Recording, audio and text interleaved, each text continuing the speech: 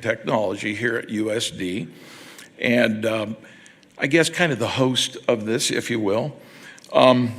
I am really pleased, though, to be able to welcome you on behalf of the University of San Diego. And not a bad place to have to come and enjoy an event like this, right? I mean, it's kind of a nice, and we've got a great program for you today. Before I get started in the program, I'd like to mention, first of all, our wonderful sponsors and symposium organizers and our partners, without which we would never be able to put together a program like this. We could not pull it off, and we thank them from the bottom of our hearts. They are fantastic, many of which have been with us here since the beginning, and a few new ones as well. So we are grateful to each of you for that help. Also, I want to introduce you briefly to our planning committee, and a wonderful group of people who I love and adore and appreciate so very much. What a wonderful brain trust and a wonderful group of people to be able to work with. We love them. First of all, let me also welcome our live streaming audience that is with us, not only those that we have here with us today, but our streaming audience. We are grateful for them. Hope they have an enjoyable day with us as well today. A little bit of housekeeping before we get started. Those of you who will be speaking up here, I tend to do this sometimes myself. If you can speak directly into the microphone and have it up so that the online audience can hear us, that would be appreciated. Those of you trying to figure out where the restrooms are, out the hall here or the doors on the side and out into the back is where the restrooms are. With that said, we are now going to invite Robert Muth, who is the Vice Dean of the School of Law here at USD, to offer some opening welcome remarks. Bob.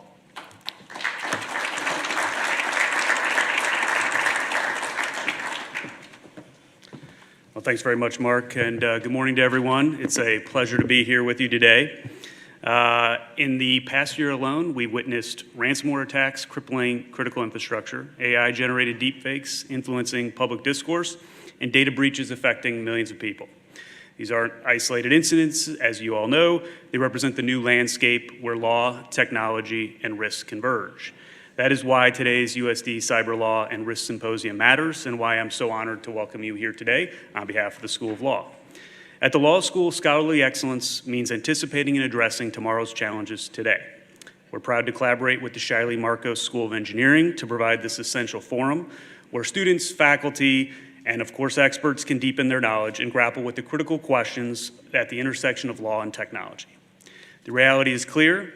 Cyber threats are not just technical problems, they are legal, regulatory, and strategic challenges that demand a new kind of professional. The traditional boundaries between disciplines no longer serve us well. Lawyers must understand technology, technologists must understand legal frameworks, risk managers must navigate both, and at the law school, we're preparing our students for exactly this reality. Cyber law has evolved from a niche practice into a central pillar of governance, risk management, and organizational leadership. Our curriculum tries to reflect this shift. We offer robust coursework on emerging issues of law and technology, including deep exploration of privacy and data security, and its evolution in the face of rapid technological change. Our students learn to think critically about the complex trade-offs presented by data collection, algorithmic decision-making, and the rapidly shifting regulatory landscape. This work is led by our renowned faculty who are contributing leading-edge scholarship that shapes national policy. For example, Professor Orly LaBelle, our Warren Distinguished Professor of Law and a leading tech policy scholar, has recently published The Equality Machine, Harnessing Tomorrow's Technologies for a Brighter, More Inclusive Future. Or Professor Lisa Ramsey, an authority in trademark and intellectual property law, recently testified before the United States Senate Subcommittee on Intellectual Property on the First Amendment implications of the proposed No Fakes Act. Our faculty have been quoted by the United States Supreme Court and called upon by policymakers precisely because they operate at the cutting edge of these issues. This symposium embodies our commitment to cross-disciplinary collaboration. It is an honor to work with schools and departments across campus to engage with complex challenges that no single discipline can solve alone. Looking ahead, we're excited that in just a few short years, USD's vision for a STEM hub will reside right next door to the law school, a physical manifestation of our belief that the greatest minds must come together to address the rising tides of cyber law, risk, and security. We are also particularly proud of the continued involvement and expertise of our distinguished alumni in this important field, including Justine Phillips, who's the Planning Committee Chair for today's symposium and Advisory Council member to USD's Center for the Cybersecurity, Engineering, and Technology, as well as Joanna Baltus, who will be on one of the afternoon panels today discussing CISOs versus lawyers. Thank you to all of today's organizers, sponsors, and participants. The law school is honored to be a part of this important gathering. Thanks.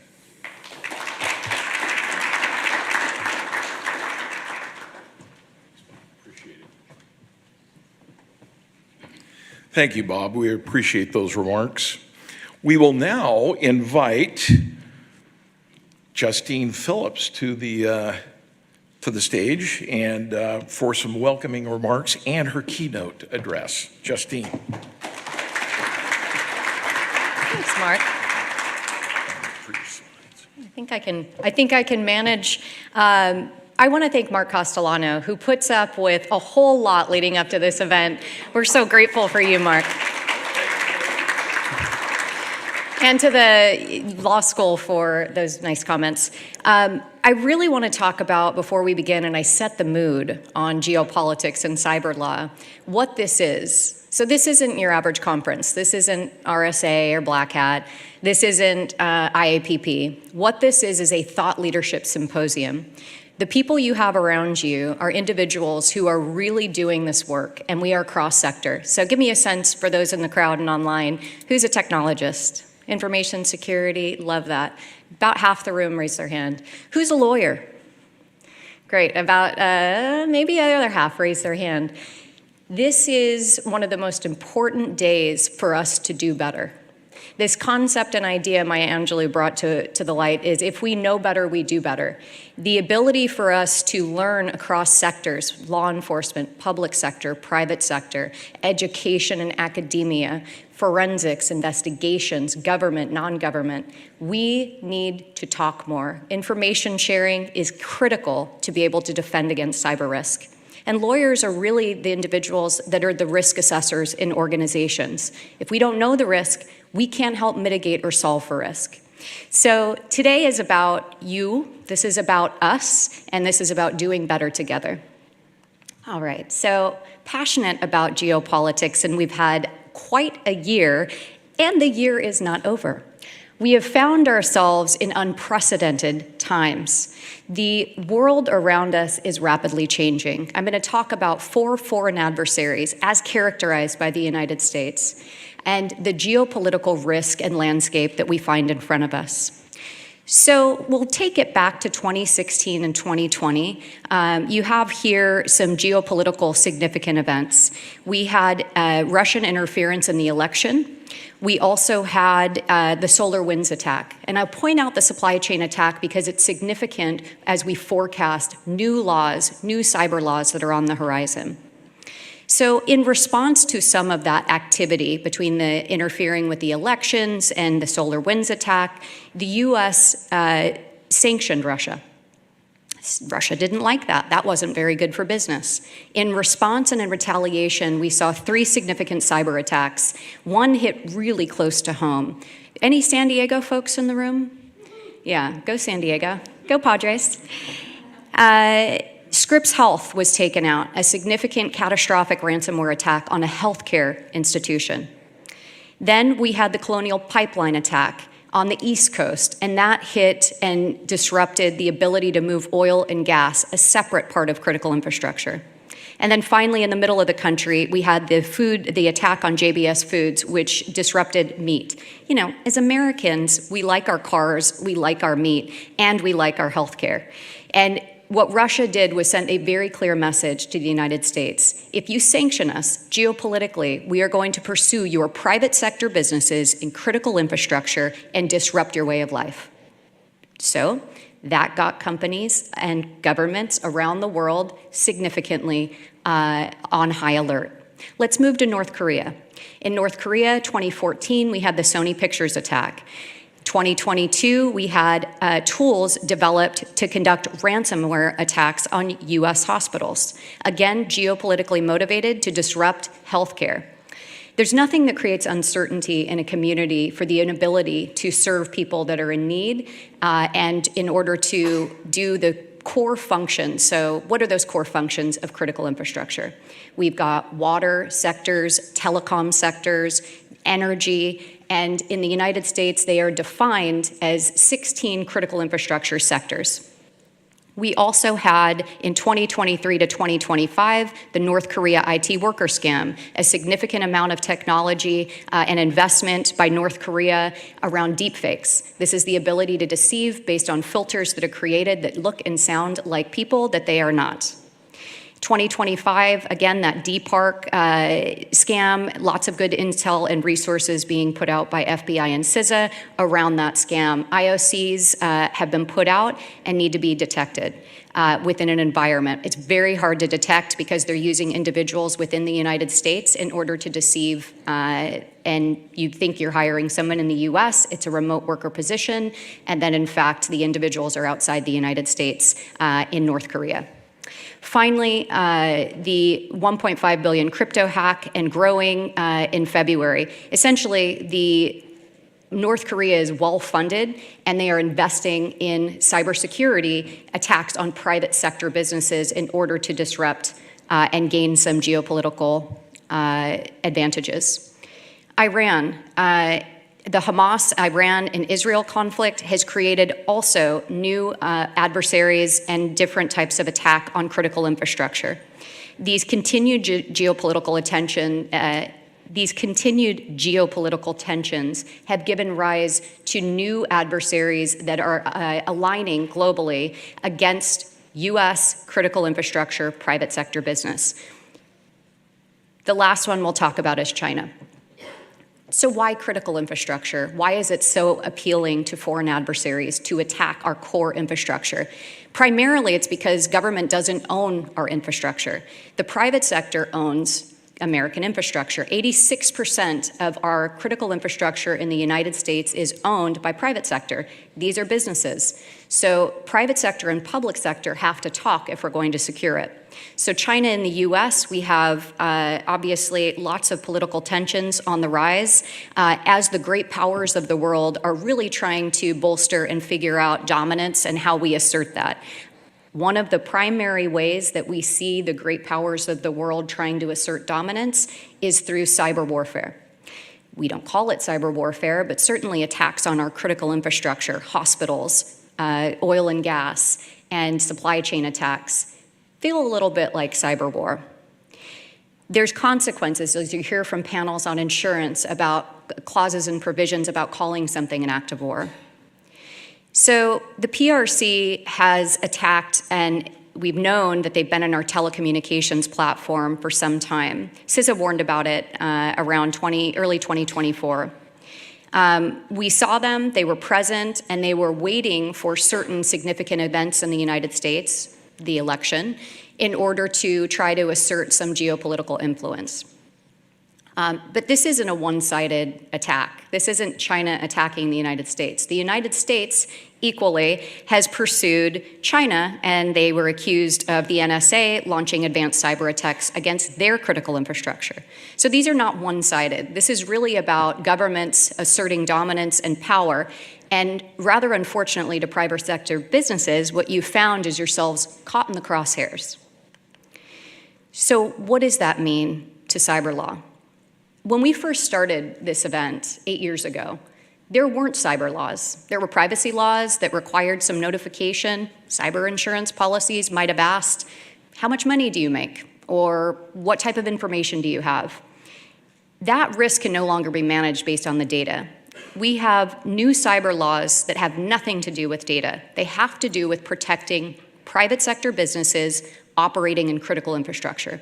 And these laws are being promulgated around the world. At Baker & McKenzie, we're a law firm that has 74 offices in over 50 countries, and we are tracking 72 cyber laws in different countries around the world. These are laws, and we'll talk about some of the trends, but what we have here is a heat map of different laws in different regions. So in the United States, you've got, and you'll hear a panel later that Kathy is conducting and moderating, Executive Order 14117. That's this data localization law. You've got CERCIA in the United States. That was the first of its kind, which is really focused on critical infrastructure, reporting out when they have a cyber attack. You've got different regulators implementing different laws, hyper-focused on cybersecurity regulations. In Europe and the Middle East, NIS2, you'll hear from a panel, and my colleague from Austria, Lucas Speiler, will talk about NIS2, the Cyber Resilience Act, what these laws have in common, and they are being promulgated all throughout Europe, pursuant to a directive. These are not laws that care about whether or not you're keeping information private. This is about how you are fundamentally operating technically and organizationally and managing your cyber risk. They're hyper-focused on supply chain, and you can't manage risk that you don't know you have. So mapping and understanding where your critical assets are, what vendors do you have, the diligence you exercise over your vendors is becoming a new type of task that lawyers are starting to lean in on. Lawyers only got invited to the cyber party for privilege. We loved a good attorney-client privilege.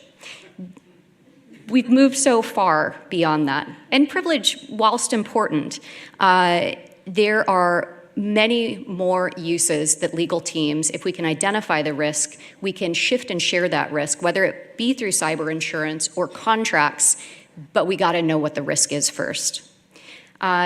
Also in Asia Pacific. So I've been spending quite a bit of time this past year in Singapore, South Korea, Australia, next week Vietnam.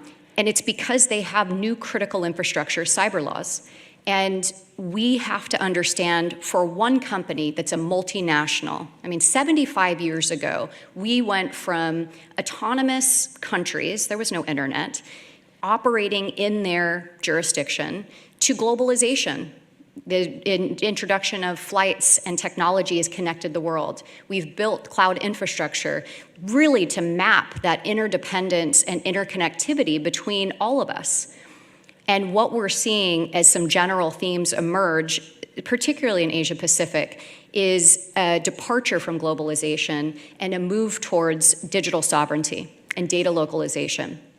So as we shift from this concept and idea of we are operating globally as a multinational, we have one contract with, say, Microsoft, and that is going to serve the entire world, we're starting to see that infrastructure needing to change to comply with different cyber laws. And these are constantly in flight. So we have, in addition to new laws around the world, we have some significant regulatory activity.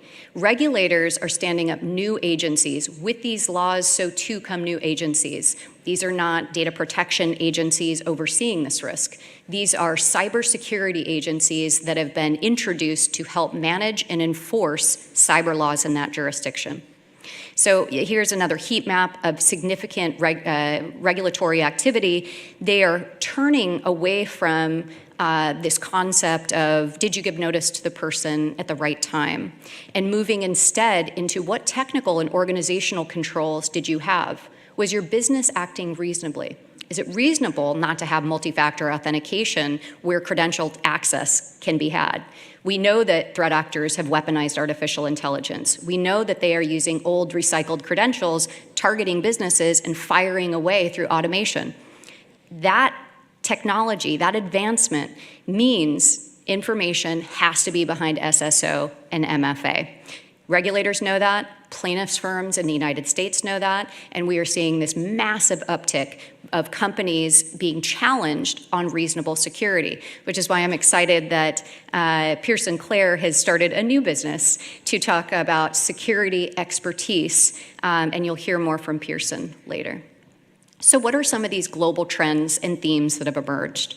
This idea of a shift from deglobalization to, the shift from globalization to deglobalization means a couple things. You have to figure out how your systems and who are structured, What is your supply chain and who has access to what? That is not something most organizations have.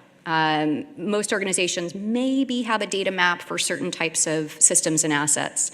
So a critical takeaway is have some visibility on what your infrastructure looks like. If you are critical infrastructure, you are likely going to have to, and you're multinational, you are likely going to have to comply with laws that are imposing criminal and civil liability on companies for failing to comply. Executive Order 14117 is one of those laws that has criminal liability for access controls for individuals in Hong Kong and China. Now, if you're like our company, we have 4 offices in China. We have family, Baker McKenzie family in China. They're not our foreign adversary. But from a government perspective, and China passed a law like this several years ago, they require data localization. They require you to have a different infrastructure that is set up differently than what we've been used to. It's also challenging technology companies to introduce new options for digital sovereignty. So stay tuned. If you have a contract in place, it's likely you're going to have to lean in on those addendums to figure out, does the technology company we're working with still have the same services, or should we be thinking about different models? Transparency. What else do these new laws have in common? They want to know if you pay a ransom. Within 24 hours, nearly all of these laws require notice to their cyber regulator. Within 72 hours, you need to tell them if you've had a cyber incident. The challenge is cyber incident differs a little bit across these jurisdictions, so they're a bit nuanced. CERCIA is different than NIS2, is different than some of the laws that we're seeing in APAC. Finally, they are focused on technical and organizational controls. These new laws impose and mandate that you implement not just reasonable security, but very specific types of technical and organizational controls. If you have not mapped to those controls, it is unlikely you're going to be compliant. Emerging as a framework that I think will be acceptable around the world is NIST CSF. That is not exclusively true, but we are starting to see it introduced in places like Europe and APAC as a model. That is the NIST cybersecurity framework, and it's used as a main control. For lawyers in the room, if you're unfamiliar with it, all those people that raise their hand as cyber, talk to them about NIST CSF. Finally, I want to talk about RIP, CISA 2015. May she rest in peace. So this is a Cybersecurity Information Sharing Act that we have all enjoyed for a decade. It was the backbone of how we shared information. It was a safe harbor. It is no longer in effect. It sunsetted on September 30th. There was supposed to be renewal, the government shut down, and there is currently 0 protections. What does this mean? Before October 1st, there was liability shield. So when you shared information with government or law enforcement or peers, that information, IOCs, TTPs, when you knew, how you knew, who was informed, could not be used in a civil lawsuit against the company. It wasn't subject to FOIA, which is a Freedom of Information Act. It wasn't subject to regulators being able to use it. California Consumer Protection Agency and the attorney generals around the country could not use this information. That is no longer true. It is also, attorney-client privilege, as you know, has been weakened over the last decade through Capital One and its progeny, and it's a frail privilege to begin with for this type of work. But waiver has been something that has been protected under this law. So when you share information, there was no waiver of the attorney-client privilege. That too is gone. And finally, perhaps importantly, to the extent you are part of an ISAC and sharing information with competitors, there was an antitrust exemption, meaning you couldn't be held responsible for collusion in an antitrust claim if you shared this information. That too is gone. There, again, are 2 bills that are not dead, but given the government is shut down, not doing anything. There would be a stopgap bill, but that would have only extended it now to November 21st, and we're obviously just a couple weeks away from that. This is information to know. You're going to receive lots of valuable takeaways from today's panel about what we do now This is really just to set the mood, and hopefully not a somber mood, but in a problem-solving way. So with that, I want to introduce you to your MC for the day. I hired Nick a year ago, and I will tell you, this last year has been an extraordinary journey that he's taken as he left the FBI Cyber Division and ran our San Diego Cyber Division for 20 years. And he is one of the most valuable resources because he educates us, the lawyers, on the technical and law enforcement and information sharing, and he was with CISA. And so we're so lucky, Nick, to have you MC an event where you have the perspective of the government, the technical side, and the legal side now from the journey from the last year. He doesn't love billable requirements, but it's a thing. No, but who does? I'll leave you with this as I invite Nick to MC for the rest of the day today. There are a lot of waves coming, and we can't control that. There's going to be new laws, there's going to be new attacks, there's going to be new risk. We cannot control that. What we can control is how we respond to it. We can control when and how we identify and know about these laws. And we may not be able to control the waves, but we can certainly learn how to surf. Now, this is a picture of Justine Dupont, one of the world's best big wave riders. And what I love about this is she falls down a lot. Justine falls and has had some really catastrophic injuries. But she gets up and then she wins awards for the biggest wave that has ever been ridden. So let her be an inspiration for today as we think about we're going to fall down, but we got to get back up again. And there's things we can control and there's things that we can't control. And today is about knowing those things, having the wisdom to tell the difference. Thank you very much.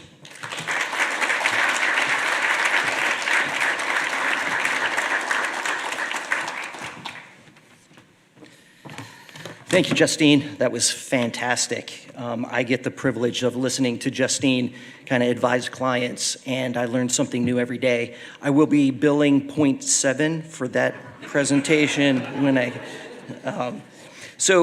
thank you so much. Again, my name's Nick Arico, and I have the privilege of kind of helping move the program along today. So our next session, as we move away from navigating the global view into the home waters of U.S. regulatory landscape. The expert panel will examine the challenging legal and compliance standards shaping cybersecurity, both federal and state level. I'd like to welcome Kathy Mulrow-Petty to introduce her panelists and kick off the discussion on sailing through 2025.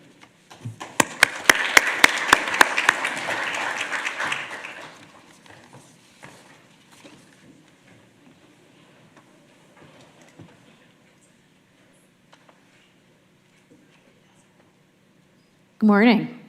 So I'm Kathy Mulrow-Petty. I'm a partner at Hinshaw & Culbertson. I co-lead the privacy, cybersecurity, and AI practice and everything data, because it's all connected. And I'm lucky to be here with two panelists who both work in-house. I'm an out-house lawyer, and they're going to introduce themselves. So first, Rebecca. Thanks, Kathy. My name is Rebecca Hanneweis. I head up the privacy team at Mattel, so I am Barbie's lawyer. Very excited about that. Hi, Barbie. I've been practicing in law for a little over 20 years and about 10 in the privacy space. Just as a sort of a precursor, everything I'm going to say today is my own opinions based on my own research and experience and does not reflect anything, any positions Mattel takes. Good morning, everyone. I'm Nadia Dombrowski, and thank you so much for having me. This is my first attendance at the symposium. I'm thrilled to be here and so honored to be with all of you experts and in this environment. I am the Chief Legal and Administrative Officer at Pathward NA and Pathward Financial. We are a $10 billion bank, so regulated by Durbin. Like the other ladies here, I've been practicing for quite some time, and my opinions are my own today. I'm not speaking on behalf of the bank, but they are based upon 30 plus years of experience in legal. I'm a trained attorney, but I've also served in legal risk and compliance roles, which I'm responsible for now at the bank, as well as operational, so P&L focused and HR roles. So because we are working here, we're having conversations with two public companies, Chatham House rules apply to this conversation. We just want to remind you that please do not attribute anything we say to any of the panelists here. And are there any media in the room? No, okay. We just wanted to check and make sure. So just because these are public companies, and we want to make sure that the information is appropriately contained. We're going to first start about talking, similar to Justine, of what's on the horizon and what waves are we seeing from a U.S. regulatory standpoint. The themes that Justine talked about really apply to the U.S. as well. We're seeing from a state standpoint, a state regulatory standpoint, there's more regulators in the room. And why is that? There's more regulators in the room because the cost of a data breach is $10 million in the US, the average cost. It's gone up. We're seeing regulators impose more fines on US companies because they're consumers themselves, and companies are being hit more and more with data breaches. So regulators are saying across the board on the state and federal level, we don't want this data to get out for geopolitical reasons and for consumer protection reasons, and we want you to protect it with systems and controls. The state side, there are more regulators in the room because we have more data privacy regulations that have cybersecurity provisions in them that require technical, administrative, and security safeguards across the board. We have 50 data breach laws that you all well know. And we have specific state regulatory cybersecurity laws as well. But they're also all talking to each other. They're meeting in consortiums. They're regulating together, which raises the risks for all the businesses and organizations across the board from a cybersecurity enforcement standpoint. And then we go to our federal government, which is looking at data in a different way, as a national security issue and as a way for other countries to attack our companies, our competitiveness, and our infrastructures. With these sort of controls and sort of guidance in place, we also have to think about how technology is changing every single day, especially with AI, which increases the amount of data we're using, because AI uses tons of data, and the extent to which threat actors are using that data to attack us as well. All of those different issues are in the minds of regulators as they start passing new laws across the board. And why the laws we talk about today may not apply to all of you, they are going to be used by regulators across all jurisdictions as sort of the main sort of components of what they expect to have in place by every business. They're your guidelines and best practices, and that's what we'll expect to see. We're going to start, I'm going to stop talking so much.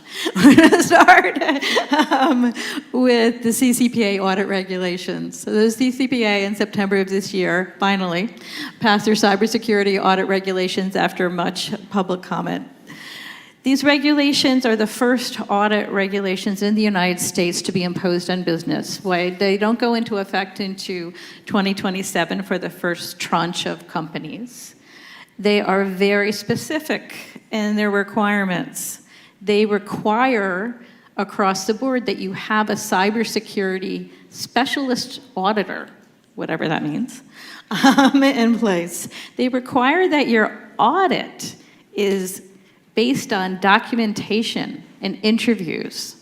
It's based on something you need to qualify, and it goes across your business, and that you identify weaknesses and gaps and how you're going to fix them. And they also require that you talk about a security incident, the security incidents you have, and report that up in a very broad way. So I'm going to ask Rebecca first, how are you guys thinking about going about responding to this law, and is a year enough time? Well, I'll tell you in a year. You have to start preparing now, is my recommendation. I think it's critically important to start finding an auditor who has mapped the regulations against existing standards, because many of you will have in your own organizations, ISO certifications, NIST CSF certifications, and the regulations actually call out NIST CSF by name as a baseline, but it's not a one-to-one match. So start interviewing your auditors now, figure out who are the actual cybersecurity experts, make sure that you put them through their paces and show their qualifications, and dig into whether they truly understand the delta between the NIST CSF and the ADMT regulations. And then start working with your InfoSec teams now to educate them on the requirements and make sure they are gathering the information needed to meet these requirements. And one thing we talked about is that this level of documentation far exceeds what everyone's doing today and reporting up to their board. So Nadia, do you want to talk about that and sort of how that's going to change? Yeah, sure. So in the financial services industry just generally, if you've been sort of watching what's been going on the last couple of years, we happen to be a very BAS-related bank, which is responsible, of course, for all of your service providers and very heavily focused in fintech. So the regulation has been changing across the board very quickly for us as well, with the OCC, the FDIC, and the Fed. So this is an added supplemental part to that, and so we're going to have to match the changes, I think, that are occurring here with the changes that are also occurring from the financial regulator perspective. We have really, I say over time, we've learned that, and I believe that the best way to do this is to really start with your CISO. You're establishing your strong relationship between legal and compliance and risk as well with your CISO. Our recommendation is that the board is equipped with cyber specialists, right? We really feel like that is a key component to this. Get them involved. They have, I think, invaluable thoughts and experience that we have leveraged, and I think is, very, very helpful in terms of analyzing the auditors, interviewing them, thinking about the questions that they want to be posed to determine who the finalists are, and then also being really circumscribed about how much you want to disclose and when you're going to disclose it, because I think that's all going to be something that's a new added component of this that we have to be really careful about, especially as lawyers. Yeah, so one of the components of the new regulation is that you have this gap analysis, Right. which is a threat actors and plaintiff's dream. So this gap analysis, where you don't provide it to the regulator, it's still discoverable.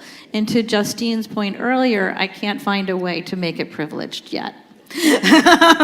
Doesn't mean I won't try. Doesn't mean I won't find a way and call it privileged, but I don't know if it's going to stick. So you want to talk a little bit about that risk and what we're giving to the threat actors in the plaintiff's bar? Hopefully nothing. But I mean, it's not only the gap analysis, it's your plan to fix it and your timeline. So it's like, here's everything we're going to do and what's wrong with our systems. I think honestly, I can't read the magic 8 ball there and tell you what people should be doing there, but rely heavily on your outside counsel and your auditors for their advice on how much to disclose and how detailed to be, because I think there's going to be a needle to thread here where you can make the regulators happy, but also try to at least hedge and not disclose your crown jewels. Yeah, and I would add to that and say, obviously the regulation is there, and I think you have to look at it in a very parsimonious way. Look at it from the outside in, knowing the company and the people that you're working with.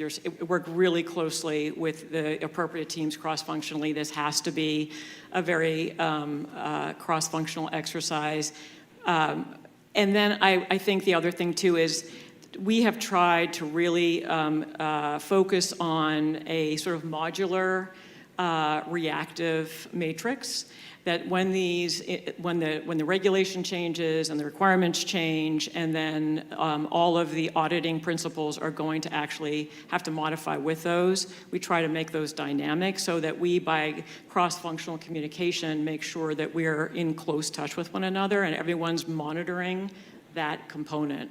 And so I think it's going to be really, really important not to over-disclose, but to disclose sufficiently for the regulators. And the regulators themselves are all more, I'd say, parlant and just aware, because they themselves have been hacked, right?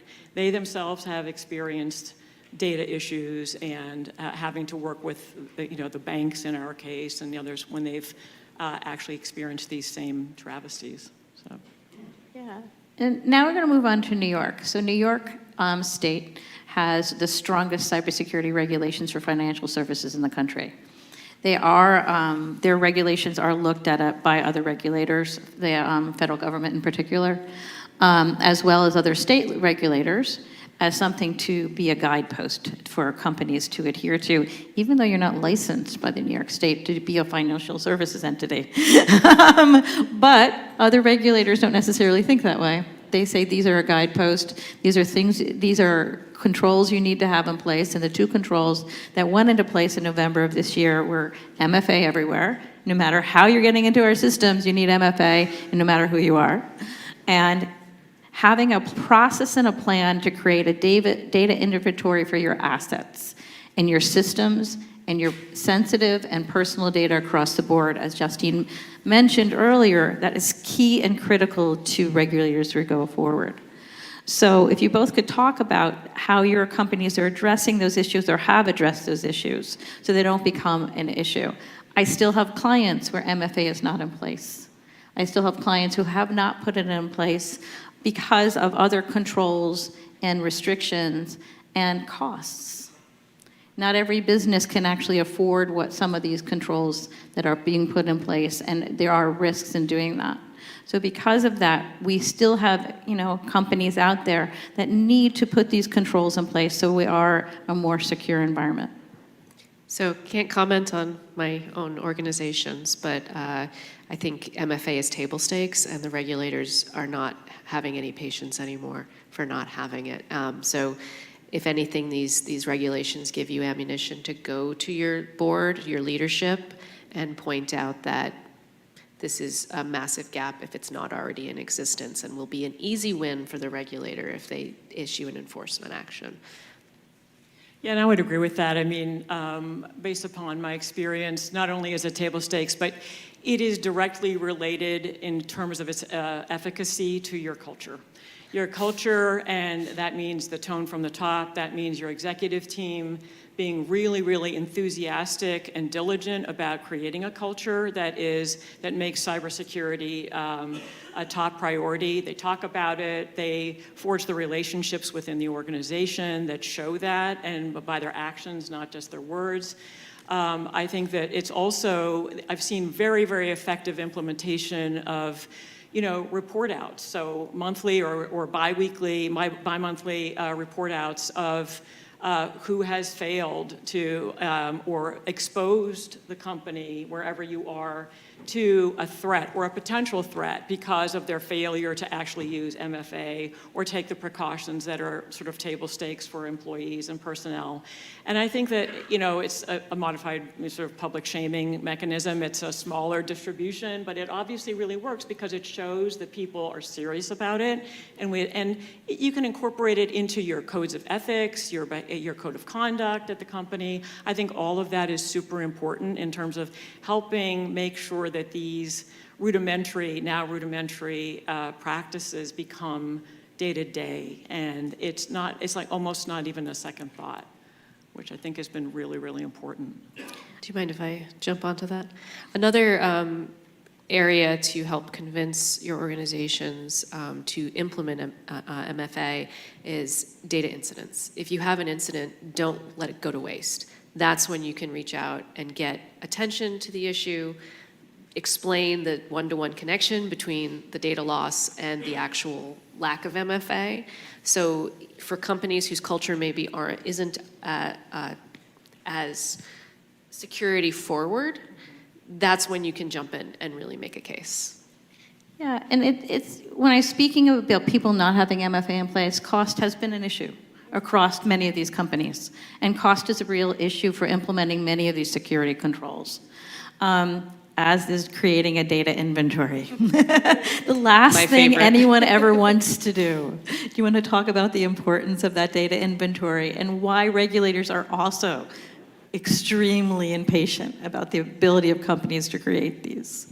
I mean, I'm a privacy lawyer, so this is like my love language is data mapping. I want to know where all your personal information is, what you're doing with it, where it's going. So, GDPR was a great entryway for this.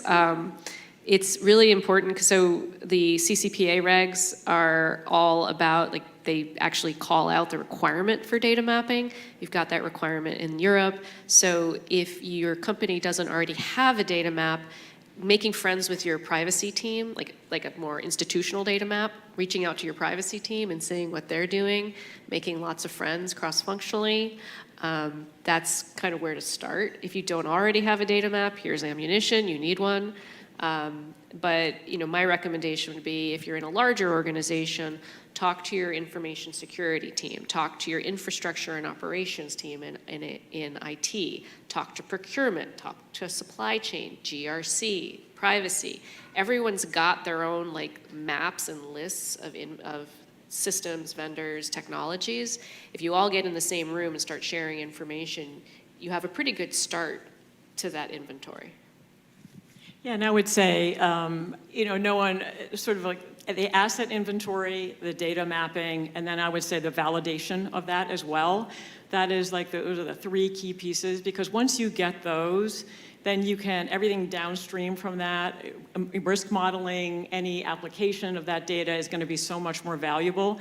And the regulators themselves are expecting the institutions to actually do this. So they will ask to see that you understand, that you've done what you've done, how you've done it, whether it's effective. They will test it, they will pressure test it, they will want to see that the efficiencies are there, but then they will also look to make sure that there are no holes in it. And so how do you get everyone on the bandwagon? I would say, again, it's the cross-functional work. It's getting your CISO alongside your executives, your senior managers across the company to talk about these. Have your CISO create dashboards that show the progress, that show the importance, that show how one aspect of what your CISO is doing has a much greater ramification that could be negative for everyone, and not only the company, but individuals, right? And how that works down to whatever person who is, in that conversation, whether it's the marketing team or the product team or whatever. I think it's super, super important, and it's difficult, it's tedious, but it's absolutely necessary, and I don't think that there's any way around it. It's elbow grease. And to follow up on that, as technology and AI becomes more prevalent, I mean, everyone wants AI everywhere, there are vendors and technologists who can automate some of this mapping process by I know that there's actually a sponsor here today that does this, connecting to endpoints and validating, to your point, where's data actually flowing? Because when you're doing interview-based asset inventorying, you're only relying on people's, in a lot of cases, their guesses or their memories, and you can actually validate where the data is going with good technology. I totally agree, and there's also consulting firms in this group as well who also can help with some of this data mapping as well, who are our sponsors here. So. We're going to change or actually go from data mapping to supply chain. So New York State has been quite busy. They issued some guidance actually in the last couple of weeks about making sure that your supply chain for licensed financial institutions in New York, that you have the appropriate controls in place. That guidance, they also issued earlier guidance on AI, similarly, where they want to know what are the risk controls for your suppliers. And not just one level down, but 3 levels down. So how do you know 3 levels down if you have those risk controls in place from a cybersecurity perspective? Because we're seeing more supply chain incidents. We're seeing AI as AI everywhere, as Rebecca said. We're seeing AI add to that because AI and shadow AI are coming into our systems and not being tested in the same way. They want to make sure that you also have procurement clauses in your contracts to protect companies in the event of a cybersecurity incident. So you can talk about that in your supply chain and how you all are thinking about that with your procurement teams and your CISOs to put those right controls in place. I mean, to the extent that you have updated contracts, making sure your form templates are reflecting these risks and trying to shift liability off of you to your supply chain, that's one line of defense. Also, there's some data mapping there too, vendor inventories and really pressing them on their subcontractors, their sub-vendors. That can be hard to get because a lot of these can be considered trade secrets and a lot of vendors may not want to disclose who they're using. But it is a difficult situation. I don't have a magic answer to that. Yeah, and I think that especially in the area that in my field, where I've been working with sponsor banks for partners that are fintechs and that are keenly reliant upon the charter of the bank. There's a lot at stake in monitoring and overseeing the use of the data. And so the downstream impacts, where it used to be maybe one level down, as you say, now it's much further.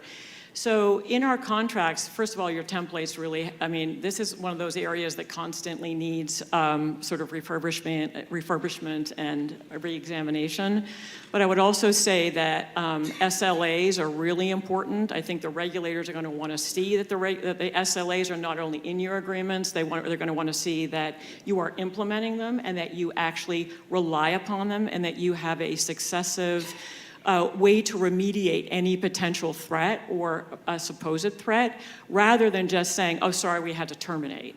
If you have nothing between the incident and termination, that's a really bad sign. That just shows insufficient oversight per se, I would say. So a whole progression of remediative actions and clauses, sometimes in our most severe situations like reliance upon vendors and service providers, I would suggest even asking them to post a reserve in the event that there is a cyber incident and a mechanism by which to gross up the reserve if the event becomes worse. So that has been really, in a couple of incidents in my career, I found that to be really, really helpful, not only as leverage at the negotiating table, because it represents the importance of that relationship, that you are, our charter is important, the bank's charter, your partnership is really important, but if things go sideways, here's how we propose to fix it. But also, again, making sure that everyone who's involved in that negotiation takes those issues seriously, because one of these, business issues that's kind of like conveniently dropped off the negotiating table, I think is no longer the case for those of us who have to make sure that the things get covered. And I think that all of these types of clauses are really, really important, and that extremely, very important due diligence. You have to show you did the due diligence beforehand as well. Yeah, and to Nadia's point, it's not one and done. It's an ongoing conversation with your suppliers. Now we're going to move to the federal government. And on the federal side, what we're seeing is the U.S. Bulk Data Law, or Executive Order 14771. I always get it wrong. The Bulk Data Law is a national security law, as Justine mentioned earlier. It really is a national security and data localization law, really suggesting to U.S. businesses to understand what their data structures and maps are to certain countries, Russia and China being particular, for most of the people in the room. And it's only certain data, but some of that certain data include things like identifiers, advertising identifiers, healthcare data, financial data, and that data is covered and it can't be used by data brokerages or in employment contracts or vendor contracts without a specific license or a general license. And there are enormous amounts of compliance controls that need to go in place for companies who are actually working with, I would say, on transactions and with citizens in these countries for these purposes. The enormous amount of compliance controls is you have to know, to Justine's point, across the globe how your data is flowing. And many of our companies just grew up in silos or in divisions and don't necessarily understand how all their supplier data flows move because it's not their company.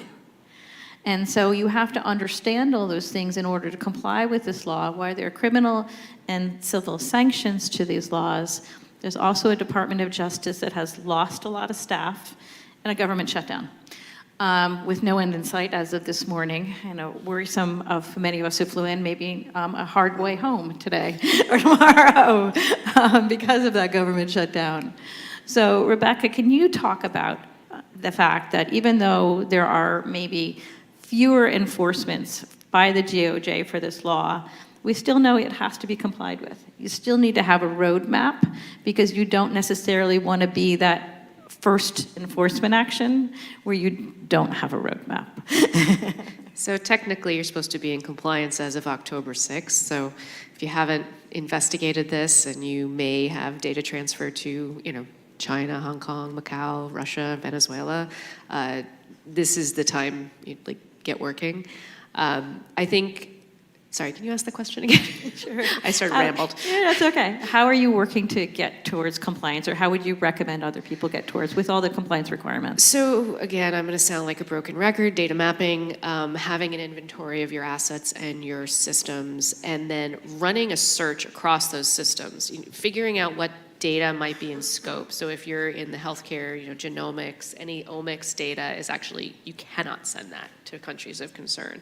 So figuring out what might be in scope.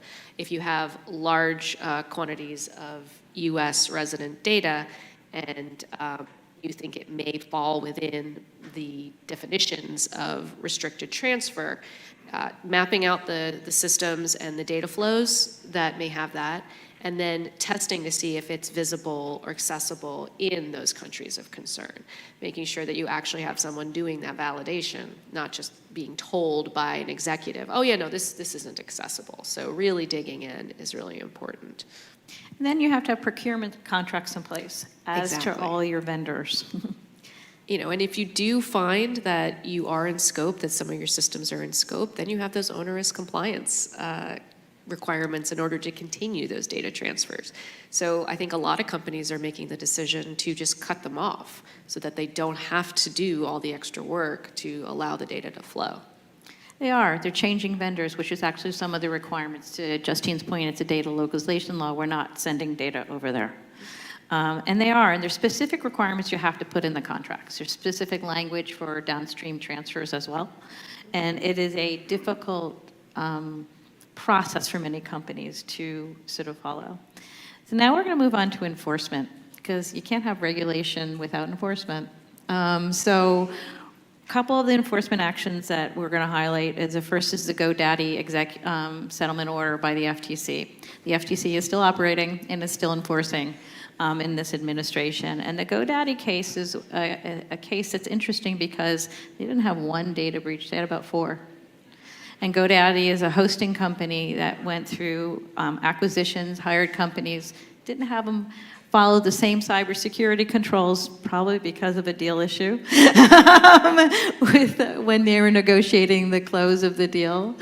And they allowed threat actors to be in their systems for 6 months or over a year. It's not quite clear. The FTC took umbrage with that. They also then started looking at all of their security promises that the GoDaddy put out there to their consumers and customers.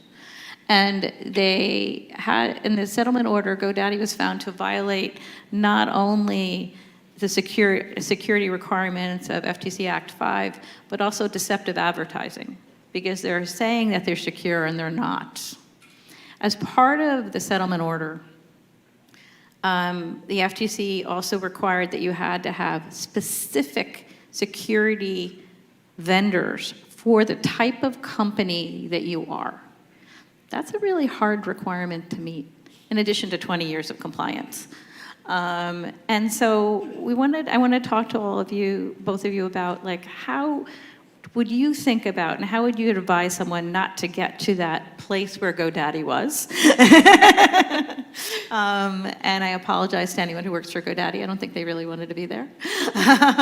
But also, how would you think about, stopping it before you get to that fourth incident and before you get to that settlement order with the FTC?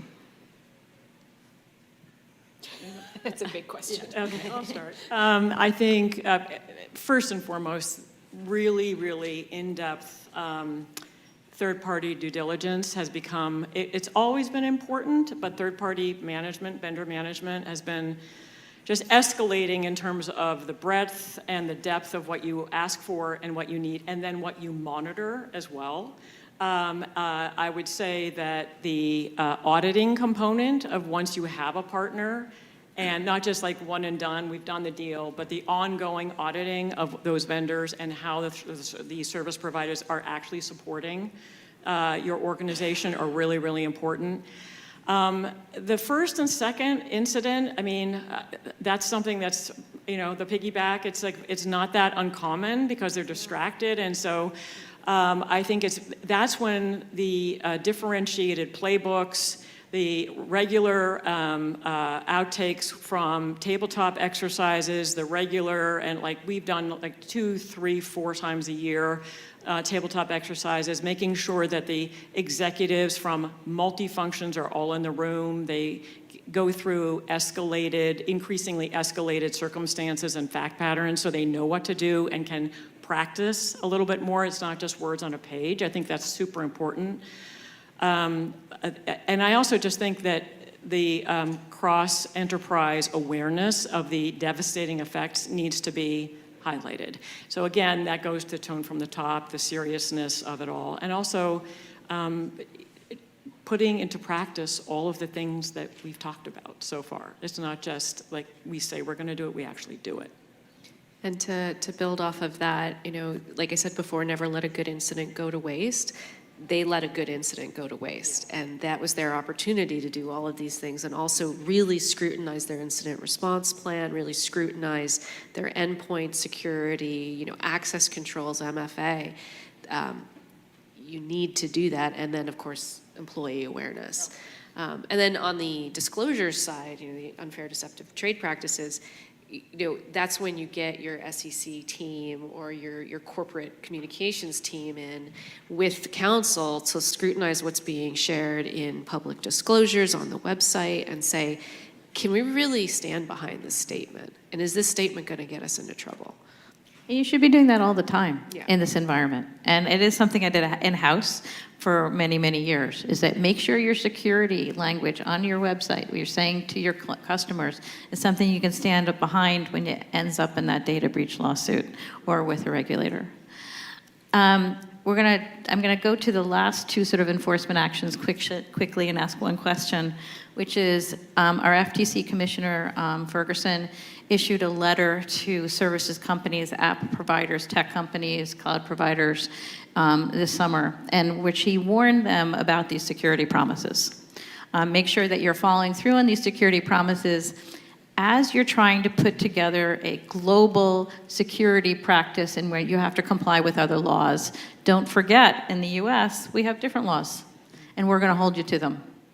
And so to Justine's point, we're seeing that more and more, that you're having cybersecurity compliance on a country-by-country basis. It's harder and harder to do that global approach to cybersecurity and satisfy those laws because you have to meet the US standards here. And then on the state side, in New York, Attorney General James enforced standard controls, techniques, policies, and procedures against, I think it's actually 16 auto insurance companies who allowed themselves to be breached. Driver's licenses were taken. Threat actors were super smart. They then used it to get unemployment compensation. And then the state sued the auto companies. And so we're seeing that from a high level, we want to make sure that you need to do certain things. And then on the state side, we're going to hold you to those security policies and procedures and technical controls and make sure you're safe.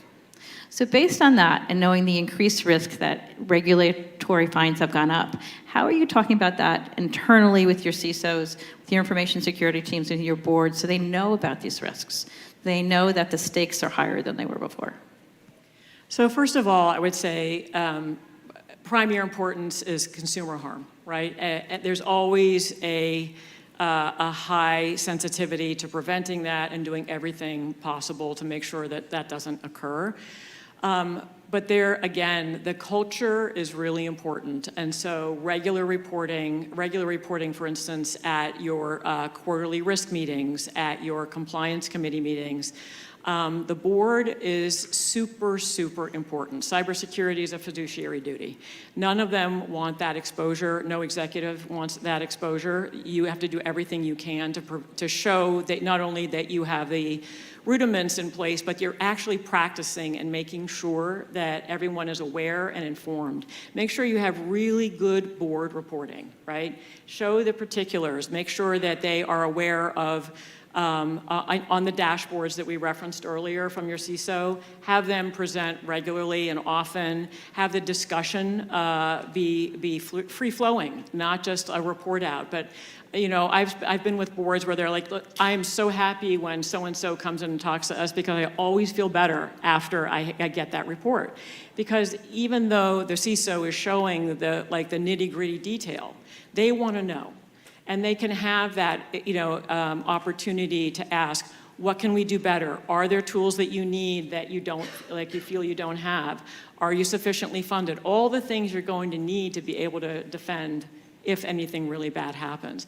And make sure that they know about the near misses, not just the misses. And so how things were prevented and what, mechanism was really important that you had in place to actually make it only a near miss, not a miss, so. Yeah, and also with respect to these specific enforcement actions, when you're speaking with your CISO and your information security teams, really mapping out what the issues were, where the unfortunate targets of the regulators fell short, and basically saying to them, here's where we can take action to avoid this ourselves. So it's like a constant education conversation. I think the other thing, too, is when you can, certainly, we've done this, I've seen it in financial services for quite some time, get the experts, the cyber experts on the board. Make that a priority when you're recruiting for the board. It's really, really valuable. They add so much to the discussion. And they really raise questions that are, at first blush you think, okay, not sure I totally understand all the ramifications of that. But then after the conversation develops, you realize it's so pivotal to get their view. They think about really complex issues in different ways. And they've been through all of these types of incidents. So they just provide invaluable context and advice. They know people that can be connected to help protect the company. We have found them incredibly accretive in all the different positions when I've worked with boards. So I would highly, highly recommend that as well. It's just a fabulous addition. Any final thoughts for the audience? I am just, thank you again for the lovely Thank you. Opportunity and to be here with so many experts. It's just been really, really invigorating. I think this is an area where the geopolitics, I've seen the geopolitics really implicate the financial services industry over the last couple of years in so many similar ways that it has affected the cyber world. And this is just another added really complicated layer. So it makes everything super, super fast-moving, critical, acute. And I think that all of your expertise and your learnings and your sharing of knowledge is so critical to be able to combat this and make us all better, as Justine aptly called out. So that's my biggest recommendation, I would say, after all of that.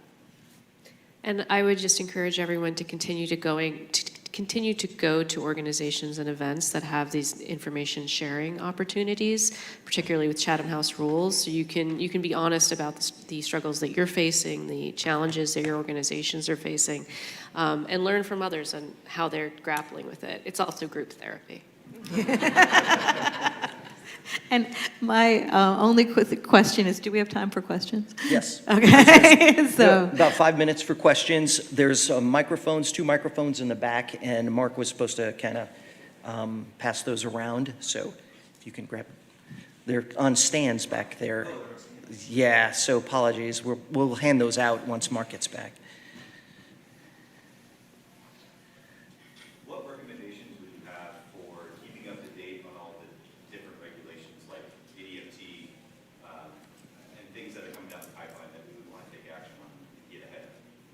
Can I take this?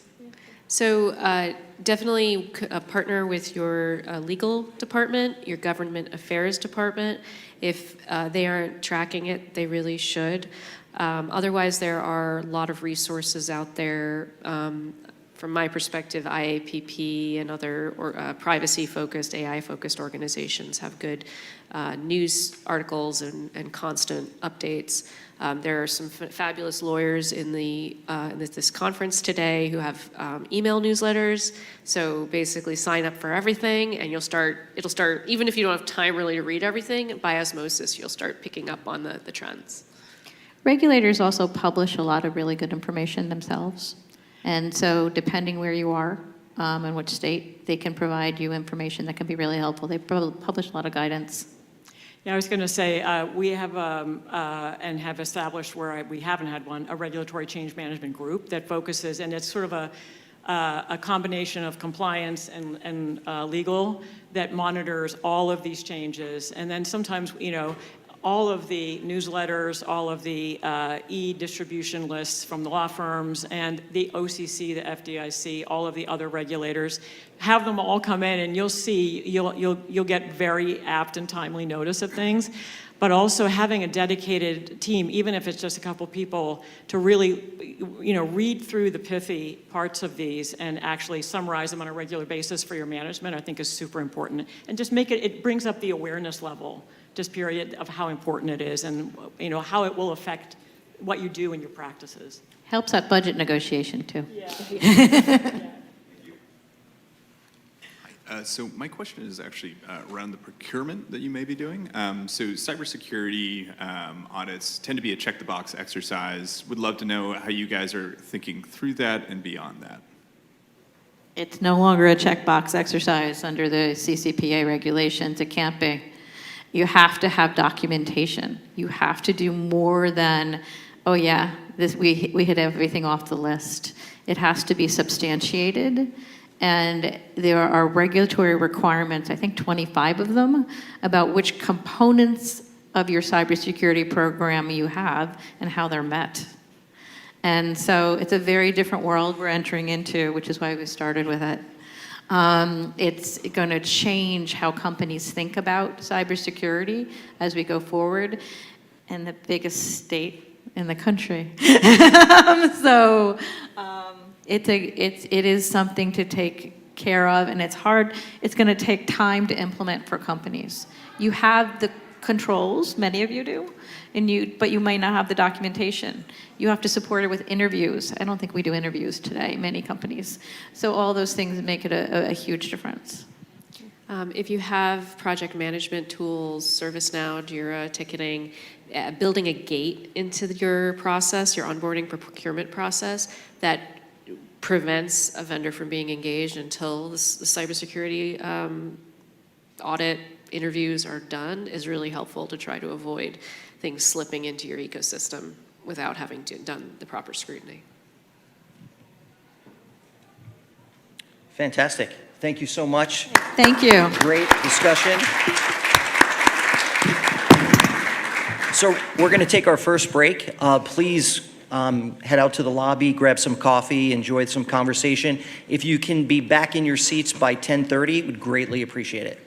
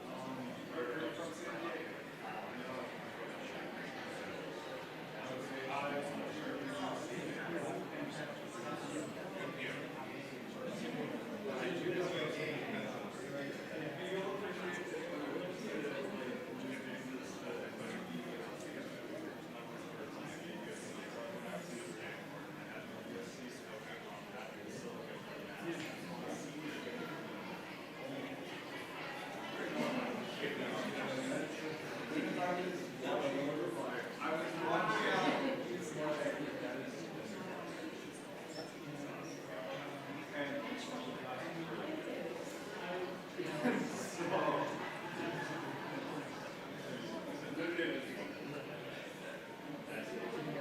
sitting there between you and me, and I never tell her.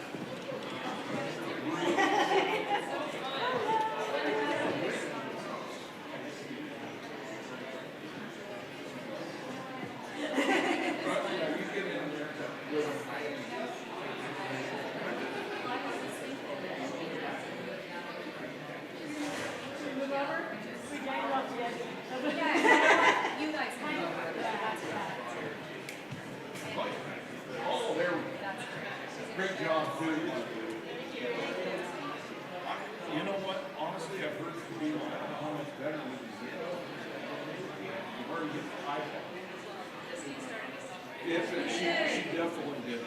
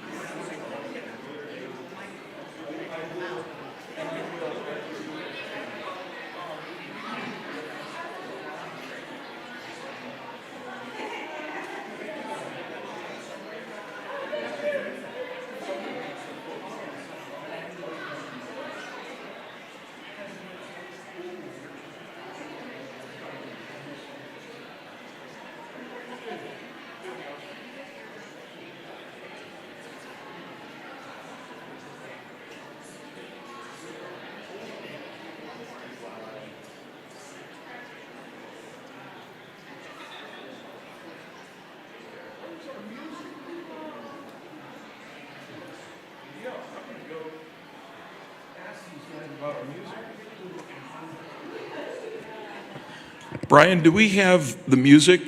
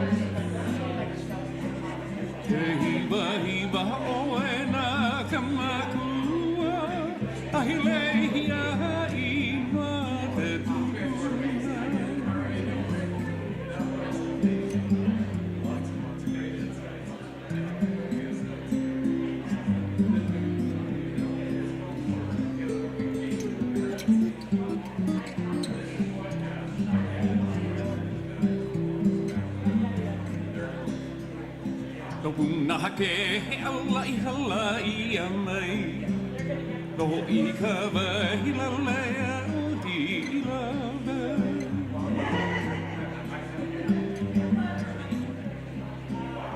do na te Allah Allah ya mai an ho I ka ba la la ya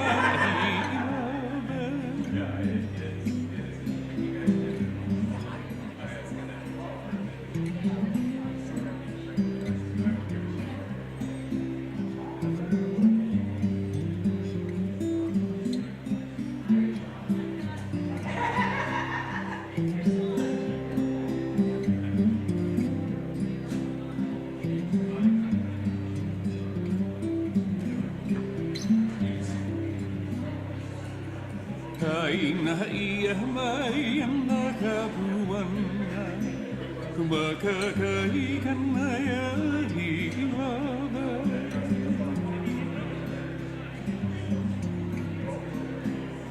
Kaina iya mai na kabuana kumaka kai kana ya hilaba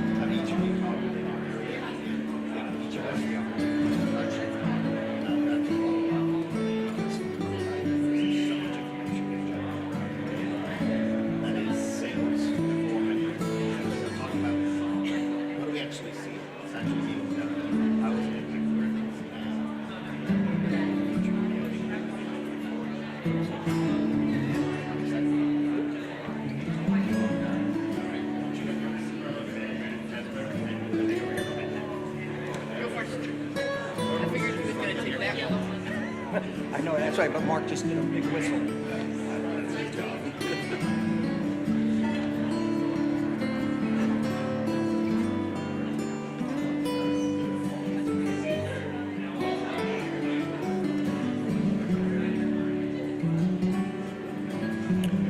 Okay, we'd like to get started if we could get everybody in their seats.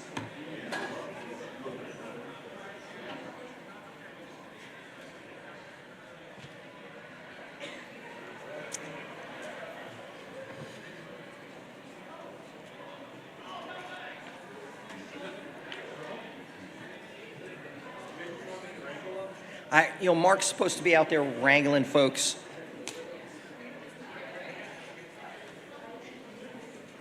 You all right if we just get started and people trickle in? Give him another minute.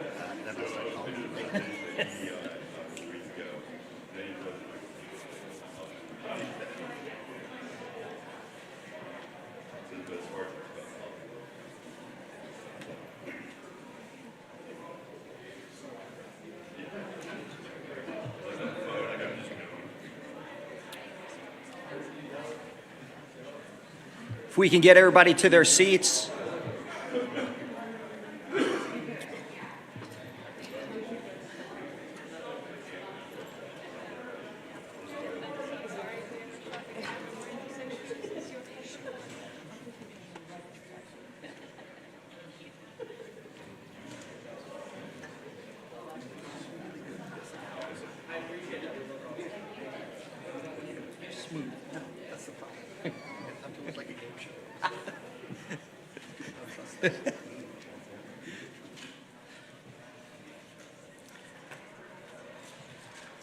All right, thank you, everyone.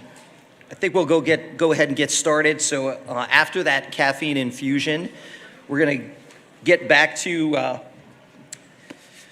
diving a little deeper, this time into deeper waters. This session, we're talking about in the Shark Tank, defending against the machine. Our panel will tackle the weaponization of AI and the challenges it possesses to modern security operations. Please welcome Jonathan Farlow and our experts from KPMG, Halcyon, and Atos as they explore how to detect, contain, and respond to AI-driven threats before they bite. Jonathan?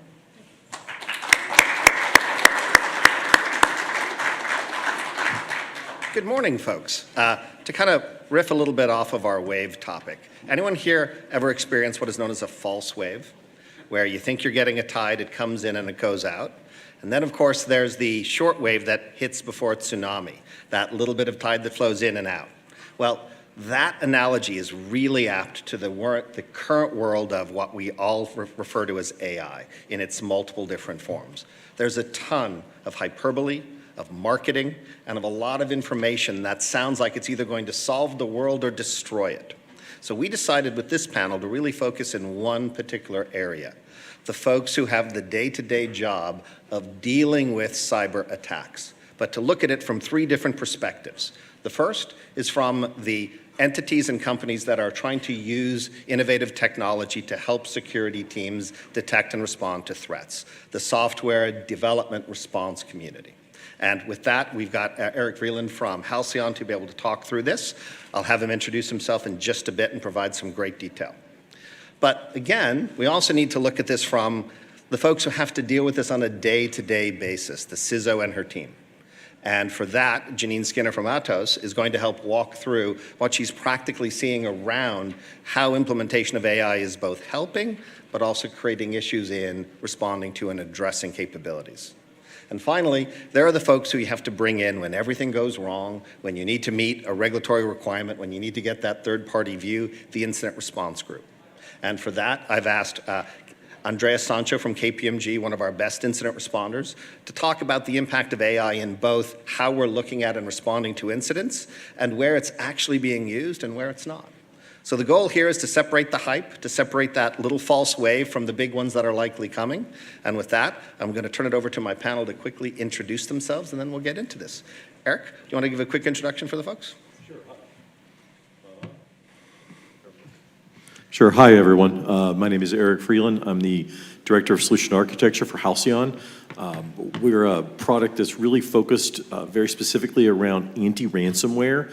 We're not trying to do what an EDR does or those type of things, but looking at it very specifically from software and a human point of view. I've worked in cybersecurity now for almost 30 years, and I'll say my first time ever being in San Diego was actually as part of the Navy, so brings back a lot of memories. Excellent. Andrea, do you want to introduce yourself? Yeah, thank you. My name is Andrea Sancho. I'm originally from Spain. That's where the accent you're hearing is from. I'm an incident responder in KPMG. I've been doing digital forensics and incident response for over 11 years now. I've had the privilege or the sadness of working against nation state and financially motivated threat actors and major campaigns around the world, and I'm really happy to be here. Janine? Hi, Janine Skinner. I'm from Athos. I am a part of the managed services that we provide. I am the CISO and the data protection officer for North America. Outstanding. Well, I'm going to start with the first question to Eric. Eric, how has, and I'm going to use the big phrase artificial intelligence and have you break that down. How has artificial intelligence directly changed the way in which software and detection models can be used to detect and respond to cyber attacks? So I'll look at it two ways. First, I'll talk a bit about how generically maybe attackers use AI. What's interesting is, even though there was a Google article announcing some stuff yesterday, we don't see it a lot, not at least agentic AI. And the reason is, and there was a security researcher by the name of Marcus Hutchins, if you've never seen him, really brilliant dude, who I think put it best and said, if you think about what LLMs are trying to do, if you ask 4 or 5 different LLMs to solve a particular problem for you, generate a piece of code, what's interesting is you're going to get a very, very similar looking piece of code every time. It's what they do. Also with that, you think, well, they could use it to fuzz things. We've had that software for 10 years. We've had software that can fuzz binaries and do all of that for years. Threat actors use that stuff all the time. Interestingly enough, the one case where we have seen agentic AI used to create a piece of ransomware, I forget the threat group, but we caught this, this was earlier in the year. After we caught it, we sent it to our reverse engineering team. And they reached back out an hour later, and I thought, oh, well, did you have questions? They went, no, here's the decryptor. They bundled the key inside of it, so we just opened it up, popped it, wrote a decryptor, have a nice day. Okay. I thought that was kind of surprising, but it kind of, for us, really has drawn back that we don't see threat actors and agentic AI really as, at least not in a once they're inside. Now, I think that's critical, and we're going to talk about later that as the threat actors are finding a way to gain that initial access. And it's also understanding the threat actor landscape, how they operate, and how many people are involved. Your initial access brokers, the threat group, and the ransomware group. By the way, they all got to get paid. And that's kind of what makes a lot of this interesting is how you track who gets paid. A lot of times helps us be able to see it. But for our teams, we found that in addition to having to write really good software to find really applications that are doing bad things, we have to leverage AI. But very specifically, what we leverage is machine learning. For us, our ability to leverage machine learning instances that are built solely on ransomware. We're not just looking for the simple things. Yes, we're looking for YARA rules. We're looking for hashes. Everybody does that. But again, over on top of that, what else are you doing? So for us, finding a way that we can use machine learning to identify ransomware in a sub-second environment in the cloud and push that back down to all of the agents that we have out there, for us, that's how we've really been able to change how we approach and look at ransomware is ability, how do you do it faster? How do you use these tools that are there, leverage them to speed up your time to response? Do you see a change in that capability as the models around the use of the computational power are just continuing to grow? Do you see a point where the capabilities that will be coming in tooling will be able to react so quickly to code-based attacks that they'll become irrelevant? I don't think they'll ever become irrelevant simply because one of the things you see is threat actors are smart.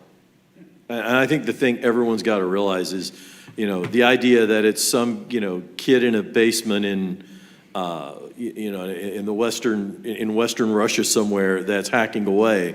I mean, it could be part of that, but with all the initial access brokers and then can, essentially as they sell that up, the threat actor teams we've seen have better run books than most every customer we've seen. They know exactly how to turn off every tool that you have. Every tool that you look at and go, this is awesome, this stuff is great. Yeah, we're just gonna turn that crap off. Turn it off, or even better, I'll just get your credentials. Do you have MFA? Yeah, I'll get that too. And I'll find, just like water, I'll find where you're not using MFA correctly, where you've identified different layers for different people. I will find that. By the way, most of the hacks that happened in England, or all the scattered spider attacks, the one that happened in Marks and Spencer and in England, third-party IT just popped it. They had people that sounded just like their third-party IT team did, meaning they spoke the correct dialect of the particular Indian language that they were using.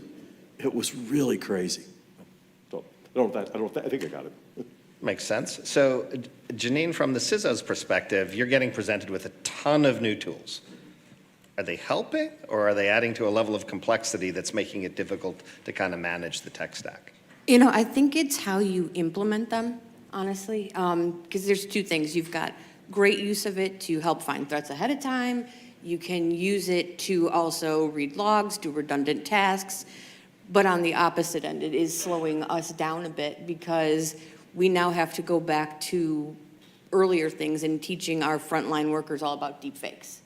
And it's all about the deepfakes and how they're using it to attack the service desk, how HR is getting used catfished when they're hiring new people. So it's 2 steps forward, 1 step back.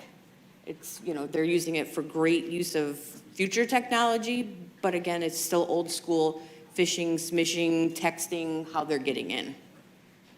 So, again, Andrea, there's a whole new generation of tools that have come up literally in the past year and a half. Are they providing meaningful evidentiary data for conducting an investigation? Are they available for providing artifact data, or are they still, you know, more things that detect and don't necessarily give you any insight? From the detection point of view, yes, there's an increase in the capabilities on these solutions. We're seeing a lot of improved outcome from these solutions, like the one that Eric was describing. There's additional detection, not rules, but detection models that can stop attacks quicker, therefore reduce the impact on these companies. On the investigation side, there's not that many tools that are fully developed yet that use LLMs or other AI. But we, for example, in KPMG, we're developing a lot of these agentic solutions, and is really empowering our analysts. Where before you have an incident involving maybe a couple thousand endpoints on a large corporation, if you throw just manpower at it and just approach that from the signal-based analysis, just running your typical searches for known IOCs or known accounts that are compromised and things like that, it's going to take a lot of time to sort through the data, reduce the noise, and find evil. If you approach it from the AI point of view, using LLMs and other AI-trained models, you can approach it from the behavioral standpoint, and you can start detecting patterns that you don't see before when you use signals. Instead of running a search for a specific thing, an IP address, an account name, now you're running searches for behaviors. What are behaviors that are odd for users in my environment? And then you're going to start seeing where the attacker has been, or where the attacker has been impersonating someone in the company. Thanks. So, Janine, I'm going to throw this back to you because, again, how would you describe how artificial intelligence, and again, I'm using that big phrase, so think generative, think machine learning, think LLMs, how has that changed your threat landscape, and how has it made it worse? It has definitely made it worse by the fact that we're always playing catch up or trying to stay 1 step ahead. You know, every time, and I was going to talk about race course, but now we'll talk about swim lanes. We're always racing against the threat actors. There's no stopping. You know, again, we get 1, 2, 3 steps, and they get back to us. So it's this constant. What we have to do is continue to stay ahead of them, and that means a lot of making sure that our data is clean when we're teaching our new models, right? We don't want dirty data in, dirty data out. We're not going to machine teach. Again, the front line is our workers. That is the number one thing that has to be taught, how to use AI and stay ahead of AI. It's great to implement it today, but it's obsolete tomorrow, what we put in. So we have to continuously learn and teach our own employees how to stay ahead, how to train, get executive buy-in on the use of AI, and see where it's going to go from there, where we can implement it to get rid of, you know, tasks that are redundant, use it for automation instead, and then be able to continuously look for anomalies that are out there and implement that But like I said, it's training the employees. It's constantly making sure that they know today what they're going to have to know again tomorrow and the day after to stay ahead. So I think this is a really important point, folks, that I want in some of the discussions that we had with this panel. Probably the biggest area where AI is being used against your businesses, your entities, is it's targeting your employees. It is, so I'd love to drill down a little bit more. What are some of the things that you've been doing to get training to be effective here? Because we all know that cyber training ranks right up there with traffic school after you've had a traffic issue. People find ways to either not pay attention or not engage with it. But as this is becoming more and more of a increasingly risky threat vector, what are some things you've been doing to try and get folks to buy in? I think the number one thing that we recently did with Baker McKenzie was we took our general counsel from North America and did a deep fake of her, and then showed it to our executive community, and the entire thing was done by Nick. She didn't say one word, we didn't give him any data. He went out and parsed it and got it from out the internet, and then she talked to them, we explained it, and then she said, oh, by the way, I'm AI. And they were shocked to see what that looked like. They're like, no, that is definitely her. And it was like, no, it was not her. It had her mannerisms, her look, her talk, her speech patterns. It was phenomenal. But we're also still doing some of the normal things like the phishing emails. And we're talking to the service desk. We're doing additional above beyond, our 4, 5, 6 mandatory trainings, more AI trainings that are becoming more and more mandatory, and just giving additional help and understanding of how AI can be used against them. Teaching HR to make sure that they don't get catfished. Again, Justine talked about, you hire one person and you get a completely different person. So how they talk, how they write, the syntax, all of that has to be looked at. And that's still the human side that has to do all that. So one thing I want folks to think about too is that you've already dealt with some of these issues in your internal fraud departments. So there's a lot of old wisdom that can be cycled back into some of the process and the review set around it. But we tend to immediately jump to a technical solution. But this is a training, intelligence, and anti-fraud impact. When you can't necessarily trust the communications that you get, how do you manage and work with a team to build processes that can ensure that critical things can't get accessed? So let me bounce it over to Andrea. So is that what you're seeing as well in the incidents that KPMG is responding to? Are we seeing more and more threats that are coming from targeted attacks to a person, to a credential set, rather than necessarily to a system or a technical process? In terms of use of AI, yes. Phishing emails are more sophisticated than ever. It's really, really hard to distinguish today. The voice calls, like before you will have the guarantee that, hey, if I talk to the person, I know they're truly them and I can, issue that invoice or make that payment or provide that information via email. That's no longer the case. You cannot trust that the CEO is calling you on the phone because he may not be that person. So yes, we're seeing a huge increase of AI use by attackers to get that initial compromise, that initial foothold in the environment, either by taking over an account, by impersonating someone and bypassing MFA that way, versus the attack on the systems. But then what we're also seeing is the risks of AI in companies that can also be leveraged by attackers. And I'm going to give you an example. A lot of companies have now Copilot and other AI deployed in the environment. These solutions are trained with the materials from the company, and these can be templates, this can be the internal website for the company, it can be the organization chart and who's who in the organization. Now, if I'm an attacker and I already got a hold of one account, it could be an insignificant entry-level position in the company, but I have access to the network. I'm not detected yet because I haven't broken any rules. I only got username and password and I logged in. Now, if I see you have an LLM present in the company that is trained with your company data, I can ask it questions like, who is the head of accounting? What is the template of email that we send to our clients for XYZ? Who can point me to in the direction to get approval to get administrator rights? What's the ServiceNow ticket that I need to do that? Or even worse, where can I find information about our list of clients? If that's indexed in the AI model, the AI will respond to that, and attackers will get access to all that information, where it's convenient for your workers to have that kind of capability, which empowers a lot the workforce and speeds up a lot of the processes internally and the business operations.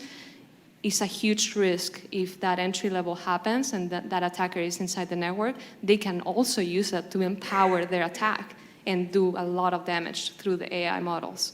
So questions that I will ask you to ask your teams is, are we logging these searches? Whenever someone uses Copilot and asks a questions that are being recorded somewhere, are we limiting the capability of the answers of our AI models internally? Are we logging that information and things like that? That will help prevent these kind of attacks as well. So Eric, if the attack vector is shifting away from necessarily maintaining the hardware and the software of the entity, but really shifting to the soft part, the human part, the systems, data, and information that might be personal to employees or users of the system, is that going to change, do you think, either the business model or the focus of some of the software protection development companies? Maybe a bit, but I would say the initial access vector that a threat actor finds, it's usually all over the place. And it's also important to remember that the initial access broker isn't always your threat actor. That frequently is sold from the initial access broker up to the threat actor. So they've already landed in your environment and you already don't know it. So at that point now, that's now sold up. Next company's going to come in, and very much they will start asking, "Hey, where are all your Confluence notes?" Great, got them right here. And I'll have your entire environment reading your Confluence. And with that, what I'm planning is I'm still going to use the same tactics. I'm still going to use something like a vulnerable driver to remove or blind your EDR. I'm still going to exfiltrate your data. And remember, even though I'm exfiltrating your data, yeah, I know you got firewalls. I'm just going to tunnel it all out. But I'm still going to run my same playbook once I get in. And what we found is, even though the initial access is so varied, every group tends to stick to using the tools, and Akira does privilege escalation a certain way. Other groups will do it just a slightly different way. And it's interesting that we can always see that's very helpful attribution. But especially as it comes down to running decryptors. All of that's pretty standard. Your decryptors are built on the RAS actors platform because they're also tracking who gets paid. When I talked about it all comes back to money, because the threat actor's got to get paid, the person that created the ransomware, that affiliate's got to get paid, and the initial access broker's got to get paid. They all got points on this deal. So everyone has to figure out how they get that, and what that helps, at least from a software standpoint, from a protection, it all leads to boom. And because it all leads to boom, we just kind of have to keep figuring out, well, what are the other things they're doing that we can begin to add protections for? So we'll continue to change as the threat actors, as that ransomware kill chain changes and morphs. But the biggest problem is with so much more initial access that's available, that's becoming the hardest part, is they're just getting in faster. Which puts even more pressure on the machine learning capabilities of the tools to detect movement. Exactly, is to detect as early as possible in the chain. The last thing you want to see when I walk in on a Monday is seeing in our main alert channel that we have essentially for customers of seeing 40 encryption events blocked. You're like, oh, that's bad. Well, that's good. You hope there wasn't some that got through. There weren't. But you also kind of wonder with that, why did that happen? How did they get to that? Because we believe we should see them a lot of other places ahead of time and didn't. Okay. So things are continuing to escalate quickly. All right. So far we've heard from the folks who have to defend and the folks who have to build. Now let's talk about when it goes wrong. When you're calling in the Tiger team, the incident response team, when the fire has happened. Andrea, is AI changing the way in which incident response teams are gathering information and coordinating or conducting the analysis of the attacker's approach? Absolutely. I mean, faster, better, greater outputs are coming out with the leverage of AI solutions in the terms of incident response.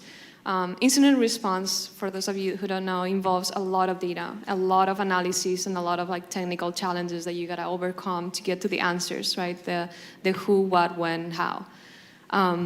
Using LLMs is less about knowing the structure of that data. It's less about knowing the specific search term for that particular log or solution that you're interactive with, and more of what the question is that you're trying to answer.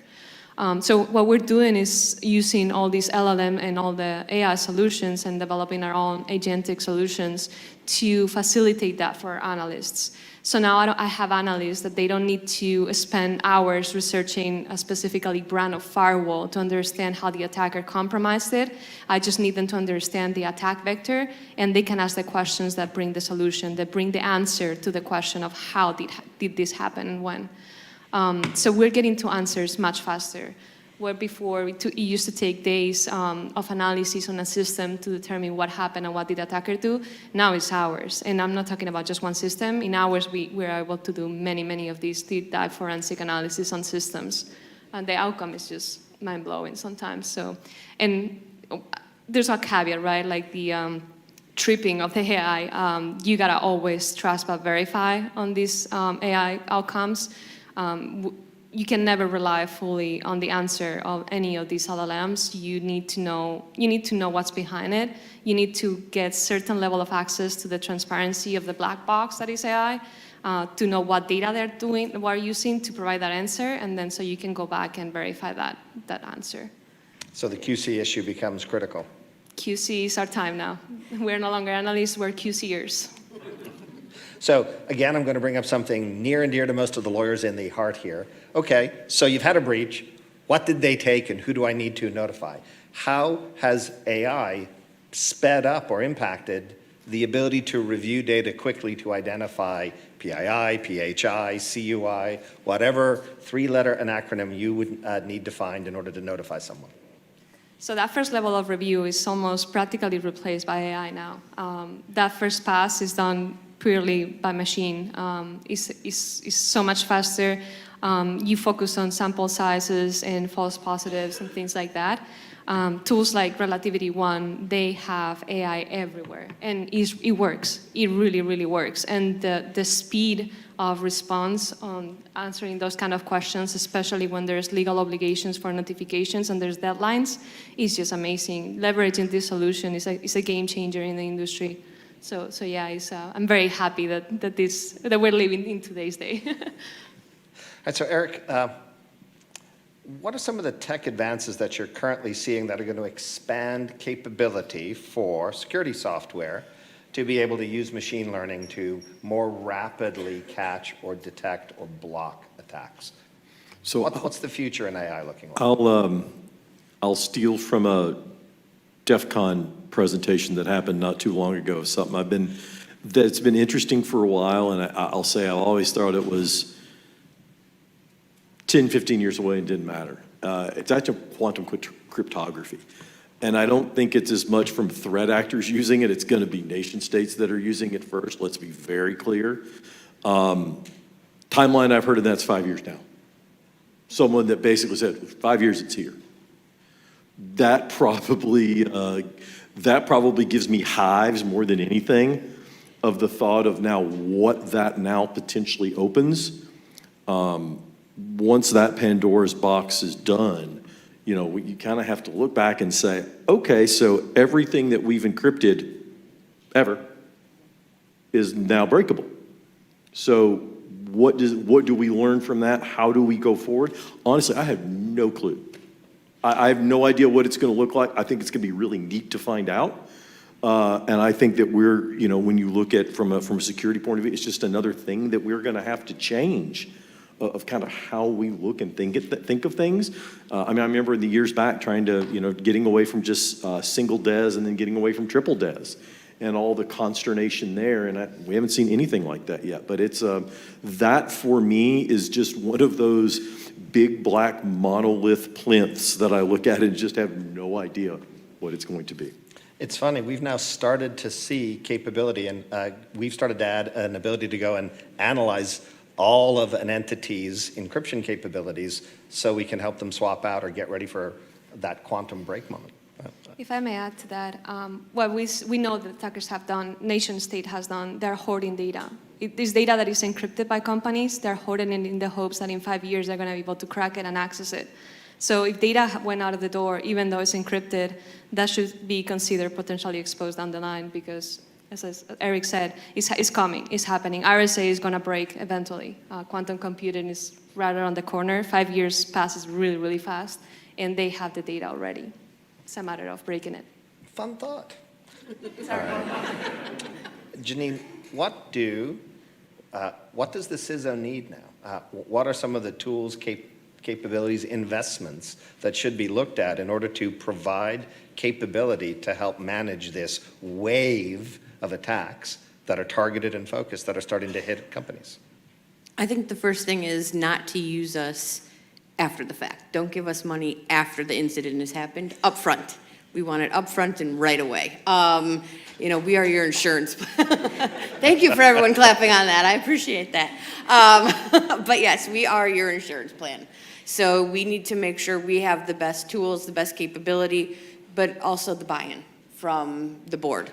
Whether it's the board of the company, your current board of chairs, wherever, or just your local board, we need them to understand that this is coming, it's coming quickly, it's coming fast, and that it's important. And we need to have the tools ahead of time because, like I said, we don't want to be 3 steps back when they're already 2 steps ahead of us. So again, money, money, money, that's what I'm looking for. All right. So we had some great discussions on this panel, but I left one question open that I don't know the answer to because I like to be surprised. And so it's this. Folks, I'd like you to predict the future for me for each of your respective areas. Tell me where you think artificial intelligence is going to, and again, that can be machine learning, it can be agentic AI, whatever version of AI you want to focus on, how it's going to change your role and your focus in the future. And I'll start with Eric. I think the way I would answer that is I'll give the physics answer, acceleration. What I mean by that is, I think when you look at the history of security, specifically from an endpoint point of view, we used to think of things as antivirus and anti-malware. And advanced persistent threats showed that, well, that's not good enough. And what's interesting is as we move to ransomware threat actors or things like that, what's most indicative of their approach is they're not persistent. They don't intend to be persistent. Get in, get out, get my money, and get gone. That's all I want to do. And I think that's what we're going to continue to see with AI, whether it's however they can begin to leverage it as it changes and grows, is it's just simply going to accelerate what they can do. What we see today is a threat actor will be in your environment for a set amount of time, and they will build their tools, and then using either your remote management tools or the ones they brought, they're just going to roll out all the encryptors and everything else. Bam, you're done. Happens in 5 minutes. So it's just going to keep speeding up, the speed with which they can bypass everything. I think from that's what I see in the future is before where we were talking about dwell times of days and weeks, dwell times going to hours. Smash and grab. Janine, predict the future for me, for the CISO. Other than lots and lots of stress. Yes, lots of stress, need more money, but mostly it's going to go back to training the front line. I think those are your first line of defense. It's your service desk, it's your engineers, it's your HR. Everyone needs to be taught about AI and kept up to date on it. It is not a one and done training. It is not just your annual training. It is all the time training to make sure that everyone understands that, again, like Eric had said, once they get in there, they've got nothing but time, right? let it sit, wait a while, they can quit the company, and then release the intact. So again, it's all about training your employees, HR, everybody from the bottom to the top of what AI is going to do and how to use it. Andrea? I'm going to refer also to Eric, speed, right? Attackers are doing this faster. We see these attacks happening within hours. Recent cases, they go from initial compromise to full exfiltration and encryption of an environment within 6 hours. It's really hard to stop that if your tools failed you or if your security controls were not implemented correctly. So the speed of the response is what we need to focus on in the future. Leveraging AI is just going to enable us to respond faster and more efficiently to these attacks. But not only that, on the forensic side, the speed can also contribute a lot. So to give you an example from a recent case, if you quickly identify where the attacker sent the data and you quickly notify law enforcement about where that data is, now you can prevent the attacker from using that data they're stolen. They can seize those assets before they do some damage with it. So speeding up attackers, AI is doing that, yes, but it also speeds up the response and your forensic analysis in those times of, compromise. So yeah, it's just the speed. Everything is like moving so fast, and it's going to continue to increase, moving faster and faster. Well, I'd like to also add one final point about a prediction of the future. I actually think that the best-intentioned, well-intentioned focus of regulatory agencies is going to make this crisis even worse, because what we are going to do is require data localization, but require security protections as if you have full visualization. So this is going to benefit and grow really complex models of different sources of truth that are all localized, that all then feed back into information centers, which is going to create two additional problems. One, a massive increase in technological and technical capability in every place you operate, where that's really difficult to achieve.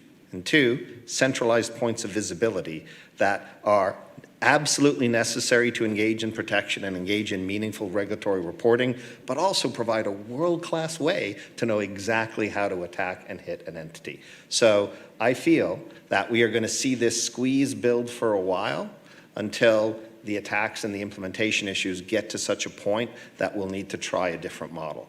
And what that model is, I can kind of see in NIS2 in Europe, going back towards a model that has worked in finance, the audit concept, where you build and structure and then are held accountable. I know, what a shock, someone from KPMG talking about audit, but again, it's the concept of thinking about how we can validate the needs of the society while allowing technology, the technologists and the teams to operate without having so much of their focus on meeting requirements.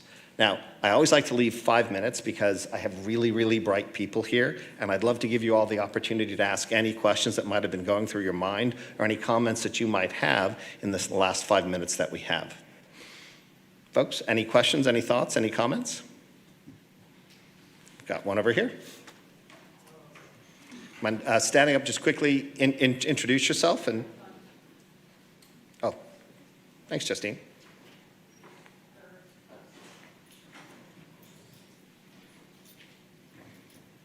Hello. So I'm Abram. I'm an academic here at USD. I found your topic of the breakthroughs in quantum computing really interesting, especially in relativity to the talk of AI. I know myself, I've heard of the nation states gathering data for years in anticipation of this quantum breakthrough and traditional encryption techniques being obsolete. Obviously, the nation states are going to use it first, but it's quickly going to be picked up by industry, and access to quantum computing and quantum decryption is going to follow quickly thereafter. So should the industry, as an academic, should I be learning on how to transition to quantum resilient cryptography techniques? Because if traditional encryption breaks apart, should we be preparing for whatever change that brings? Should I be learning about that? I'll pass it first to Eric and then Janine, or? Well, this is where I'll tell you, I am not smart enough about quantum to understand what the heck, even if there exists a current version that is something, a cryptographic protocol from an encryption point of view. So I think the best I can tell you is, especially if you're an academic, go get a lot smarter than me. I do think that there are going to be a ton of opportunities again in and around cryptography. Cryptography became, after triple DES got replaced about 20 plus years ago, cryptography got really boring. We could do AES, have a nice day, once everything got settled on that. But I think we're going to come back around with another view of what this is. And I don't know that I can give you a great answer of stay close to it, keep as go work for the NSA if you'd like, because I'm sure they can show you exactly what they've got.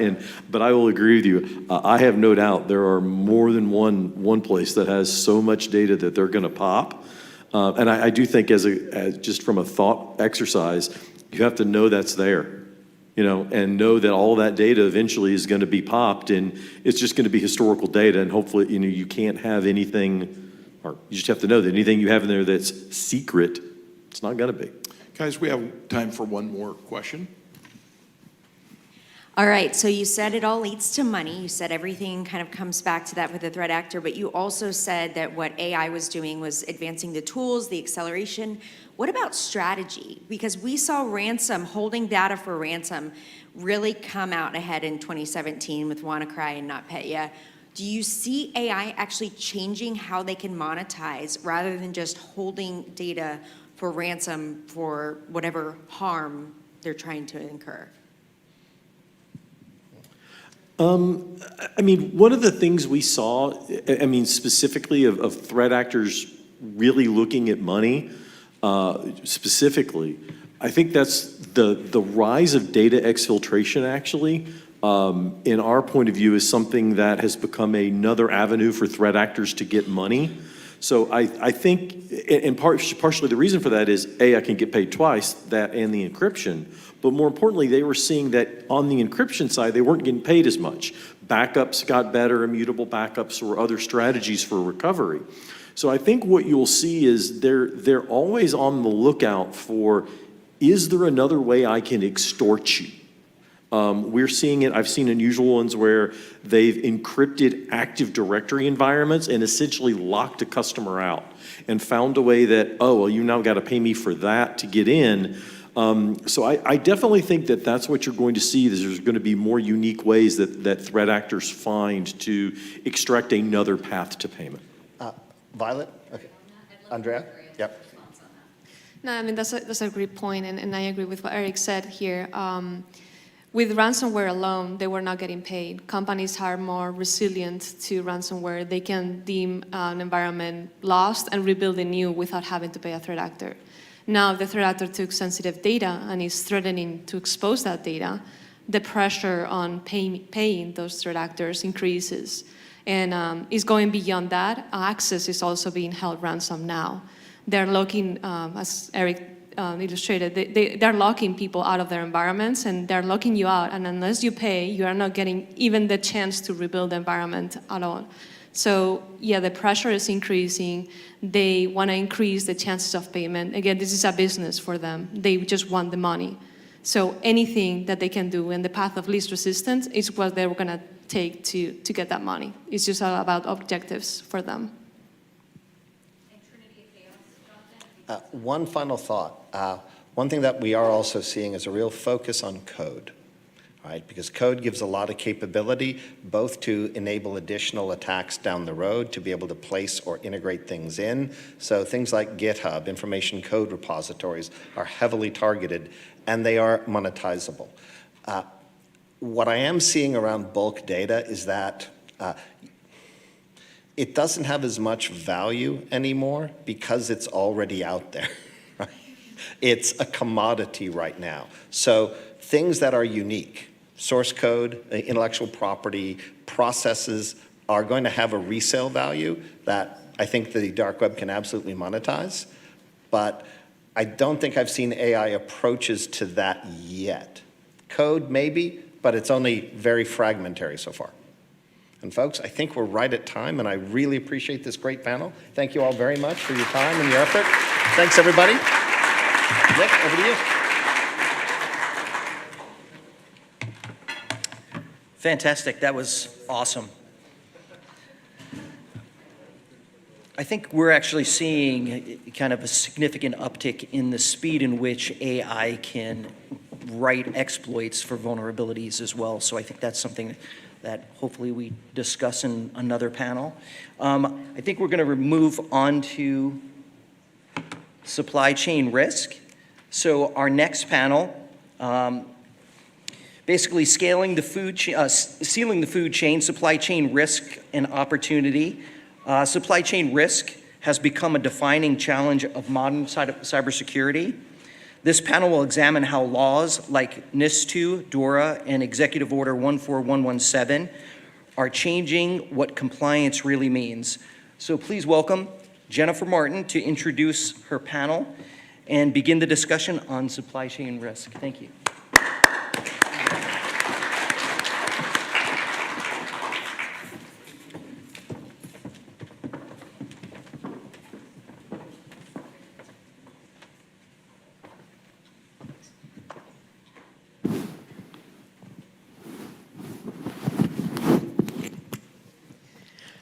So,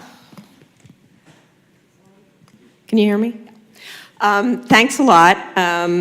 So as Nick said, we're going to talk about supply chain. It's all the rage. But I actually am going to change the structure of this conversation given everything we've been discussing this morning. And I really want to use supply chain and what's going on in Europe as kind of the backdrop to talk more generally about this regulatory and environment and how we can do better. So I'm also riffing off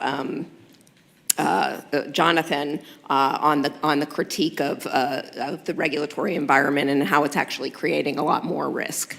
So before I do that, I do want to introduce my excellent panelists. I'll start with myself. I'm Jennifer Martin. I'm Managing Counsel for All Compliance at Postman. If you don't know Postman, it is a pre-IPO unicorn. It is the premier platform for API development and collaboration. And I'm managing counsel for privacy, security, and general compliance, but my actual background is cybersecurity. I've been in that field for 25 years, more than 25 years, including with government, consulting, big law, in-house counsel, and so it's been a strange trip of evolution, and I really loved the last panel. And I'll turn it over to Lucas for his introduction. Hi, my name is Lucas. This microphone is not working yet. Here we go. My name is Lucas, Lucas Faller. I'm a partner with Baker McKenzie, based in our Vienna office. About 50% of my practice is strategic advisory work and incident response in the cyberspace and AI and data space. The other half of my practice is litigating in that space and knowing what kind of things really get you into trouble is greatly informing how we try to advise clients on the resilience piece. In my previous life, I worked as a software engineer and network administrator and got a certification for IC Square as a system security certified practitioner. So it's not by accident that I practice law in the cyber area. Hi there, I'm Victor Escobedo. I currently lead our kind of America's US standards bodies within our technical risk management function at Google. Prior to that, I was at Postman, built the GRC function there with Jenny, and then I was at Google for 14 and a half years before that in various kind of GRC functions. Within this space, kind of most related here, led the GRC function within data center data security. So think about all that data you're talking about, where it actually resides on hard drives and SSDs, and how you manage that in a global data center the size of a CSP. So yeah, a lot of interesting things right now, trying to deal with the global regulations Justine was talking about, and how you map that when you are a global entity that's covered by essentially every regulation in the world, and how you kind of provide assurance down to data element levels, data inventories, all of the great governance work that you have to do around that. So yeah, really excited to be on the panel. Good morning, everyone. My name is Lance Mueller. I'm the Vice President and CISO of Viori, and I've been with Viori for about 2 years now. Prior to that, I was with one of the energy companies here in California, one of the three, as the CISO, and prior to that, doing some consulting with IBM as well as here at Qualcomm, and then a 17-year law enforcement career doing cybercrime prior to that. So I look forward to the engagement and the discussion. Great, thank you all. So again, I'm going to start with a backdrop. This is actually version 2 of this discussion, which I had in 2023 at the same symposium. And that was right after promulgation of Executive Orders 14028 and 14140 on securing the supply chain, as well as NIST 800-161. And those US-based executive orders were a direct response to SolarWinds, Log4j, and those kinds of source code vulnerabilities. I will say in this administration, they've kept most of those executive orders. They've backtracked on some very prescriptive requirements for government contractors, including attestations, as well as SBOMs, which was all the rage back then as well, which are software bill of materials, and we can talk a little bit more about that. And there's still a push to do a new version of 800-161 on secure software development lifecycle. What has been interesting, though, is a shift in Europe. Now, Europe has always been GDPR, data, privacy, things like that, and Europe has been incredibly active in the space of critical infrastructure and supply chain. And again, going back to kind of our discussion, starting with Justine, of just how many laws there are out there globally, I thought just honing in on the EU for multinational companies and all these acronyms, NIS2 and DORA and the CRA and the EU Data Act, what those are as kind of a backdrop, and we'll talk about specifically what those are.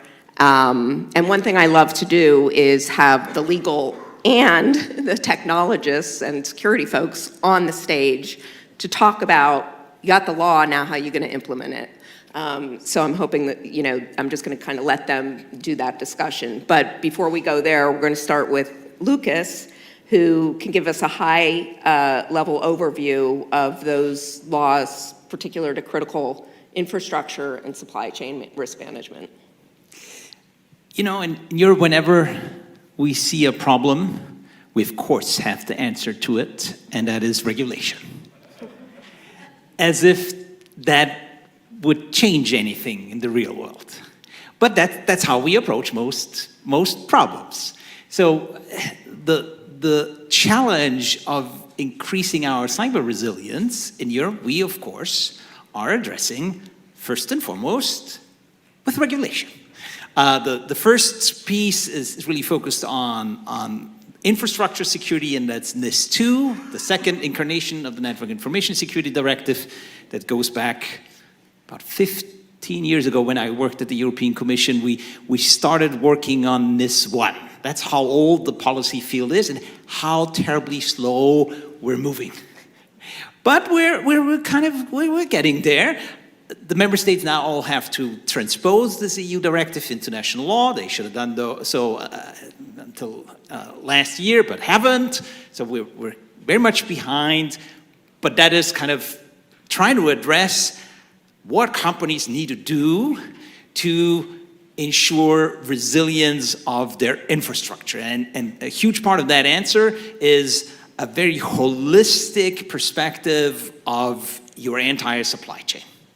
not just from an IT security perspective, but really anything that your organization needs to keep operating its IT infrastructure, whether it's energy suppliers, software vendors, whatever it is you have in your entire supply chain. And the law requires us to flow certain obligations down all the way to the very bottom of the supply chain. That's the basic approach here. And as if that was not good enough on a general level, because this too more or less applies to every industry sector, we saw fit to specifically regulate the financial services industry with the Digital Operational Resilience Act, DORA, setting out this in much more detail, like very specifically what kind of audit clause needs to be in a subcontractor agreement, and that contract clause needed to be flown down all the way again to the bottom of the supply chain, which in real life is often very, very difficult to do. And of course you need to audit and everything. That is kind of a regulator's answer to the problem. In real life, what we're doing is by adopting all that regulation, we're creating first a tremendous amount of complexity.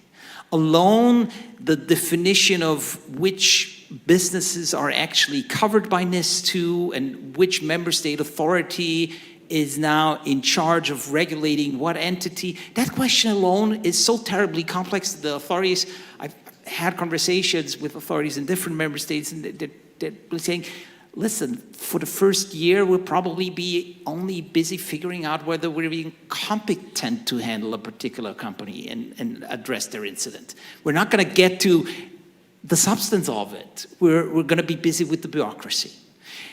And of course, it doesn't stop there. We have also saw fit not just to regulate the infrastructure security piece, and that is the newest piece of regulation. That's an EU regulation, so it applies directly in all EU member states, the Cyber Resilience Act, or CRA. That is ultimately doing something that I remember having discussions about this when I was at the Commission, and basically the consensus was that we could never do that, and that is regulate the software industry. Any software, any connected device is regulated. Doesn't matter how small, everything is regulated, needs to adopt the secure software development lifecycle, needs to comply with very prescriptive kind of requirements for any such product to be made available on the market. As if, yeah, it was a regular product and we're regulating the safety of that product as any other product. And the amount of regulation we're here producing is simply making the IT industry and really any IT department in any organization a regulated industry. And we're going to get to the challenges that this produces, but that's the starting point of simply where we are. We are a regulated industry. Yeah. Well, and a lot of these laws, including in the United States and CERCIA and stuff, it applies to critical infrastructure. And then it's not even clear what that means because it includes IT services generally, both in Europe and the US. So you're left with pretty much everybody being regulated. So within the context of, these laws coming out, which are very prescriptive, and kind of one size fits all, at least contractually flowing down to large cloud providers, to small non-public companies. We have between Victor and Lance a great cross-section, because obviously Victor's been at Google, he's been at Google Cloud, and he's been in a non-public SaaS company, and Lance has been in a real critical infrastructure in gas, as well as consumer products and IoT. So between the two of you, and I'll start with Victor, you're starting to hear about these laws. You were starting to get, and this is real between me and Victor, we're starting to get these contract terms being flowed down to us as a SaaS vendor provider, part of the supply chain, APIs. What do you need to know from legal counsel, and how are you going to approach this onslaught of very prescriptive and contractual language, as well as the actual regulations? Yeah, I mean, I think the one-size-fits-all aspect is the thing that kind of jumps out the most, right? Like, the law kind of assumes everyone is a giant CSP and tries to kind of put controls in place as if you had the resources to implement that across everything, right? And it's just not practical. Even at a company like Google, there are trade-offs, right, you're making. But at Postman, right, we were downstream of it. So even though the intent of the law was, oh, it's only for critical infrastructure, there's requirements to flow down. So then they flow down those exact same requirements, and so at the end of the day, everyone is impacted. And I think the CRA is probably the one that has been most concerning because it's the most directly prescriptive. And I think that's probably one of the biggest issues that I'm seeing, kind of the regulation get a little bit ahead of some of the standards bodies, right? So historically, there was a lot of lean towards the regulation saying, hey, risk-based approaches, standards bodies approaches are appropriate, right? That's how you should manage this. And now we're seeing things like, you need an SBOM. And the SBOM is a piece of a chain, right? But it should be driven around the outcome they're trying to drive, right? Which is making the supply chain more secure, making vulnerability management faster, like whatever the outcome that actually being driven is really what the regulation should be kind of pushing towards, but it's not what we're seeing, right? We're seeing a checkbox for an SBOM. At Postman, the conversation we were having, right, is, okay, well, we can give that to you, but what are you gonna do with it, right? That costs real money for us to operationalize. And the second point was, this is built with this idea that products in software are the same as a product you put on a shelf. And they're not, right? They're continuously deployed, every day a new version. And the law kind of assumes that you provide this entire bill of material, all of these artifacts, as if we're giving you this one piece of product that is never, it's in isolation and it's never gonna get modified again. And that's just not the reality. And so how you actually operationalize the usefulness of this is still an open question. Standards bodies are behind. The laws are kind of prescribing this, and there's not a lot of good answers, right? And I think we're seeing quite a bit of that. And I would say that in certain cases, we were able to convince very, very large companies that it's more important not to have the SBOM to be able to react really quickly if there is, a widespread vulnerability that impacts Postman, and to do our best to provide them with support for resiliency. Yeah, again, focusing on the outcome, right? We said, like, okay, it was well, the you outcome. want that. What do you want? It's like, oh, you need an SLA of 48 hours. Okay, that we can do, right? Like, let's put that in the terms. Maybe an SBOM's the way we do it, but if we can do it another way, we'll do that instead, right? And I think that it is those conversations that were really important. Yeah. So we've been talking about source code and software, but I want to also mention there have been supply chain attacks going back to the Mirai botnet, which was impacted consumer products, DVRs, and routers, and then more recently we saw the automobile manufacturer, which I can't even remember, BMW. Yeah, okay. So there's that out there, and I know, Lance is in a consumer product world right now, but he used to, again, be in critical infrastructure, so really, a big variety and difference there. Just want to get your thoughts on how you're grappling with all these supply chain requirements. Yeah, I'll kind of give two perspectives, as you mentioned, from the critical infrastructure side. Here in the U.S., we don't have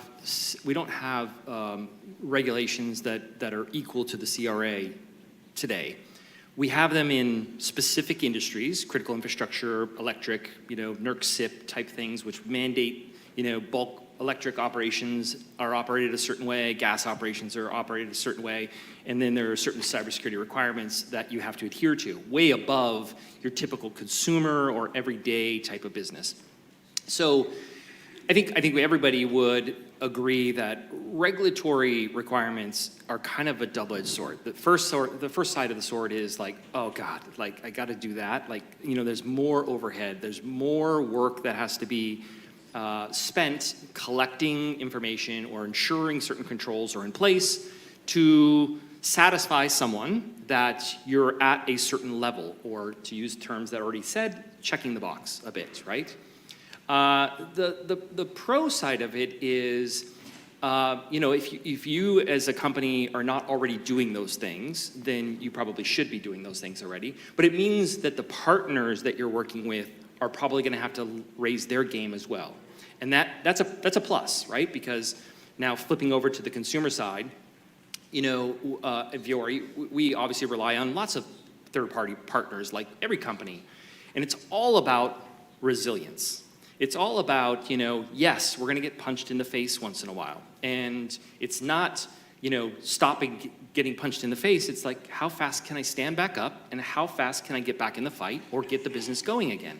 So it's all about the resilience of my third parties, my suppliers, and that supply chain. So, you know, we heard a lot in the first session this morning about, you know, data mapping, you know, risk assessments, understanding what suppliers are important to you as a business, prioritizing those, and then making sure you have plan B and plan C for those suppliers if A, they become unavailable, or understanding what risk do they pose to you as a business. That supplier has access into our environment. Okay, that's a high-risk vendor. That's a high-risk third party, because that means if they get compromised, it'll cascade to us. Understanding that and doing that at the onboarding of a third party is imperative, right? Because it's really hard to catch up later to do that. So putting something in place to when you onboard third parties, you have an assessment process, you have that kind of questionnaire to understand what products are you providing, what type of access are you going to have, are you using AI, all those, you know, the contractual things that you want to put into place so that as something happens, you know, with that vendor, and quite often I'll just, you know, relay past experiences. I'll wake up in the morning, like everyone else probably here, you typically look at your news, you know, what's the big news feed for today, and I might see a company that I recognize that is a third party of ours, right? And so, they just had a data breach, and I'm instantly thinking about how do we protect ourselves from that company? In other words, what's our relationship, right? That's when you go to the data mapping and or your documentation, understanding, do they have access in our environment? Because we're going to cut all that off right now.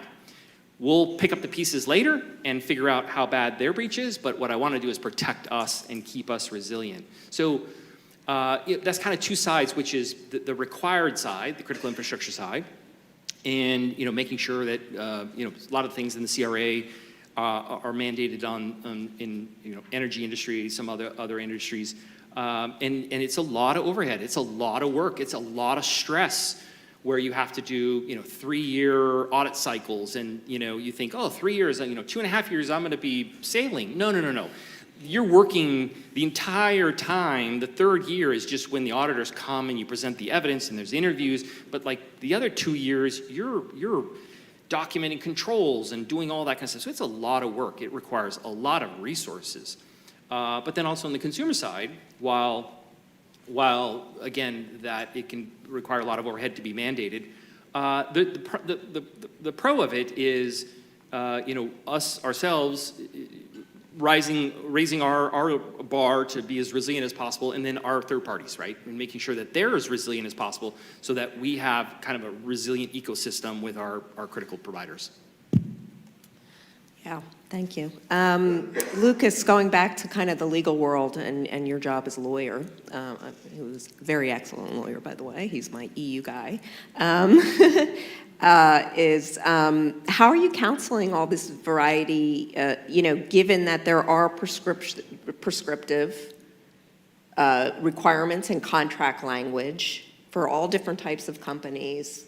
You know, how do you counsel that? I mean, we're used to, in the US, much more of a risk kind of way to look at, you know, even our NIST standard is much more risk-based than ISO.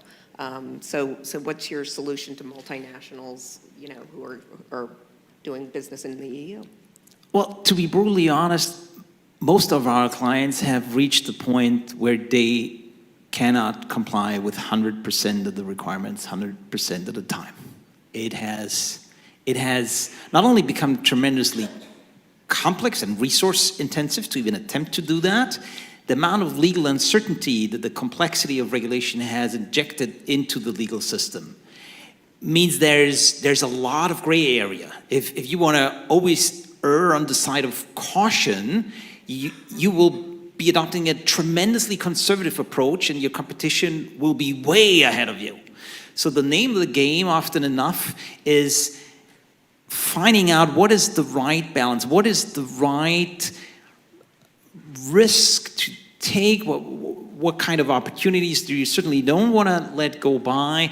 In the supply chain setting, often enough, the name of the game will be to push back against your customers, wanting you to contractually agree to something that their regulator told them that they would need. Their regulator, often enough, does not have a lot of cyber experience yet. They're treating this as a one-size-fits-all checkbox exercise and have just told the business, no, you need this, this, this, and that. And so they're just very bureaucratically, especially financial services organizations, pushing that down the supply chain. And sometimes you need to tell your customer no. Go back to your regulator and push back on that. That if you, and I've had conversations with large European banks telling them, if you make your entire supply chain agree to this, one of two things are going to happen. You're either not going to be able to find any supplier, or you're going to get lied to. Who are we helping here? That cannot be the outcome here. You just having a piece of paper that says, this kind of what the regulator came up with is going to magically happen all the way to the bottom of the supply chain, whereas we all know that is an impossibility. And so that goes to enforcement. I mean, what's going on in the enforcement world then with all these new laws in the EU? It is indeed fairly selective and very limited at this point. Because as I said before, our answer in the US is to adopt new laws. What is much more difficult is to hire the necessary resources in the enforcement authorities that know how this stuff works in practice. That takes a lot of effort, and it takes budget. Adopting new laws is easy. It doesn't require any budget. You don't need to raise any taxes. But hiring people into the authorities that have those capabilities, whether it's the AI Act, you need data scientists, et cetera, NIS2 and the Cyber Resilience Act, it's cybersecurity expertise that you need. That takes money. That's difficult to do. And that is why the enforcement is not as quick and not as harsh as you might think. Yeah, of course, the fines that could, in theory, could be imposed are draconian. But I want to go back to being pragmatic about this. And here I'm putting my litigator hat on. What are the things that will actually get you into trouble? And what are the things that, yeah, the letter of the law says you need to do it, but in practice nobody does, and you will not get into trouble if you don't. And knowing which is which is the important question. And quite frankly, as in-house counsel, I've seen people say, well, you know, in GDPR world, 4% of gross turnover, you have to do this. My approach is present the law, present the requirements, and then present actual realistic risk within with security and with the business teams and with the marketing teams and sales is really what is the actual practical risk of this, and not some big, huge number that the EU is throwing around for penalties. I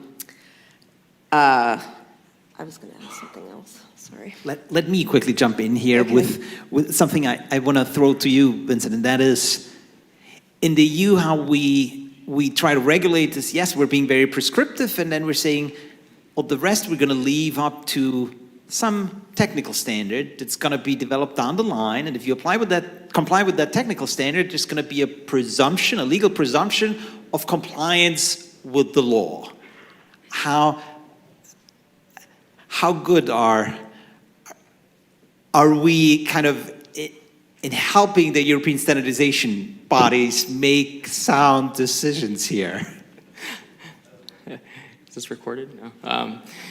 Yeah, I mean, I think it's. I'll take. Like, we haven't talked about EU AI Act, but that's, I think, one that's actually coming down really hard right now. Has a lot of implications for supply chain. Like, what does supply chain look like for AI models, all the inference, like at what point, all of that.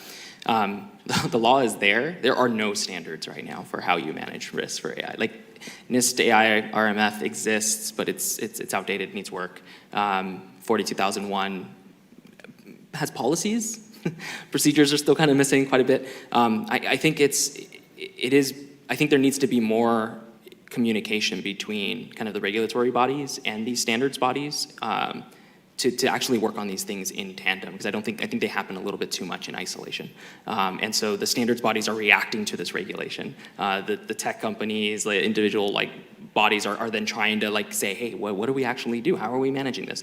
You can't operationalize managing against 70, 80 different regulations that you're in scope for, right? Ideally, you're building a program around CSF or 27001 or 701 or whatever it is, kind of building that common framework that you can give to your product team to say, hey, here's 3 controls that if you implement, we cover 80%. But in the absence of that, right, we're seeing these fire drills instead. And I think that's kind of just the natural reaction. And I think right now, that is something that is missing, right? I don't think the standards bodies move fast enough. Ironically, right? I think in this case is the one time where we see the regulation moving faster. And so you're seeing a lot of kind of ambiguity.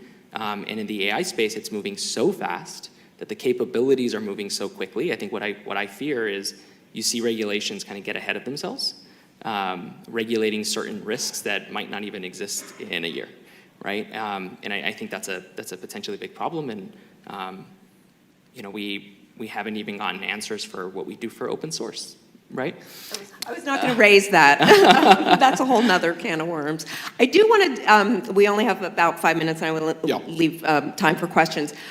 So let's look into the future here. So we're talking about all the problems with the current model, and Jonathan's, alluded to, we need a new model.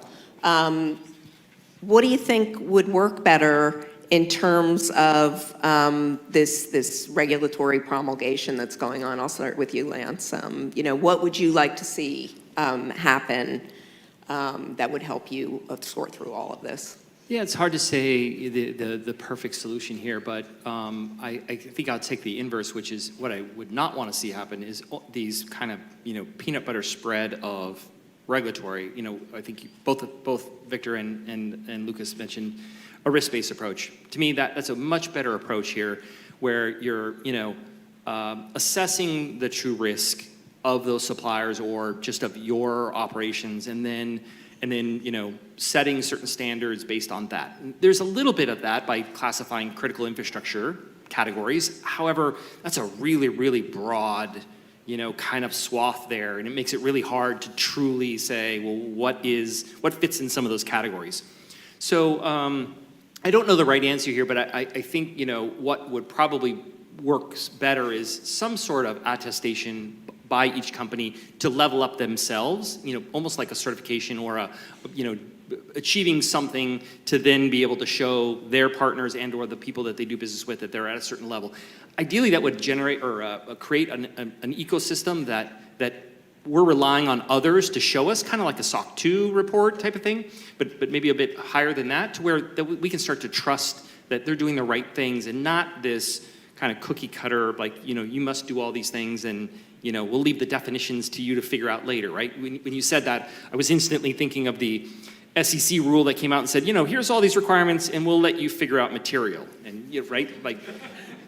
Ask everybody in here what the material means and you're going to get, 50 different answers. So yeah, that's my response. Victor, quickly, I do want to leave a little time. Yeah, I think I'll go back to the beginning. I think I would love to see more around outcome-based kind of approaches. What are we really trying to do, and then allow for the creativity within industry, within public sector, private sector, to figure out the right approaches for those areas.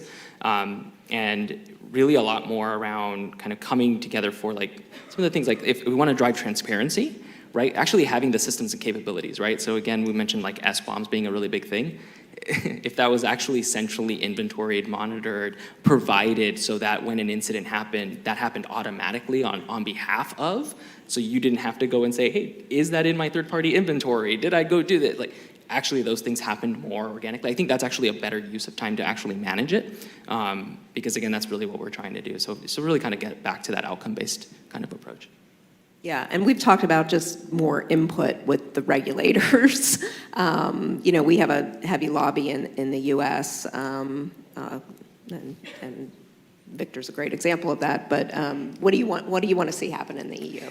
in their approach? Lobbying is actually, I know it's in some circles, it's a bad word, but it helps policymakers make more informed decisions.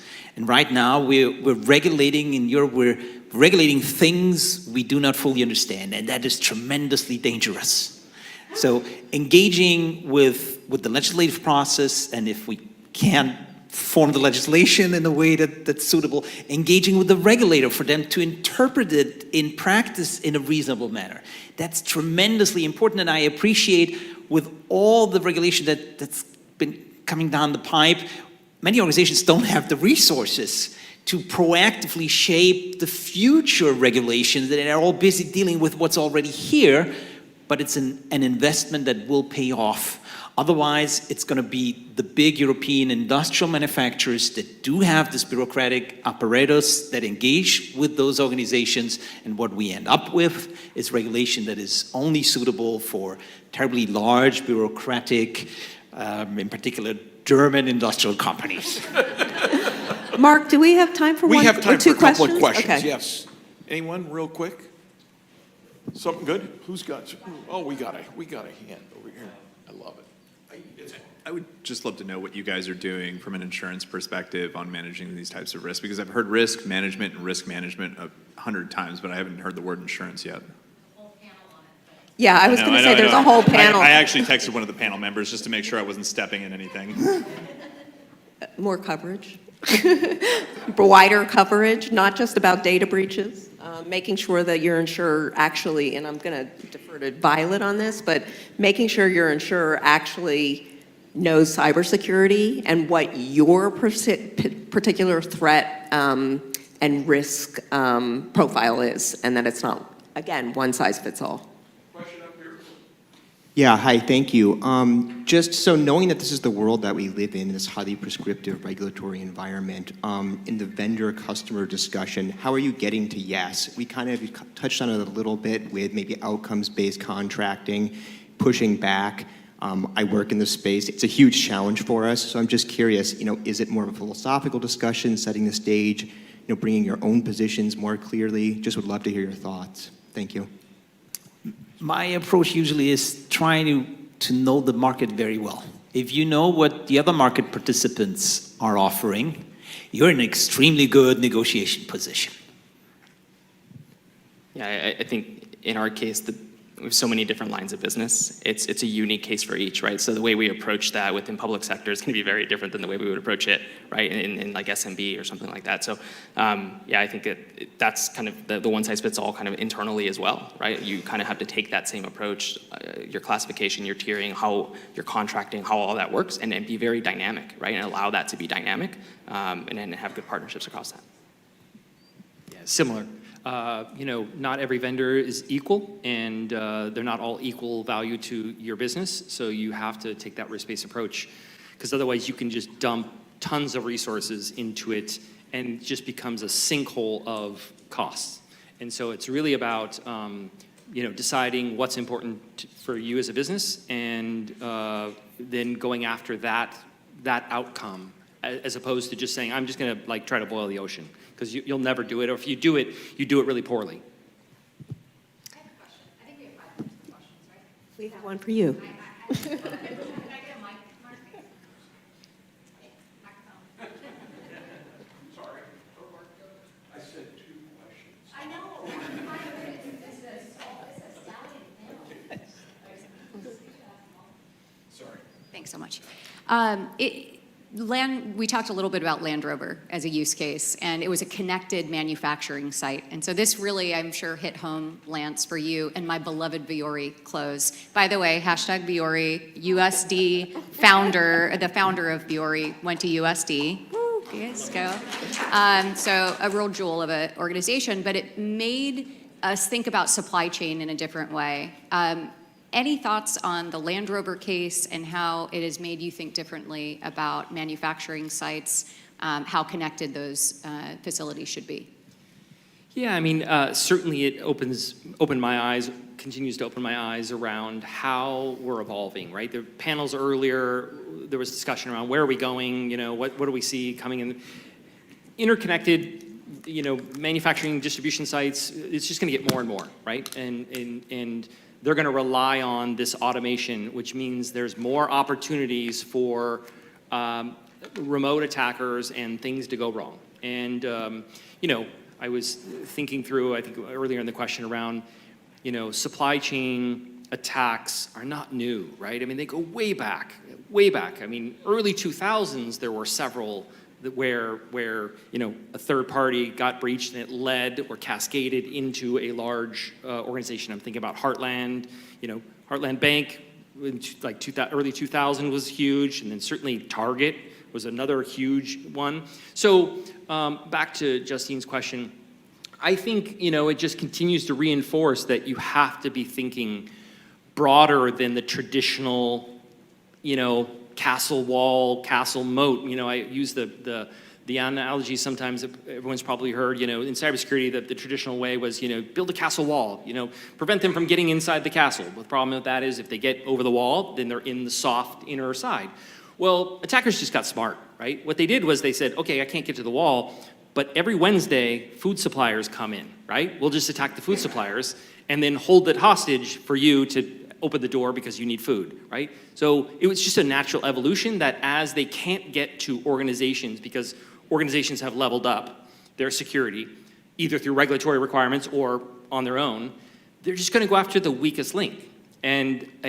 Or those links that allow them to go from one to many. I want to add really quickly on that. I think there's been this broader concept around like encryption and two-factor and these things within the supply chain, physical supply chain, right? A lot of that tends to be dependent on trusted hardware of some kind. And I don't think that's something that gets talked about very much. I think within NIST, 853 has supply chain risk. Provenance is not within any baseline. I think it's probably going to be soon, because I think you're gonna have to start understanding provenance as far back as possible within your suppliers, up to, okay, well, that got encrypted, but what if the HSM got popped, right? So I think that's probably where there's gonna be a lot, because that's where you get a lot, right? You break that and then everything else is gone after. Well, thank you so much. That was a fantastic panel. We're going to break for lunch, 75 minutes, so please be back here by 1:15 in your seats. And for those that don't know, outside the side doors and behind you, that's the Garden by the Sea. So, thank you. Lucas. Guys, too, as we're breaking for lunch, just a couple of quick notes. If you need your MCLEs, and you have 6 to pick up for you attorneys here, make sure you scan the QR code and fill out the survey. And then also, please be sure and stop by and visit the sponsors' tables too. Enjoy lunch. We're having fish tacos in keeping with our theme today, so enjoy.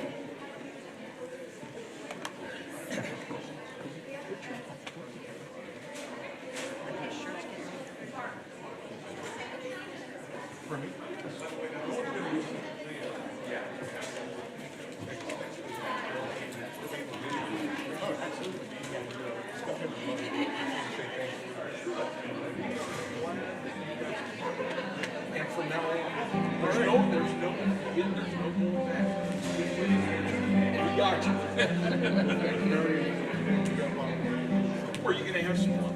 I got a room next to the office and I got a cheese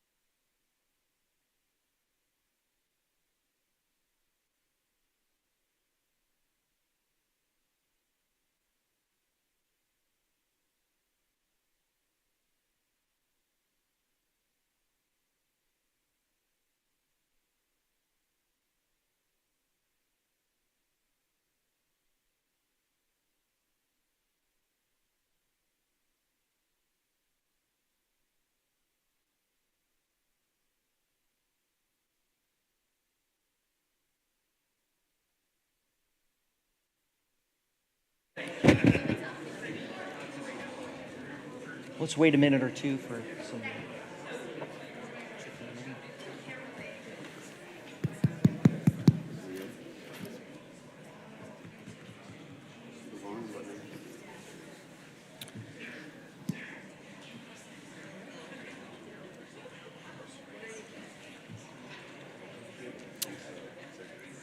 All right, I think we're going to get started. Welcome back. Thank you, everyone. I hope everyone enjoyed their lunch. Our next session kind of brings us face to face with one of the toughest challenges in cybersecurity, the threat from within. In this Chatham House Rules discussion, Mark Green of Digital Mint will share an extraordinary story of a firsthand account of an insider working with threat actors. It's a reminder that in cybersecurity, trust is both our strongest defense and our greatest vulnerability. Please welcome Ann Drake Dreyer to begin our discussion. Thank you. Great. Good afternoon. We're in the post-lunch crunch, so normally I would be standing up, jumping around, running around, trying to keep you going, but we only have 30 minutes for a fireside chat. So, I'm Ann Blake Dreyer. I am in-house counsel at Perigo. We are a publicly traded company, and I am responsible for global labor and employment, breach management, and then executive protection and physical security. So anything that touches people is what I do. And with me, I have Mark Grenz. I'm going to let him introduce himself from Digital Mint. And I need to remind everybody that we have Chatham House rules again, and that there's no media, there's no recording, and nothing that is said here today can be attributed to Mark or to Digital Mint, okay? Good news is some indictments were unsealed just this week, what, Tuesday? Yeah, recently. Recently. Yeah. As of Tuesday, the world has opened up a little bit more, and Mark is going to be able to share a little bit more with you. So I'm going to let Mark introduce himself, and then we'll get started. Sure. Hi, Mark Grenz, co-founder, president of Digital Mint. Our original business was a cash to cryptocurrency organization, expanded all across the United States. We learned pretty quickly how nefarious and illicit a lot of the use was, so we kind of flipped it on its head and became industry whistleblowers, trying to take down and correct all the crypto crime that's going on. With our relationships with law enforcement, on the federal side, we got into incident response in 2017 and became probably the most prolific, compliance-safe way to make a payment in cryptocurrency. And then around 2023, we added a full-on incident response threat actor intelligence and negotiations team, which we are still fully operating today. Excellent. And how many employees do you have? What's the size of your company? We have about 20 employees. Okay, so pretty small circle. Tell us about what trust looks like in a business like yours that negotiates with ransomware actors. Good question. Given the work that we do, I think being brought in on a ransomware incident, when a client gets hit, you know who the company is. We're alongside the forensics firm. We're part of the AC Priv thread with the law firm. We get to learn all the data that was stolen. We get to learn about all the vulnerabilities and problems that happen with an organization. As you can imagine how extremely sensitive that is. So high trust just goes with the work that we do, and integrity because of the sensitive things that we're doing, helping people and companies in their worst moments during crisis. So trust is everything. Yeah, absolutely. Being from a company, when you go through these incidents, you want to be in a foxhole with someone you trust. And you want to be able to call on you, rely on you, hold my hand, tell me it's going to be better. And trust is absolutely huge and critical. Why don't you walk us through the unfortunate incident, and let's make no mistake about it, Digital Mint is a victim here. So tell us about how that unfolded for you.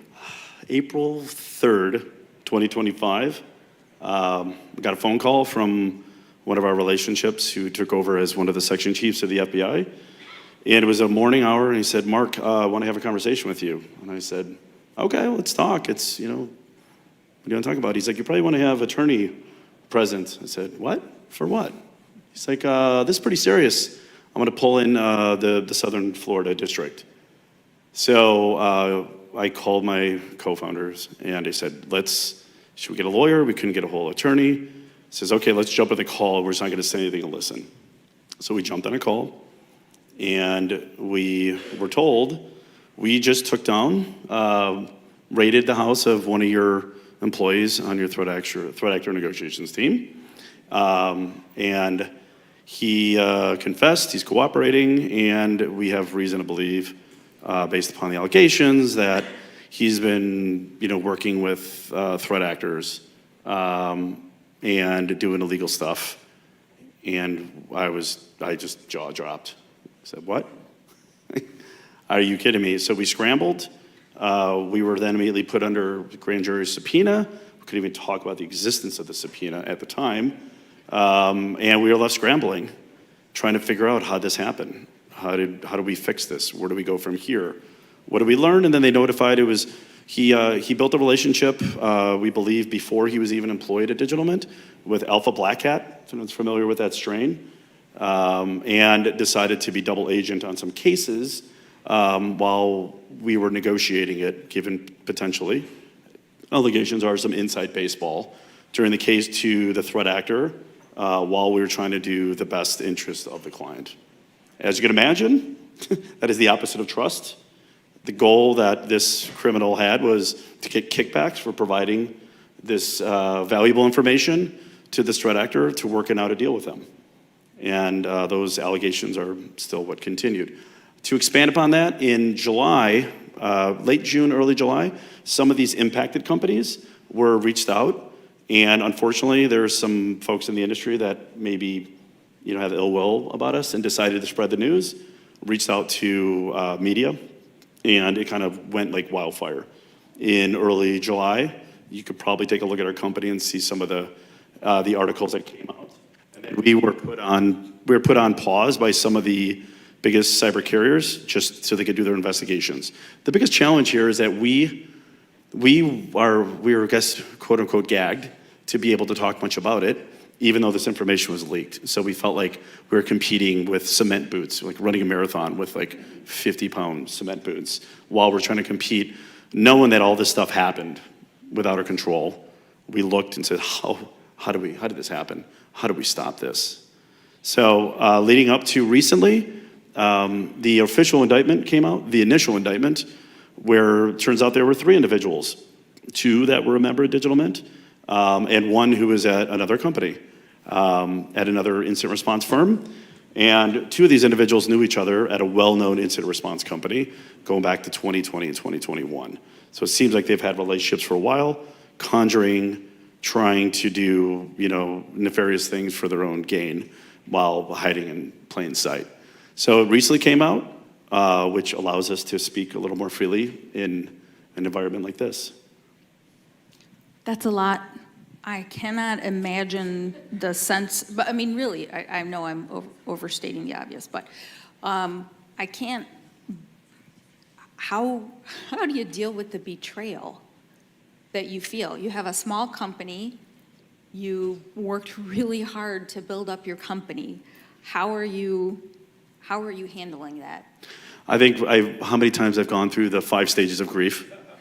Probably 20 different times.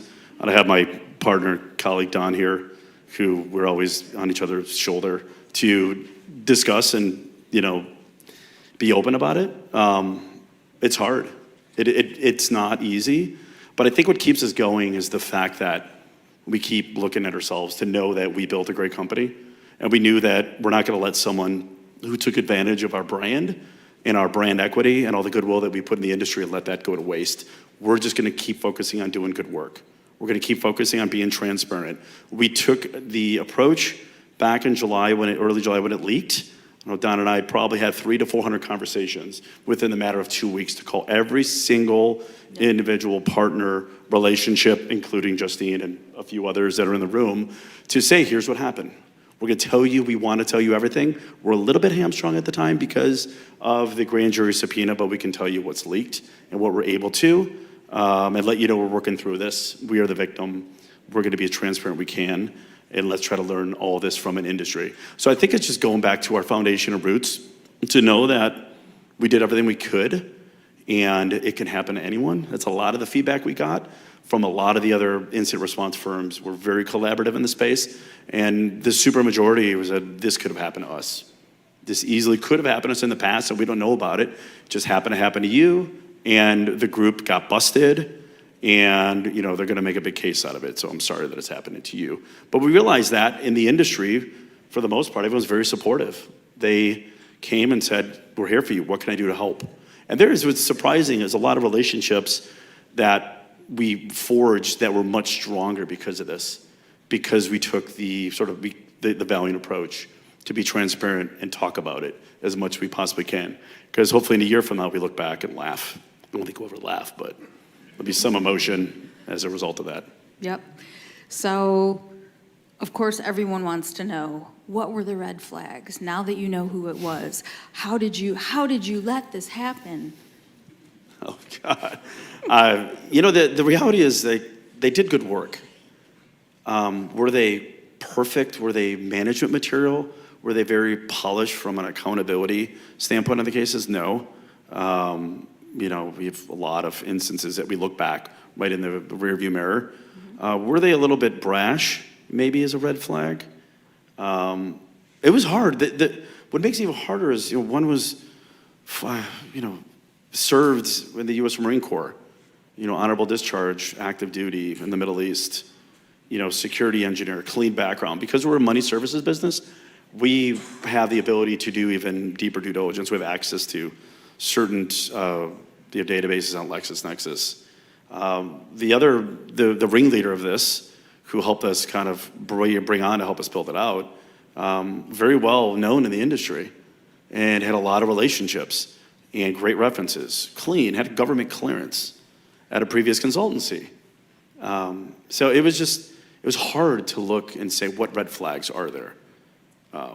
Because I don't think there is. I think we learned from this is just an industry blind spot. Within this space, if someone decides that they have access to information, it can be an attorney, breach counsel. It could be a claims person at an insurance company. It could be anybody on the IR thread. It could be forensics. It could be restoration. Anyone who's on there who's regularly committed can say, I want to go get an air gap computer, create anonymous Tox ID or a handle, and talk to the threat actor and says, hey, can we work out a deal? Anybody can do that. The only way to stop this is to have a drone follow our employees around 24/7, and we know that's not possible. No, really, when you think about it from an employment law perspective, what could they have done differently? Nothing. They did everything right. They vetted these people. They had extra ability to do extra clearances. These are folks that had worked together before, so one brought the other one in. You tell them they have to do all their work on the company monitored assets, airdrop, whatever you want. Yeah. And even if we could do the little drone thing, you can't, because you're not allowed to, and you can't monitor the way that it would. But even if you think any way you could possibly monitor all of it, you couldn't have prevented it, right? No. I mean, from a compensation standpoint, from a treatment, from a relationship with other people, it was just criminals hiding in plain sight is really what it was, looking in the rearview mirror. Yeah. So you've talked a bit about how you and Don responded afterwards, and the first 24 to 48 hours, all the phone calls, getting to people. Were you able to have those critical phone calls with the relationship managers where you needed to? Did you get blocked at all from any of that? Yeah, a small number. The supermajority were very supportive, very understanding. As you can imagine, for anyone who works with insurance companies and cyber carriers, that they have protocols, they have processes to deal with something like this. We were completely understanding of that. We weren't combative, we weren't putting pressure. We understood that it was going to be a patient game, and we understood that there's going to be a period of lull in terms of activity while some groups and carriers and others decided to go through their process before they accepted it.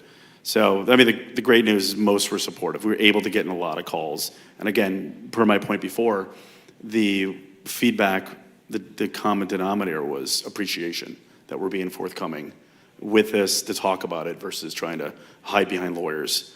Obviously, some of the lawyers we talked to were like, hide behind us. We're like, no, we don't. We had situations, I'm sure there's some attorneys in here, or even Justine would say, I don't want you talking to, your partners, but sometimes we had to make a calculated bet to put our faces out there and look at them face to face and realize that it's not us. We had rogue folks here. I don't want you to hear from a lawyer because it makes it look like we are guilty. The reality is that we're victims throughout this whole process. Yeah, for sure. So what kind of role did some of these third parties play for you? Whether law enforcement, you already talked a little bit about attorneys, you've talked about other folks. How about with law enforcement, your interaction through that process? Tell us about that. So law enforcement, in terms of those who were involved, I guess, on the other side, Yep. in the Southern Florida district, it's interesting is, as much as we are the victim, it took a while for them to come out and say that. I think and I get it. I understand why it was a one-way street. We fed them as much information that they demanded, and we wanted to, with honor, to set ourselves free. Because at the onset, when they first heard about it and they first raided and we were aware of it, I'm sure that Don and myself and others in the company were suspects. They probably did their due diligence on us, and tried to see, and they want to exhaust everything before they, quote unquote, let us free, right? Yep. So it was challenging. It was a challenge for us to get what we wanted to them, because at the end of the day, it was impacting our business. Because this leaked and someone got it out there, they did not allegedly want it to be out there. They were not happy about it when they found out the press got a hold of it. And we weren't happy for all the reasons in the world, because we're sitting sort of this purgatory where we can't say much. And a lot of the carriers and partners and breach law firms that are influential in the space said, we need more. So we kept going to law enforcement and says, can you do something? And we just kept, professionally getting rejected for any requests we have. It was sort of like, don't call us, we'll call you, sort of thing. So the fact that the indictment came out recently was music to our ears, because now we can talk about it. Now it's public. Now it's something that we can lean on and say, look, we're not listed in there. Don or I or anyone else at the company is. It was a small little ring of people who are no longer here, and they did it all outside of our infrastructure. Yeah, and they did it a number of years ago, right? What was the lag between when the illegal activity happened and when they were busted? So the majority of it was with Black Hat in 23, for those that follow Alpha Black Hat, and the main infrastructure got taken down. Don, was it late 24? Or was it late 23? Was it late 24? Or one of those. So it really just, December 23. There you go. That's what I thought. Yep. Thank you. What, if you can go back and change one thing that happened before the incident, of course, hindsight 2020, what would you do? Obviously not hire those people. Right, but that's the easy one, yeah. Pay them more, I don't know. They were compensated very well. God. And maybe nothing. Yeah. Yeah, that's probably the answer is nothing, because in a weird way, I think I'm told I'm crazy sometimes when I have this burst of optimism. I'm like, we're going to be so much better from this. We're going to be stronger. And, I think someone brought it up earlier in a presentation, don't let a good crisis go to waste. We launched our payment tracking business. So now, and we put more effort into the focus on that. And every time a payment's made in the blockchain, we have a partnership with Homeland Security to be able to hunt them down in the hopes of seizing those assets, returning them. So it's us, HSI, and TRM Labs. So we're able to spend more time in that. We're launching a full-on asset recovery business to go after all the criminals, and with our network of law enforcement. So I hate to say, nothing. I'm glad it all happened, because we launched these businesses, but we got to move on, right? I can't change anything. I don't, it's all magic dust anyway. But all we could do is make the best of it and move on and be stronger for it, so. Yeah. What gives you confidence moving forward with your team, your mission, and the industry? Like you said, what this story is resiliency, guys, right? Took a baseball to the face, you took a big wave and went down and whacked your head, whatever you want to call it, and they're back up, and they're punching and they're fighting. Where's your confidence coming from? We have an awesome team. We got great people, great relationships, the supporting cast. The industry itself, going to go back to that point, has been supportive and said, you'll be better, you'll be back. And I think a lot of it too, was a lot of the conversations Don and I have been having from a lot of different carriers, incident response firms, and breach counsel, is there's proactively calling and say, we miss you. In some of the firms that have yet to turn us on, that we're getting close to, we miss you. You guys did such great work. What can we do to help get you back on? The industry misses you. There's a gap. There's definitely a gap while you guys were on pause. So I think that was reassuring. And I think our core team we have is fantastic. None of these rogue people are here anymore. Yes, what have you done with the rest of your employees to help keep them positive, keep them, get that circle of trust back with everyone else? I think we just kept doing what we always do. We were open about it right away. We had a meeting. I think it was, just like a little bit of shock at first. Like, what? They did that? I thought they were good people. I had no idea. We broke bread. We did stuff together. We always had quarterly events. We tried to be like a family. Yep. And I think it was just shocked. But I think they just looked at leaders like Don and myself and said, they looked at our confidence and we said, we got it. Nothing's going to change. We're going to learn to just be better from this. So I think it was just like how we just, at the top, just showed that we're ready. But it all went back to the fact that we knew we could get good work, and all the feedback we got from the market is that we want you. Now, if it was the other way around, where we got rejected, and we're put in a lull, and the industry gave us this, this negative scorecard, maybe our confidence would have been different. But I think that was a really good stamp of approval about a lot of the, the positive, unsolicited feedback we got of how we were missed. That's great. So we have about 4 minutes left, and I know people want to ask questions.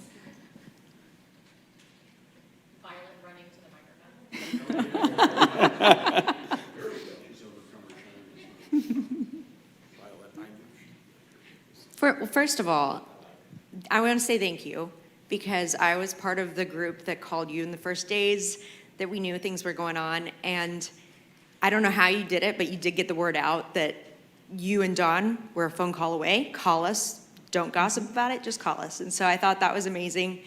But my question is, did your attorneys advise you against that type of communication and transparency?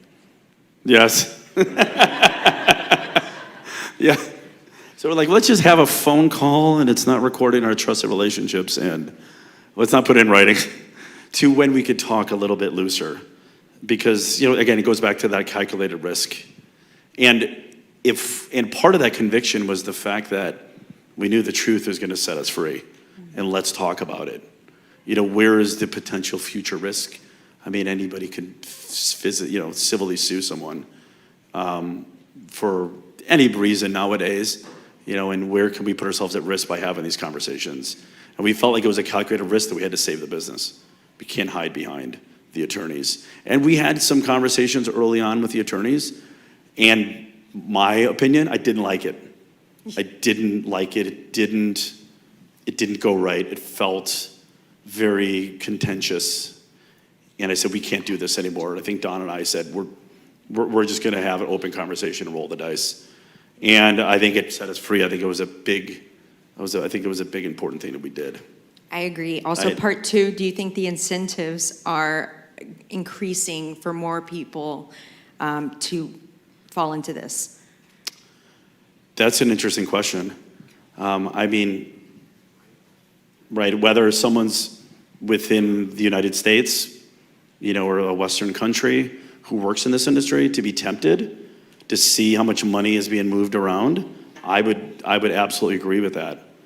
we've speculated that there are others that have done this and just have never gotten caught or not getting caught yet, that have been playing games and the concept of back channeling, for those who don't know what that means, is when the affiliate of a threat actor, who's usually like a franchisee of the franchisor, is supposed to follow a playbook or a model, if they go a little bit off script, and our industry is aware of that, you back channel, you go to the admin leader and say, hey, this affiliate is hacking my client.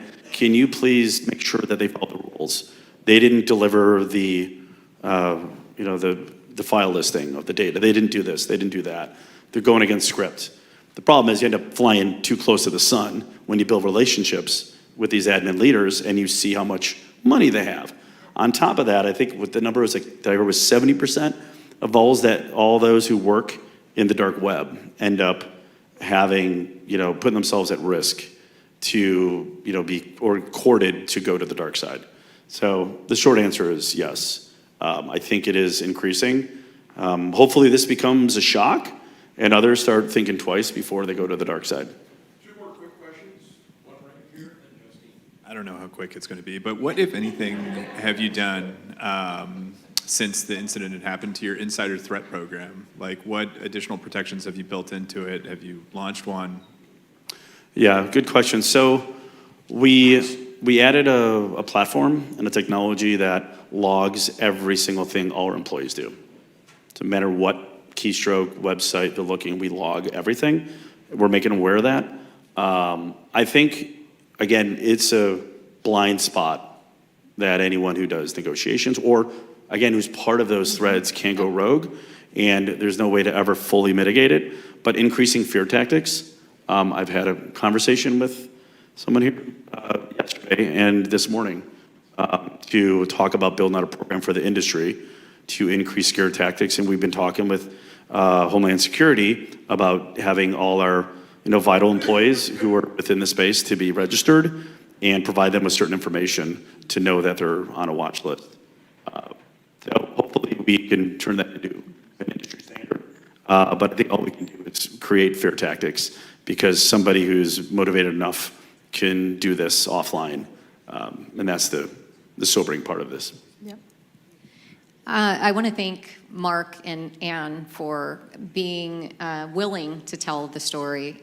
In our industry, we are really measured by two things: anything that we do or don't do leading up to something bad that happens, and all the things we did or didn't do in response to the bad thing that happened.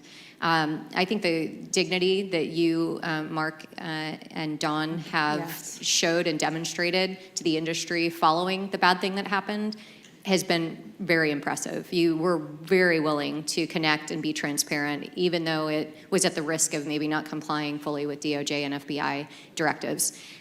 What I want to focus on, because we have a real problem and challenge in front of us, and if I think I heard you correctly, the activity took place off of your network. So no matter what monitoring that is going to take place, there's not something we can solve for. So I want to focus on the things that can be done or can't be done before anything bad ever happens. And maybe it's a question for Ann or Mark. And I know you've been asked it about 3 different ways today, which is what could you have done differently? But I think the lesson learned here that you can really share is there had to have been some red flags. There had to have been something, whether it's maybe those positions don't work remotely, maybe those, I don't know, but there's got to be some hope and lesson learned from this terrible tragedy that's happened to your organization. Yeah, one thing we thought about too was looking at examining some of the cases and said, what happened differently on these cases? Are there, there could have been maybe one case that we said didn't negotiate, didn't go the usual way. And maybe that could have raised the flag to say, we should really consider before making any payment or going further, because this is not going to script at all. This is totally outside the bounds of the way the affiliate does it. But behavioral indicators. Sorry? Behavioral indicators. Yeah, behavioral indicators, not necessarily of that individual who turned out to be rogue, but of how the case went. The case didn't go straight. But the sobering part was almost all the cases with great outcomes. They went the way they delivered for the client. And there weren't any indicators post-mortem looking back for the case itself to say, oh, we should have seen these flags. They, in fact, went more smoothly than most Yeah. negotiations and faster because they were working with the threat actor. So Right, they and were it both went clean. financially incentivized. So, but that was anomalous. So Yeah. I think that's an interesting. Right, and yes, the things that go way too easily, or the things that go really squirrely, pay attention. I think the stick, so from a privacy standpoint, there's only so much you can do. Hands really truly are tied. They did everything that they're legally able to do. So what else? I think the stick is probably gonna be one of the only, a good option, scare the crap out of people. I love the idea of getting them all registered, getting all that information so that you know you're being monitored. You know that this is happening, and if you're gonna do it, you're taking a big risk.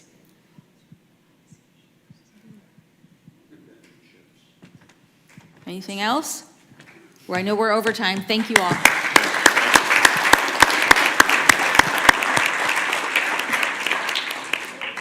Incredible story. Thank you so much for sharing. Can't thank you enough. That's fantastic. A lot of lessons learned. Really appreciate that. So we're gonna kind of shift gears a little bit, now descend into Challenger Deep, where innovation meets risk. This session explores shadow AI, the growing trend of employees using AI tools faster than policies can keep up. Please join me in welcoming Pearson Clare to introduce his panel and begin his discussion.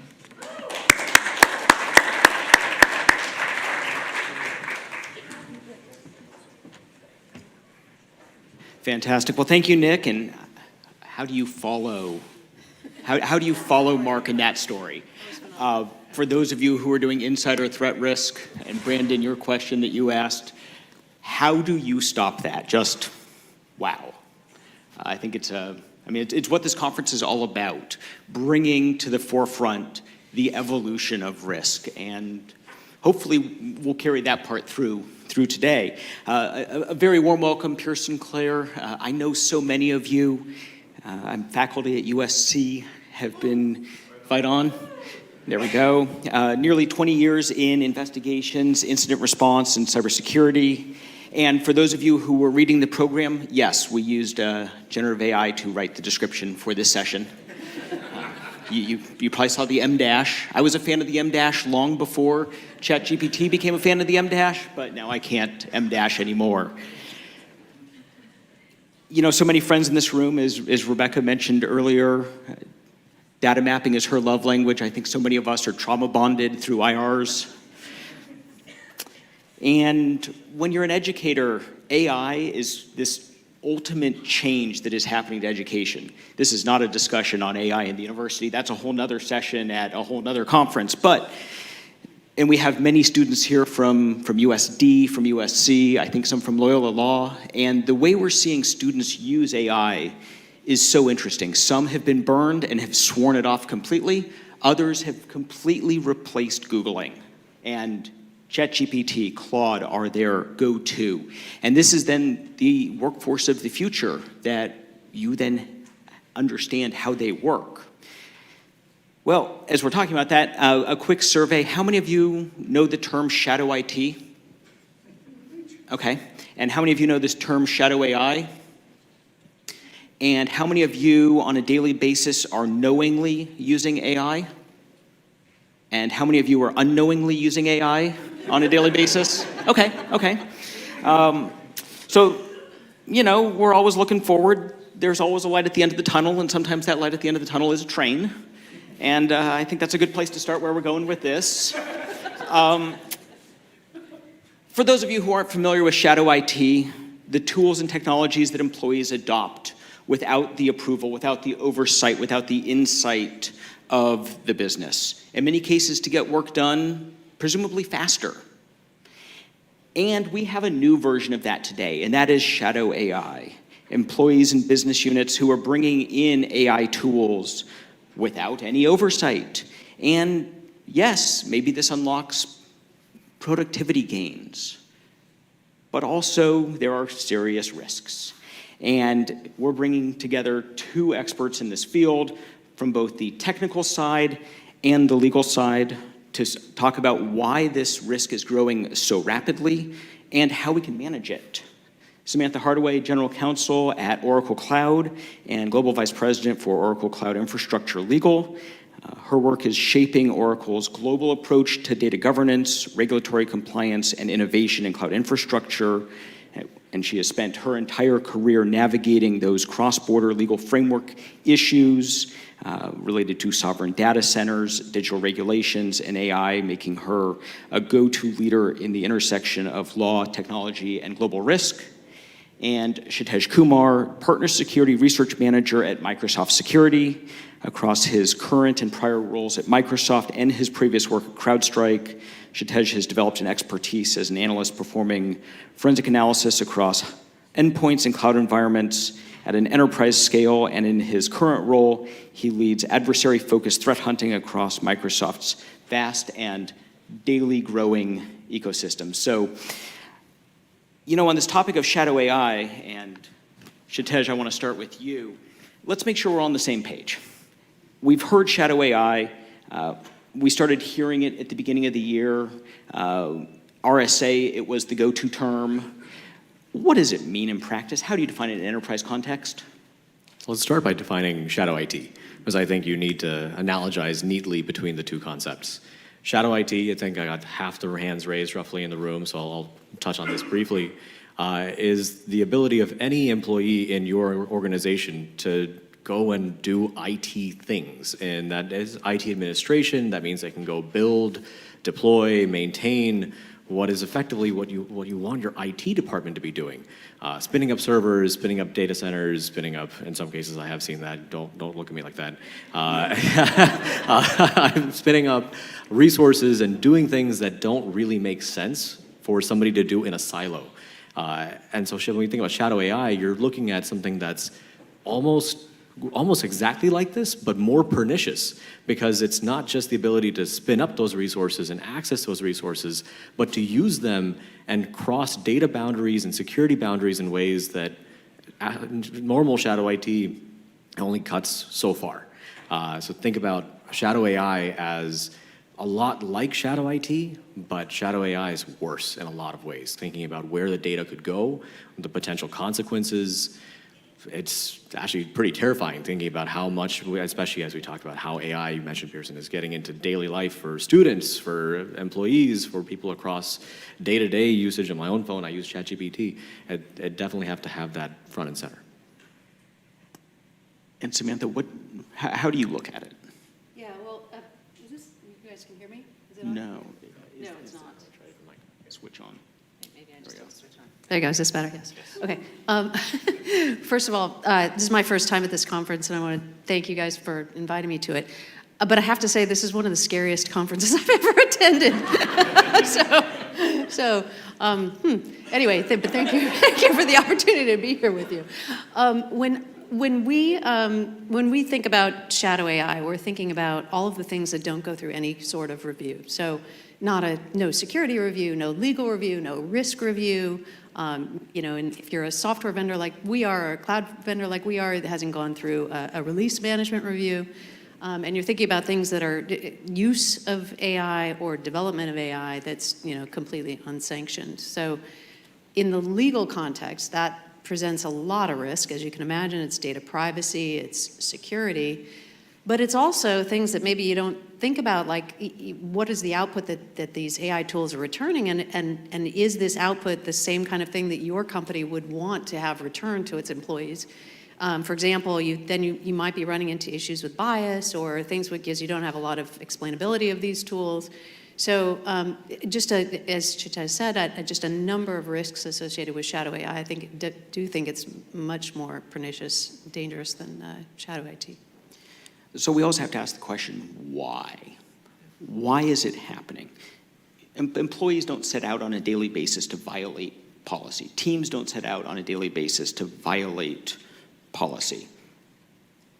But in many cases, they do. So why do you see, what are the main reasons that employees, business units are going out adopting these tools? And perhaps more importantly, what does it expose about the larger business itself that they're doing that? Yeah. Well, I think you said it in the top of your comments, which is, one thing is speed. Obviously, they want to get to a faster answer. But I think also there's a sense of competition. I've got to do this to keep up, whether it's competition externally or competition internally, maybe with other employees. They're using whatever tools they can use to get ahead. So I think it's a little bit of that.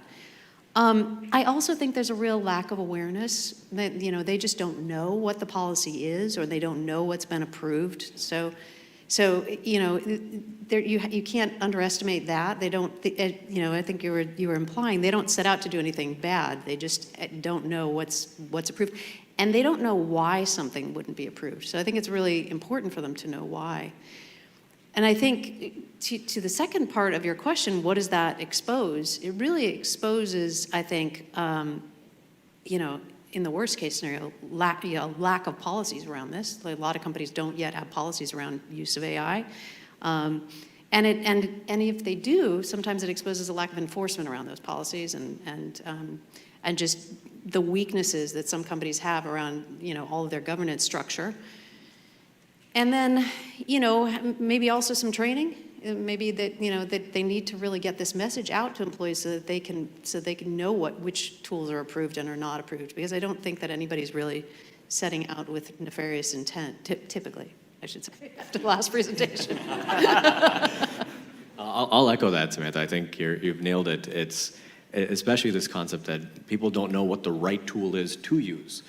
They've not been told what is the sanction tool. You're right, they're not thinking about this from a malicious perspective. They see the convenience. Students use it because they want to get their homework done faster.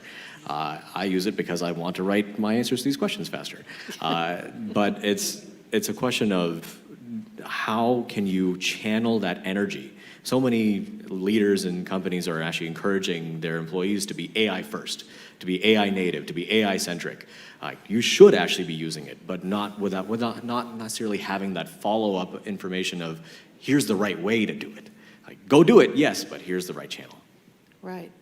And I think sometimes, companies like mine, that large global companies, have a lot of processes, and they're burdensome, they're onerous.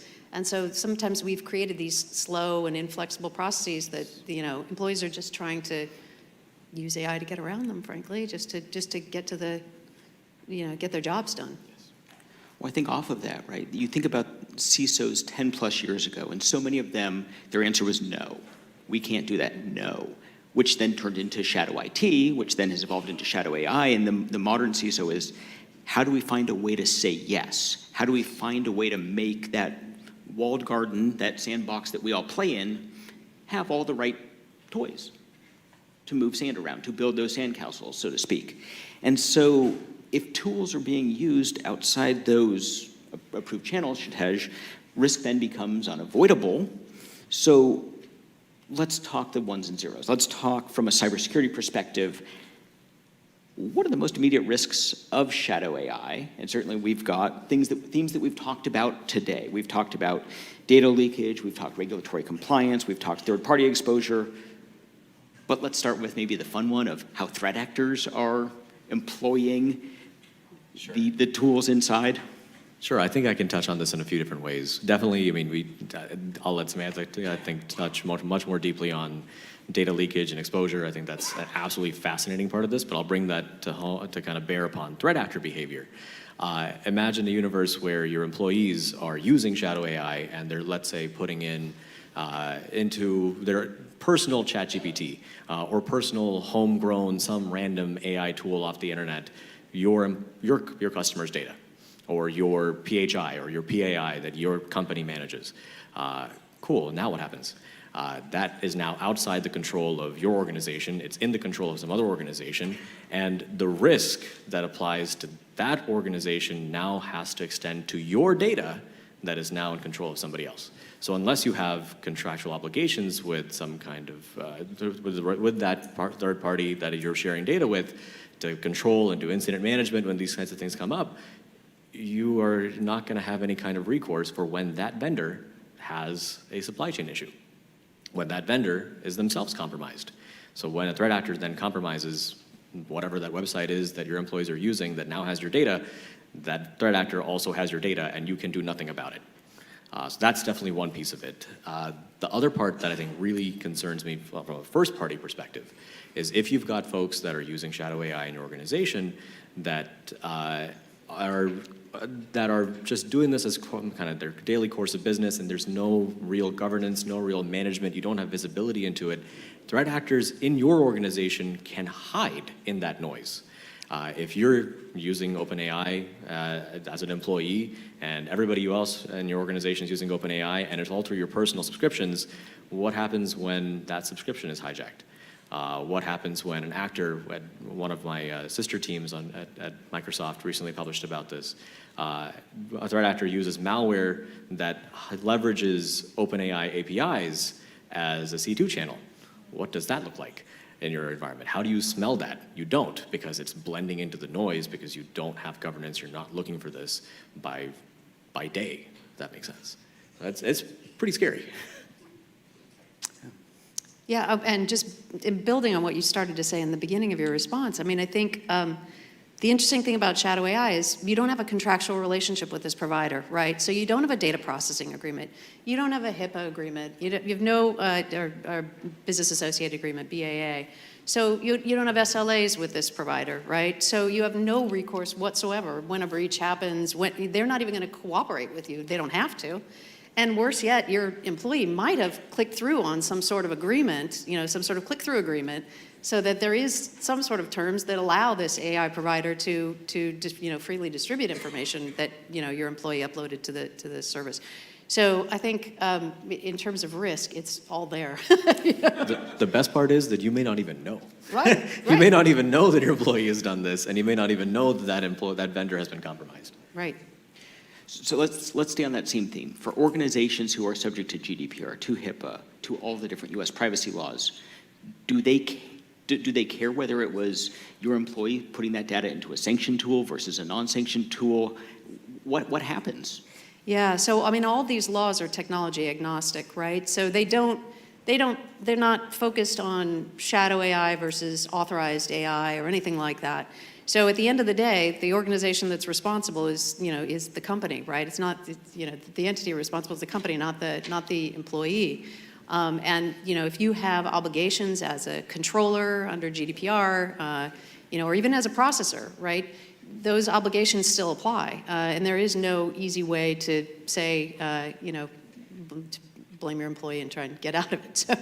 So yeah, I think if data is stolen or sorry, not stolen, but uploaded and then processed by a third party, in violation of those acts, the entity is on the hook. And if we pivot just a little bit from legal risk to business risk and operational risk, when there's risk to the business, how do we begin to look at shadow AI in context of intellectual property theft, in terms of intellectual property loss, or the farther end of the spectrum, which so frequently rears its head in education, the reliability of the AI outputs, the hallucinations, or even how do you handle contract enforcement? Right. So, I mean, the moment that your employee puts data into these shadow AI tools is the moment when you start to lose the protection that's afforded to the data that's put in there.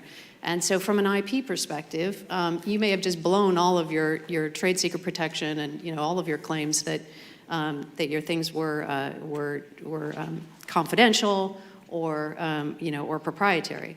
I think secondarily, you might find that your material gets combined because these providers can, they have broad terms that will allow them to do whatever they want with the data. You could find that your material gets combined with somebody else's material, and then you're infringing somebody else's IP rights, which is, just crazy.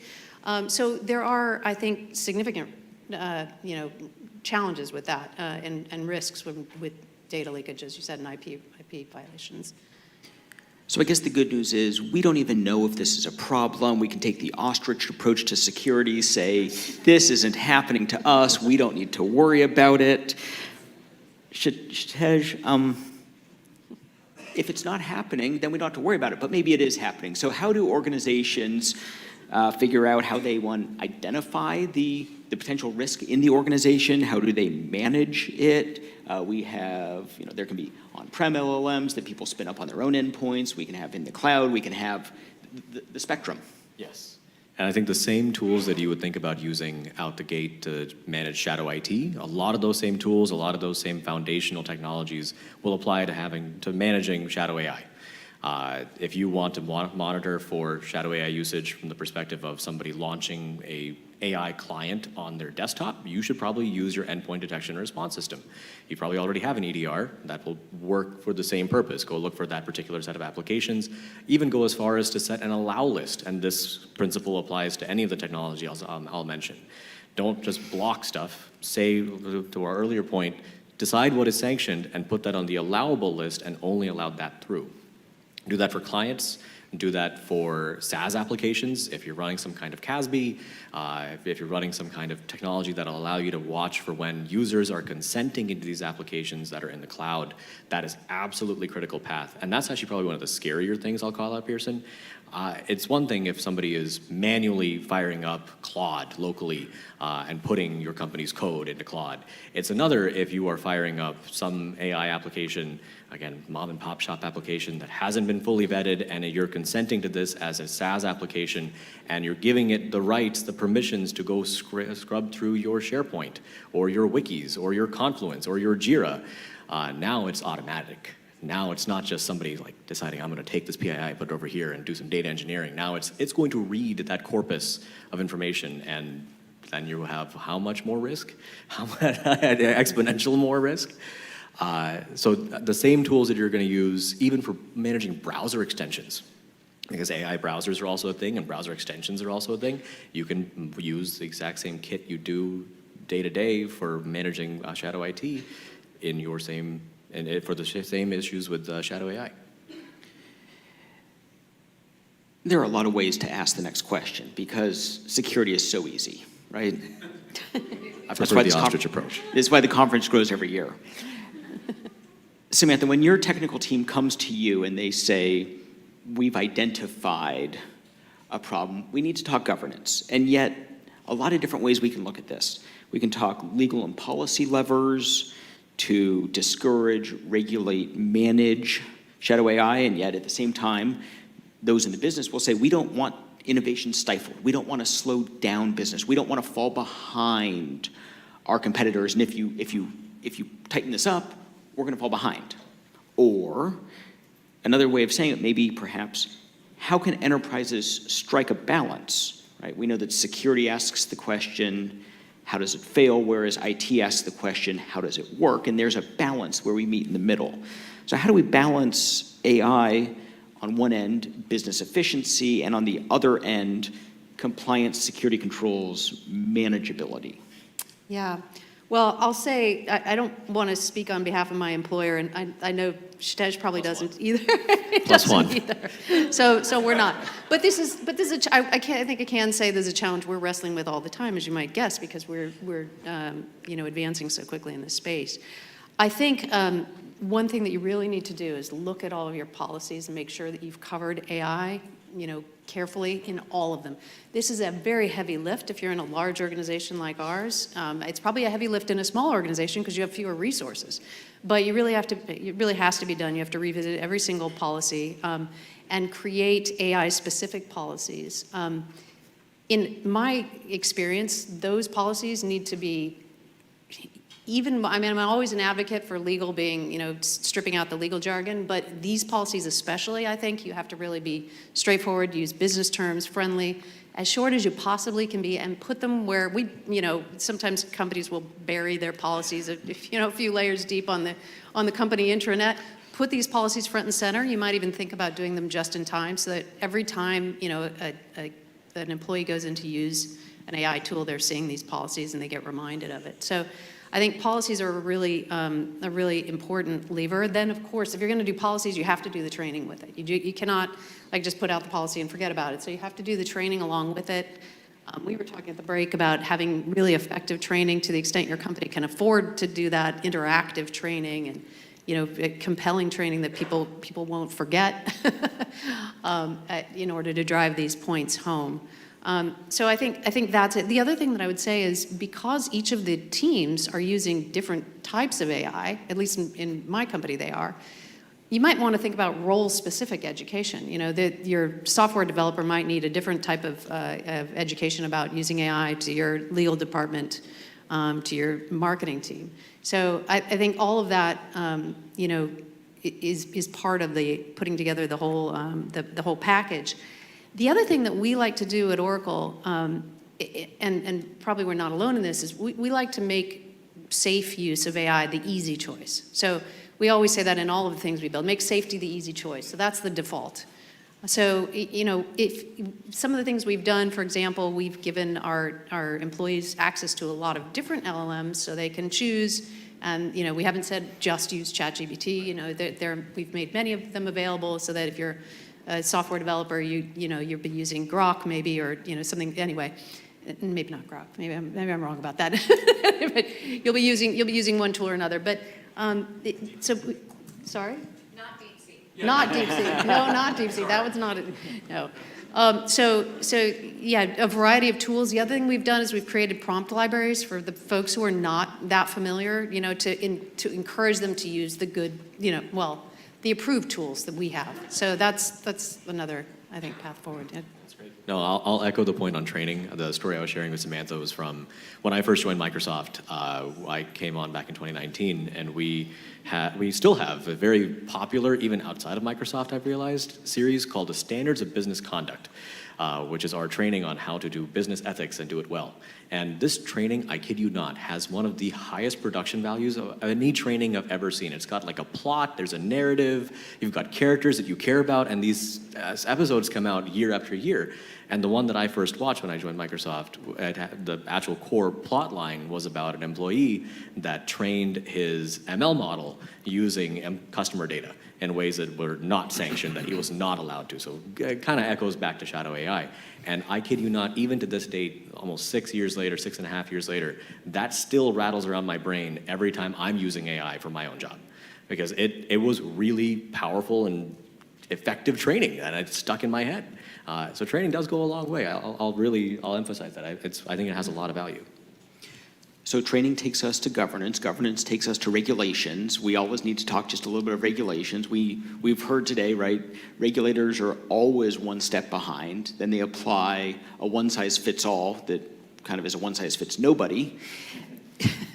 Looking into your regulatory crystal ball, do you think we're going to start seeing explicit shadow AI regulations, or is it going to be amalgamated together into larger? Yeah, I think it's going to be sort of an indirect regulation, which is what I think you're alluding to, where they're going to regulate things like you know, data privacy and security and things like that, and the way that you're going to comply with those regulations, you won't be able to use shadow AI. Well, it will discourage use of shadow AI, but I don't think we're going to have explicit regulation of shadow AI. I do think we may see, you know, we may see more regulation around knowing exactly what AI is being used within your organization. So knowing the authorized AI that's being used within the organization, and then to the extent you think there are any shadow AI tools being used, which, by the way, I should say, this is a problem we all have, right? There probably isn't anybody in this room working for a company that doesn't have employees using shadow AI. It's just, you know, unfortunately, where we are right now. Maybe that'll change in the future, and maybe the tools that companies are able to offer will be so good that employees won't feel the need to go and use shadow AI. I think right now it's just a lot of experimentation and, oh, hey, I just heard my friend had this great tool for creating a PowerPoint. I'm just going to go use it, right? Which is not the most dangerous use of shadow AI, by the way. So Mark has said that we have time for some questions, but before we ask some questions, my last question. If you're advising a board, if you're advising an executive team tomorrow, 3 steps to reduce the risk associated with shadow AI, what would it be? I'd say gain visibility of all it's kind of like back to the data mapping, you know, whoever was talking about the data mapping. Get some visibility into what AI is being used at your company, whether that's through interviews or otherwise, try and get an understanding of both the approved and, to the extent you don't have visibility of that, the approved and the unapproved use of AI within your company. Do the policies, do the training. And then the third thing that I would say is, try to make it easy to use the approved tools. So create, an approval process for those tools so that they get through quickly, and look at all of your other processes so that there aren't bottlenecks and people aren't trying to work around your processes. Maybe create a sandbox where people can experiment with these things, but try and make it easier to comply with your policies so that employees don't feel like they have to do an end run around. 100%. In other words, you're not going to succeed by putting up a wall.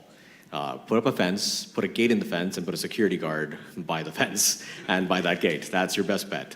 I'll echo that. I think, Samantha, you've nailed it. What I would probably add as the first step is actually sit with the technologists in the organization, across the organization, and define the business requirements.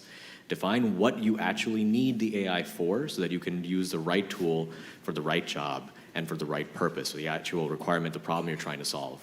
Because different business units will have different needs. Let's not try and make a one-size-fits-all policy. You're absolutely right. So once you've actually defined those requirements, I think the second thing is absolutely go build the inventory. Go figure out what people are using today for those requirements. And then start to figure out which ones you want to capitalize on and invest in, which ones you want to start to remove. And then the third piece I would flag is go be aggressive. Don't just let these things kind of sit in the background and continue to churn. People are still using shadow AI tools. If you find, once you implement the CASB solutions, you implement the EDR, you put in the right rules, the right detections in place, actually enforce those. Much like you deal with phishing, you probably do phishing tests, you probably have received these phishing tests. If somebody fails a phishing test, what happens? More training. Put that same rule set upon folks that are using shadow AI as well. Make sure they understand what the potential risk is. Guys, we have time for a couple of questions. Perfect. Oh, man, we've got them rolling. I'm gonna And Danielle, Mark, Danielle was waiting. Yes. Mark. Sorry. Mark, you have trained them to come to the mic stands. Mark,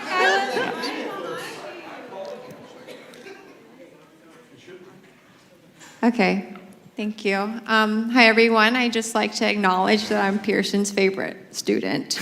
Sorry to the USC folks here. Nice. Had to make that note. But Successful sorry. alumni. Thank you. Successful alumni. Thank you. Thank you. For both USC and and lawyer. Loyola. Shadow AI is still a new concept for me, and I think when we think about the legal industry especially, and how like a concept like that hasn't trickled down to a lot of smaller and mid-sized firms, and certainly not our clientele as much. So I think my question is a little bit rooted in ignorance of does this collect any consumer data, or is there a risk of employees when you're talking about training, inputting consumer data even unknowingly? And then related to that, one of the things when we talk about AI from a privacy perspective, and I know, Samantha, you probably deal with this all the time, is the question of when you have a law like the CCPA cracking down on opt-outs and stuff, and laws are coming forth that say, can you if I'm a consumer and I want to opt out of any of my data that was with Oracle or Microsoft or whatever, to be added to training data. So do you have any thoughts on that? I know this is such a so many thoughts. Yeah, so many thoughts. This is a whole panel in itself. But we were talking, the 3 points of how you would advise the board about risks. So, from a privacy perspective, if you could just help me tie that to consumer protection. Obviously, this is great for us litigators in the room, but it would be helpful just to kind of hear your thoughts as it relates to shadow AI. Yeah. So can somebody upload consumer data to an AI tool? Yes. It depends on how stringent your controls are around this, but we were actually talking about lawyers uploading contracts to shadow AI tools and asking them to analyze the contract. But you can see that an employee might say, well, draw me some trends between these consumers who've spent this amount at this store or something like that. That's how I could see that happening. You raised a really good point, and that actually I wish I'd hit on in my earlier comments, so I'm glad you raised it, about consumer rights. And once, you've uploaded this data to a shadow AI tool, of course you have limited recourse with the shadow AI provider. Well, they call themselves an AI provider. They don't call themselves a shadow AI. But with the AI provider, you may have limited recourse with them to enforce your consumers' rights. And particularly when you think about a law like GDPR, where you have right to be forgotten and things like that. How do you do that with a company with whom you don't have a contractual relationship? So I think it's a very, very good point, and yet another risk. What's the answer? Because I feel like we need to start having answers. Not that they're going to be perfect, but it's like every conference is like, yeah, this is going to be a problem. How do we operationalize it? That's I guess from a technical standpoint too, but I agree with you. On the technical standpoint, it's watch for it, don't allow it. If you don't let the issue exist in the first place, and this is really hard to do, I acknowledge that, I realize I'm saying something that's really, really difficult, but if you are able to spot it, if you are able to watch, if you implement a proxy that you can see the actual API request going through then you're in a better spot to be able to block somebody from uploading something they're not supposed to upload.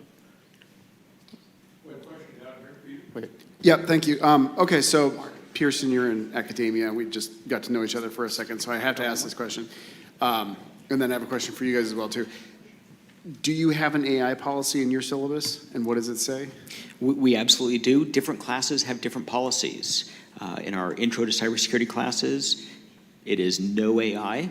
Doesn't stop AI from being used. And what we've discovered is that there are some trap questions that inadvertently AIs just answer wholly and completely wrong, which then allow us, well, that's our red flag to go back and reevaluate work from the entire semester for academic integrity issues, all the way up to my senior capstone, which is a defending and investigating networks class where AI is wide open because that allows them to have much more flexibility because AI is not going away. So you've identified red flags. So to that end, when you guys are looking at, so one of my issues with AI is quality assurance. Because I'm pretty sure that the people that are using AI for the output, their manager is using AI to check that output, and we have this massive blindness going on. So what have you guys seen in your roles from a quality assurance standpoint that's been like, wow, how did everybody miss that? I think this is a great time to tell everybody that our titles are wrong in the program. So, yes. I thought I outfoxed the AI there. So I'm not the chief security something or other of Oracle. And I am definitely not the CTO of Microsoft. Just so you know. You're not From whatever you're not a cloud security particular architect. viewpoint you I'm have. not a chief security architect, yes. Truth in advertising. Pearson, why did you pick up on that? It was in a giant red box. So the question was quality control? Yes, I'm very concerned about it. We've got one more question up here. Oh, sorry, go ahead. All right, so it's going to be a tabletop exercise, and both of you are part of this. So you are a CTO at a local school district, and your board and your cabinet members have gone to you and said, hey, we want you to deploy AI. But by the way, you also have to worry about the DLP, data loss privacy, and you also have to worry about, concurrently, you have a project going on for data classification because you haven't had time to accurately and safeguard that data. And on top of that, you don't have the monies to be able to pay for a contractual license agreement with OpenAI for you to safely deploy generative AI with your staff and encourage them to use that on set. What would you say to your board and your cabinets? Probably no, especially if I'm in a local school district and there's kids in the mix. Absolutely not. I'm not messing around with that. That's a nice ask. Unless I've got funding, there's not happening. Yeah. I mean, until you said you had no budget. Fully on board. But I would have encouraged like zero data retention and a number of other things. But yeah, you need a budget for that. Yeah. Kathy. So I have a different question. How would you set up an AI, shadow AI, or not a shadow AI, but an AI sandbox? Like what controls do you put in place if people want to set one up? So let's say, so sandbox is an interesting term because I don't know if I would necessarily put forward a sandbox, but if I wanted to encourage use of AI in an organization, I would sanction one that has an enterprise license agreement, one that I can purchase at an enterprise level, so ChatGPT, Claude, Copilot, whatever, take your pick. And then within that, you can set the right guardrails to say, I only want to allow these users. It will not have admin rights. It will only be able to access this data. And these are the applications that it'll deploy against. So for Copilot's sake, because I may or may not work for a company that makes Copilot, I can say that we have the ability to very cleanly tune where you'll be able to get Copilot. Do you want it in Excel? Do you want it in PowerPoint? Yes, no? Okay, cool. We can control that. To some degree. It's not everything, but that's part of the product development cycle. So. Yeah, I was hoping you would say you could use 3 or 4 different applications within it. So people, because that's the pressure people are feeling internally. Yeah. And so how do I set up a system where I can get people to play with it for 3 or 4 different AI applications? And how could we do that? And I'm asking a question I don't know the answer to. Fair enough. I'll think about it. I don't have an answer off the top of my head, honestly. I mean, I think you can absolutely do what I'm describing with multiple AIs as well, and a trial capacity, so long as you then, this also actually comes back full circle to the conversation on shadow IT. You stand it up, you set up the environment, you stand up the virtual desktops, or however you're allowing folks to play with this tooling, and you monitor the access, and you monitor the APIs that are being used, you monitor from an EDR perspective which applications are being launched. It's, again, very much using the same kit that you normally would use. Thank you. It's such an important question. So legal teams are feeling tremendous pressure to deploy artificial intelligence to eliminate costs, both in-house and out-house. One thing that I'm really concerned about is that we're building the plane while we're flying it, and we don't really know how API security and infrastructure works. It's a different aspect of shadow AI. It's an authorized use of AI. It's a bit of a pressure to use it because nobody wants to be left behind. The United States is 180'd on the encouragement of AI within this country, different than other places. How do we, as a collective, mitigate that risk, like from a technical or organizational control? Interesting question. I would say that anecdotally, I think the legal department in my company is probably the slowest group to take up AI because we're concerned about all those things. But yes, I think what we're seeing is legal departments under extraordinary pressure to adopt things, and things being rolled out sometimes without the legal department being aware because the business wants to use them. So I don't know if you had a. No, just so I understand the question. So what you're asking is about mitigating risks in sanctioned AI tools that are being used in the organization, right?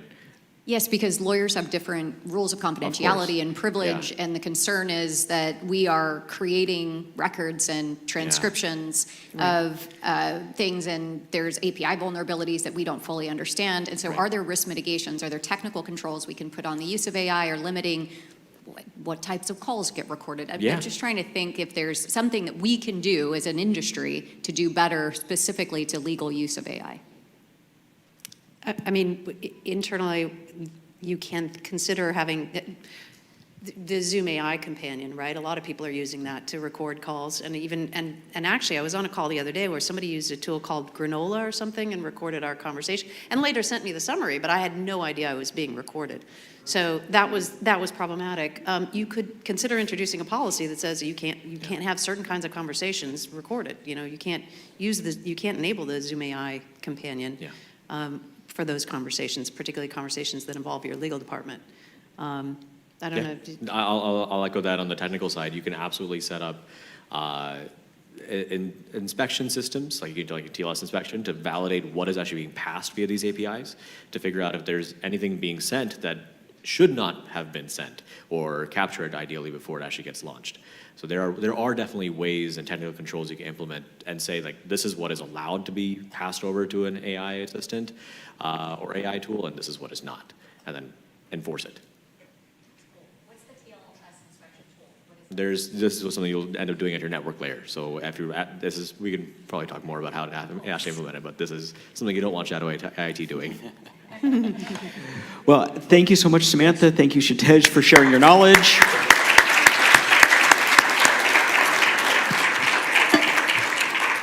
And well, Nick, before you take it over, my query to all of you is, next year, same time, same place, will we still be talking shadow AI? Will Gartner have already created a whole new class of shadow AI management tools? What's the next thing? So thank you all. All right, we're going to take a short break. Please be back in your seats by 2:45 if you can, quickly.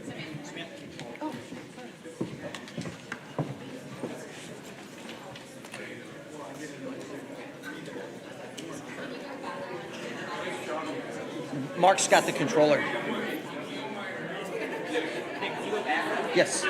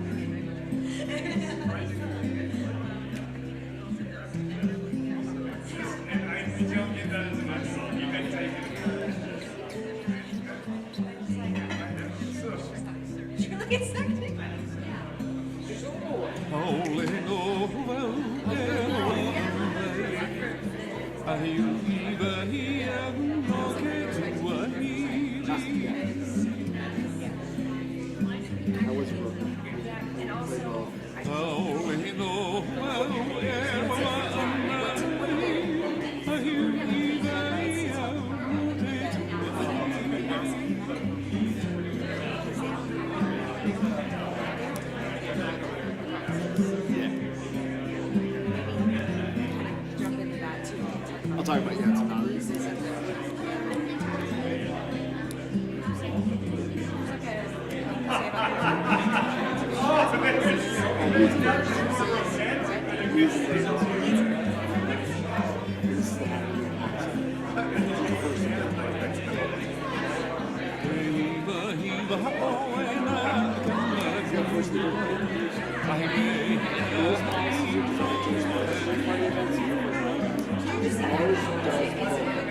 It is, yeah. It's got a little bit.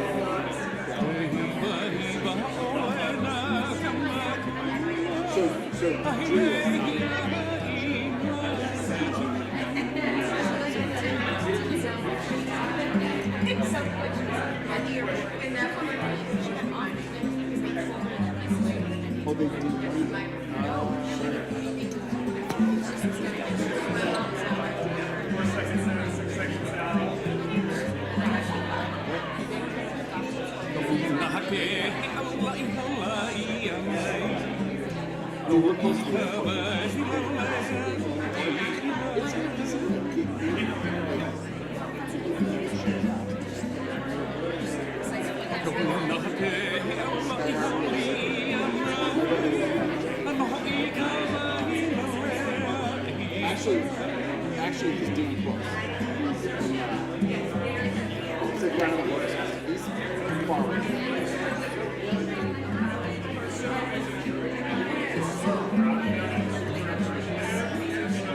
Mine's over there, yeah.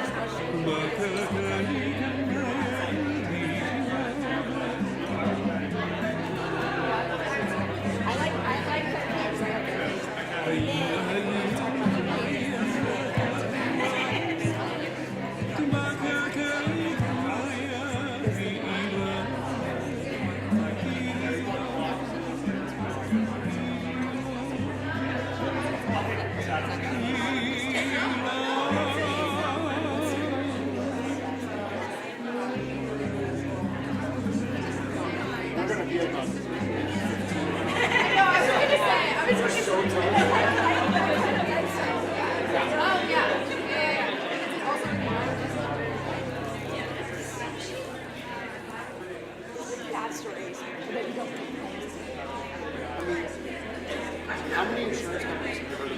It's amazing. It always been like this. For a long time, it was always USA. Anybody who's a USA customer is absolutely welcome. But now, it's not too many people talking about it. So,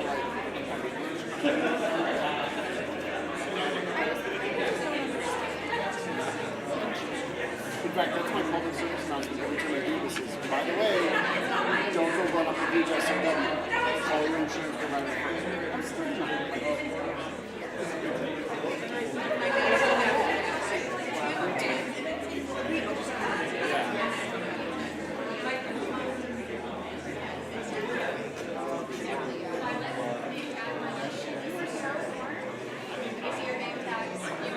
Thank you. It's been a while. Really well, thanks. Good to see you. Name tag. Good to see you. Yes, we have.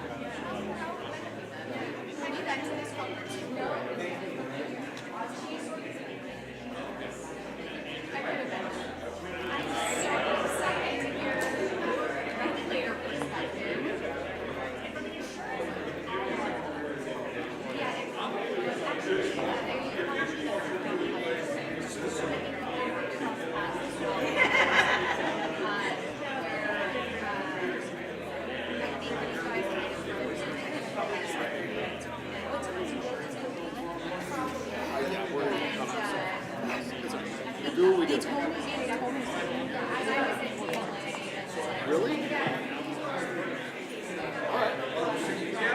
What I'll do is just ignore questions and then let the questions I mean, we can, this is the shortest ever. Have we ever had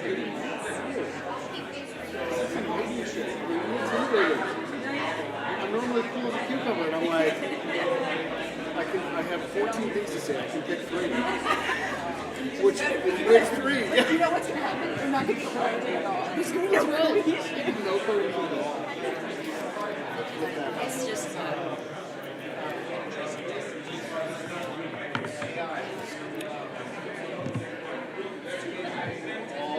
Okay, if everyone can start taking their seats, please.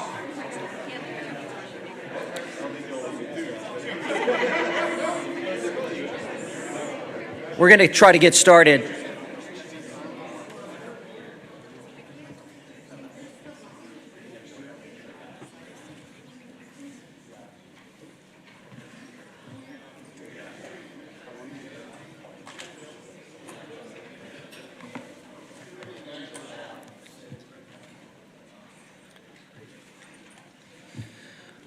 All right, thanks everyone for coming back timely. Appreciate that.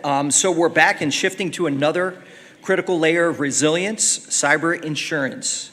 This panel explores how to ensure your coverage keeps pace with the risks, what enhanced protection really means, and how to spot hidden gaps before they sink your strategy. Please welcome Violet Sullivan to introduce our panelists and begin our discussion. thank you. So thank you to the last panel who explains that the backgrounds, some of the backgrounds were incorrect in titles, but I'll give you mine real quick. I'm Violet Sullivan. I'm an attorney, but I went on the insurance side, and I've been on the vendor side before in the incident response world. I've been in cyber for 12 years, and I worked on breach notification. I worked on risk management, and then I worked 2 years on the forensic side, dealing with that on the cusp IR, which is actually how I met Heather and Peter. And now I'm on the insurance side where I work with the entire life cycle of the policy. So when you bind an insurance policy, which we'll talk about, I get to onboard the client, tell them what comes with their policy, but also tell them how a claim will look, because we want to make sure that everyone's prepared for actually using the policy. So I work with that now. I also teach at Baylor Law School's LLM program, Privacy and Security Law, so this academic conference is very near and dear to my heart, and I love this group. So I'm going to introduce also Julia Verde was part of our panel from AtBay, and she's a claims wizard, but she got stuck in the airport. So hopefully that's the singular story of stuck in the airport. I'm going to hand it over to my wonderful panelists to have them introduce themselves, and then we'll get going. Hi, folks. I'm Peter Hedberg. I spent a lot of time on the broker side, and then I've been underwriting now for probably the last 12 years. I was at Hiscox and NAS, which Tokyo Marine bought, and then I started with Corvus in the very early days, and as you are probably aware, Corvus got acquired about 1.5 years ago by Travelers. So I continue to do, half of my job is production, underwriting. I'm still on the street, pushing our product, doing everything I'm supposed to be doing. And then the other half of my job is actually doing this, which I really enjoy. So. Hey, I'm Heather Shoemaker with McDonald Hopkins. I do data privacy. So we do like the front end policies and tabletops and stuff like that. And then also incident response. Helping people through these incidents. I'm going to apologize in advance. I have my phone with me. For any of you in the industry, I am on call tonight, and it starts at 5 Eastern. So when I did the time change, it didn't register with me that I would be in Pacific time. So currently, That's what I like to see. You're on our panel, so thank you. West Coast, best coast. I'm currently on call. I was at the Indiana Attorney General's office before I came over to McDonald Hopkins, so I started in data privacy from the regulatory perspective. I'm a horrible regulator, so the privacy side is a much better fit. So I'm excited to be here too, because I think this is such a hot area and important topic and it's not going anywhere. And does anyone know that the Indiana AGs requires notification for even if just one person's affected? Does anyone know that? Anyone raise your hand, deal with that? That's because of her. No, no, no. Heather just learned that. Do not put that on me. I'm sorry. Okay. We're gonna. I would have drafted a better law, you guys. It's so bad. It's so bad. No two people. offense to Indiana. It's so bad. All right, so we're going to start off, I think because we were actually just talking about how usually insurance people are not the most popular people in the room, but we're going to kind of head on confront why first, and then we'll talk about, really our whole talk is going to be switched over from instead of focusing too much on claims and incident response, actually focused on how do you get yourself in the conversation of when the insurance comes up for renewal, or basically when your company is getting into this, how to put yourself in that conversation, how to make sure that you're asking the right questions and making sure that you're using it and it's covered for the right things. So the first question is, what do you think the biggest misconception about cyber insurance is that really just grinds your gears? So I'll say from the incident response side, and I love all the insurance people in the room, but a $25,000 cyber policy is not worth the paper that it's written on. I have clients all the time. I said misconception, not actual. I was go on. The misconception. The misconception was coming because clients think that they are well covered, and they will be like, I have this $25,000 policy, and it should cover me from start to finish, right? And as you've probably learned throughout today and you learn in your life, almost every cyber incident now has a class action attached to it. And you're not getting out of any cyber incident for $25,000. So I think that's the biggest misconception, is that people want to price it like any other type of insurance. And it just, our clients need to understand that that's not how it works.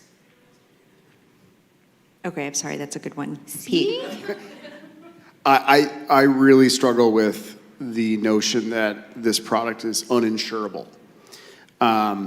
We've been doing it now for almost 25 years, and we've had good years, we've had bad years, but one thing that I can say is that from the underwriting side and even from the agent side, what we have seen is that we have actually been a force for enhanced risk management and cyber hygiene all over, just to bring people up to a level of insurability. That's what insurance is supposed to do. We are supposed to be the backstop when everything else fails, but we're also supposed to be risk managers. So together, we've actually been improving the environment tremendously. And so that makes the product insurable. So that's my soapbox. I'm on. My most hated misconception is that cyber insurance doesn't pay claims.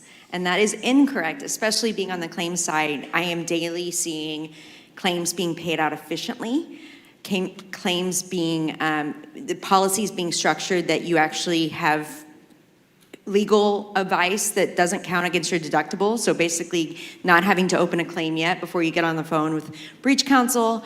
To me, that means a lot, but we still get the reputation that we don't pay claims. But I think that's in any insurance, right? You don't hear about someone being like, I just had a great experience with insurance, and they helped me very much from start to finish, because usually they don't want to talk about the incident because you handled it so well and it was mitigated. So let's start to unwrap, now that we've addressed the misconceptions, let's unwrap a little bit about how cyber insurance came to be, because I know you're great at this, Pete, and then we'll get to the players of insurance, because I think that's very important to know when you're looking at how to buy insurance, because you can't buy it from me, you can't buy it from him, you need an intermediary.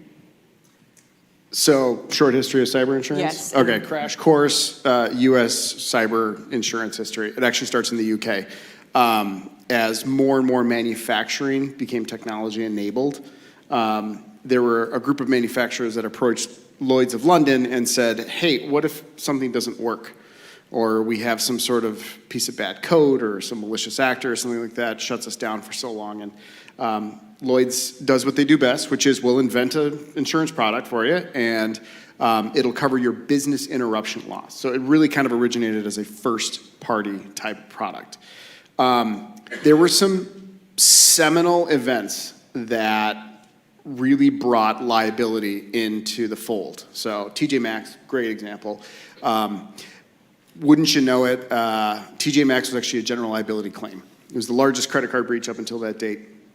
The next year, so TJ Maxx happened in 2005, ISO CGL 2006 edition had a brand new exclusion P for data liability. Imagine that. That, to me, sort of solidified the fact that this was going to be its own product and go its own way. And so you started to see what I would consider to be the more modern cyber product, which is the Happy Meal. It's got a little bit of third party. It's got liability and defense built in. It's got first party, so ransom payment, business interruption, forensics, data restoration, that sort of thing. And as we'll get into a little bit later, it even has crime built into it too, because a lot of cybercrime obviously has an intrusion element that needs to get investigated as well too. So that's where we started to see it. Market penetration was not very strong. Then Target and Home Depot happened, and everybody who sat in a board of directors seat went, oh my God, I'm exposed. And then all of a sudden, we really saw it, we saw uptake really increase. Now that said, best estimates on market penetration put it at 60% still. Like, there's an enormous amount of businesses in the United States that still don't purchase this product. It's a lot better than it was 5 years ago. It's a lot better than it was 2 years ago. But you would be surprised. This is not a standard product in most people's insurance portfolios right now. Okay, so the players, and now I think you skipped over this a little bit, but your example of general liability policy of CGL policy, the reason, so they excluded it, and then what happened as a result was people started creating standalone cyber. So we're saying something that was very, very formulaic, which was your regular insurance you buy for your organization. Now it was excluding it expressly, and so there had to be a different insurance policy to protect yourself for technical. But so to that point, most property, most general liability, most of these standard policies that you've heard of are very standardized within the market. They share a lot of common language, and yes, it gets amended or changed or anything. The cyber products are still not standardized. Every market uses its own wording. It's still very much kind of in the same world as directors and officers liability or employment practices, where everybody's got their own different product and their different way of doing it. Okay, so it's still heterogeneous, the product you're buying, and that's why you need a good broker, obviously. And that leads us to broker, and I think, Heather, you can also help us understand the difference in the market of all of the different things that you have to be aware of when you are helping a client through this process and helping them use their insurance. But when you buy an insurance policy, in 99% of the cases, you don't go directly to a carrier. It's actually very similar to like how I purchase life insurance, where the broker would take my information, the details, right, and look at all of the different options and then come back and present me with multiple options. That happens every single day in our world. So you can't buy directly from us. The broker is your advocate. And I always try to, I boost up, who's my broker friend that I just met? Oh, two actually. I made two, sorry, not just you. The brokers, I really like to kind of build them up in the face of the client and say, this is your client advocate, because we're not directly selling to you. You are getting a market neutral person to look at what's out there and explain the policy to you. Now, where we see it get mixed up, so we have carriers, carriers, we have brokers, which sell the policies, carriers write the checks and put the words on the paper. And then you have the outside vendors. And the really interesting thing that I think another misconception is, Heather, who do clients first, who do they think you're the attorney for? Oh, insurance, 100%. They think you're insurance lawyer. But who do you actually get into a contract with for an engagement? We're the client's attorney. So whoever has the security incident, I mean, that's who we represent. it is hard trying to explain that to people sometimes because we come through insurance and so we're all tied together. But for the most part, if you're in insurance in this room, you know that you have your own coverage counsel that's going to step in and is going to assist you if there's an issue with the claim. Bless you. So we are the client's counsel, and anybody in this room that is on the IR side does a very good job of explaining what that relationship looks like. Okay, so now going back to players, broker, carrier, then you have your incident response, vendors and resources. But what do you do, Pete, whenever someone says, well, my broker just places all my insurance lines?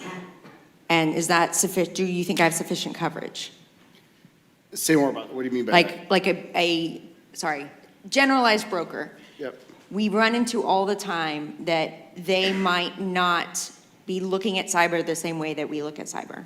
Correct, yes, because cyber is new, and unlike other types of insurance that have what I would call a more casual background, that's why we call it casualty, right? Like workers' compensation and that sort of thing. This has a specialized background. So not every broker is an expert in InfoSec.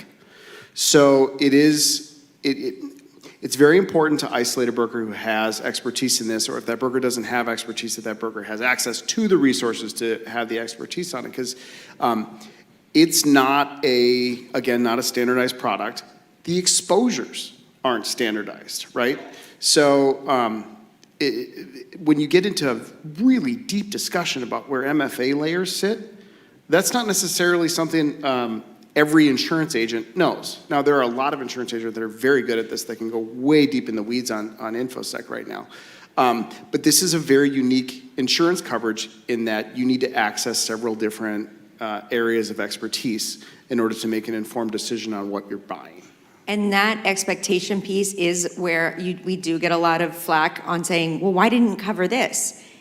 It may have been because the technical team, they didn't see that the policy wasn't covering this, and the broker didn't catch that they should have been adding this exposure. So it's not, it's everyone's syndicated problem, but there's a lot of expectation handling in the market, and if you don't have the expertise on the technical, you sometimes miss the red flags that we see. So let's get to that. I think the best thing when I entered insurance was just to realize it's just a contract, right? It's just a contract. And for the technical people in here, it's another risk transfer mechanism. It's just on your cybersecurity roadmap. It's not admitting defeat. It's not worst case scenario. It is just like you use vendor contracts to transfer risk. It's another way you transfer risk. So tell me what standard, what would you expect to see in the insurance policy, and where would you look for gaps? So these are the hot ones right now. So any cyber insurance policy that you're going to buy right now, obviously, is going to have those components that I talked about. It's going to have that liability component, and it's going to have all these first-party components as well too. There's also going to be a section for cybercrime as well. Cybercrime is a source of attritional loss for us. What I mean by that is we do see a lot of it. It's not severe, but we just see a lot of it. There's a lot of fraud going on right now, and it's being perpetrated by cyber actors. You want to have an agent that knows how to focus and dig really deep into who you are as a customer, because there's a big difference between whether you're a bank or whether you're a manufacturer, and how you move money and how you have external controls around that. And then you're going to want to see how the policy is going to respond to that. So that's a hot issue right now, is the crime. Another big issue is wrongful collection, okay? My insurance is not here to pay for you to do things illegally, okay? And that's just against public policy, right? However, we have a very robust, so I talk about the technical hackers, they scare me, right? The ransomware guys. The legal hackers also scare me a little bit. We have a very, very active plaintiffs bar right now that is using any and all privacy laws to come at people with really no demonstrable harm, right? Because when you have this private right of action element, it makes it so attractive for plaintiffs' attorneys. So anyway, to that end, you want to make sure that your policy, depending on how you collect data and what you do for your business, you want to see how that policy will treat wrongful collection. That's the other big hot area right now. Am I missing anything?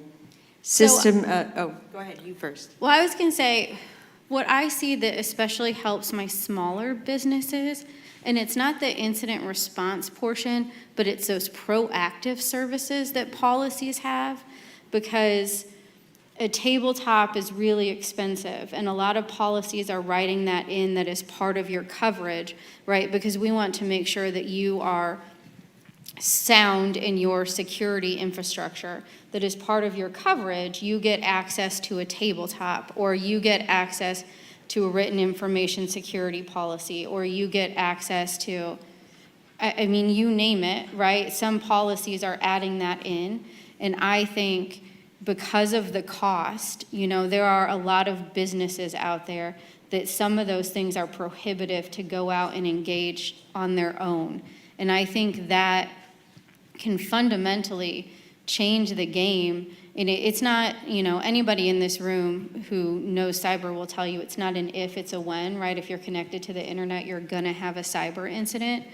But the more proactive you can be, the better position you're gonna be in when you need to rely on those other parts of the policy. Yeah, that's an excellent point. I think for traditionally, people buy insurance, you get the policy, you put it in a 3-ring binder, you shove it on your shelf, and you forget about it until renewal. That's been traditionally the role of the insurers, just passively be there in case something bad happens, okay, we'll pay the claim. Cyber is not that at all. Part of Travelers purchasing Corvus was this tacit admission that there needs to be activity throughout the policy period, engagement from the customer, included with such services, alerting. Great example when Microsoft had the on-prem Exchange vulnerability in 2021, we were able to scan all our policyholders and detect whether they were using on-prem, and then send them a note and say, hey, and you know what it did? It did a lot of good, right? Because everybody became aware of it really quick. It also did a lot of bad because it caused claims. We had claims rolling because of that, right? We basically asked our policyholders to send in their claims. Now, the big difference there, though, is we dealt with that claim on day 2 of indicators of compromise. That's a far better position to be in than on day 300 when you discover it, right? And we have that same debate when we talk about services. I always tell people, ask for the bells and whistles that come to your policy. Ask your broker. Say, what do I get besides just the claims process? Because of the market, the way it is now, we are all competitive and trying to offer great things. And it's not just small businesses. I feel like there's a great argument for a technologist to say, I just found out cyber insurance covers X. Now I don't have to put that X amount of money from my roadmap. I can take that free X and I can apply that money to something else further down, right? So you continue the maturity. And to me, it's a collaboration because I think it's too long and I've really seen a difference. Pete and I have spoken at RSA the past 3 years and we're the one insurance, there's more than one.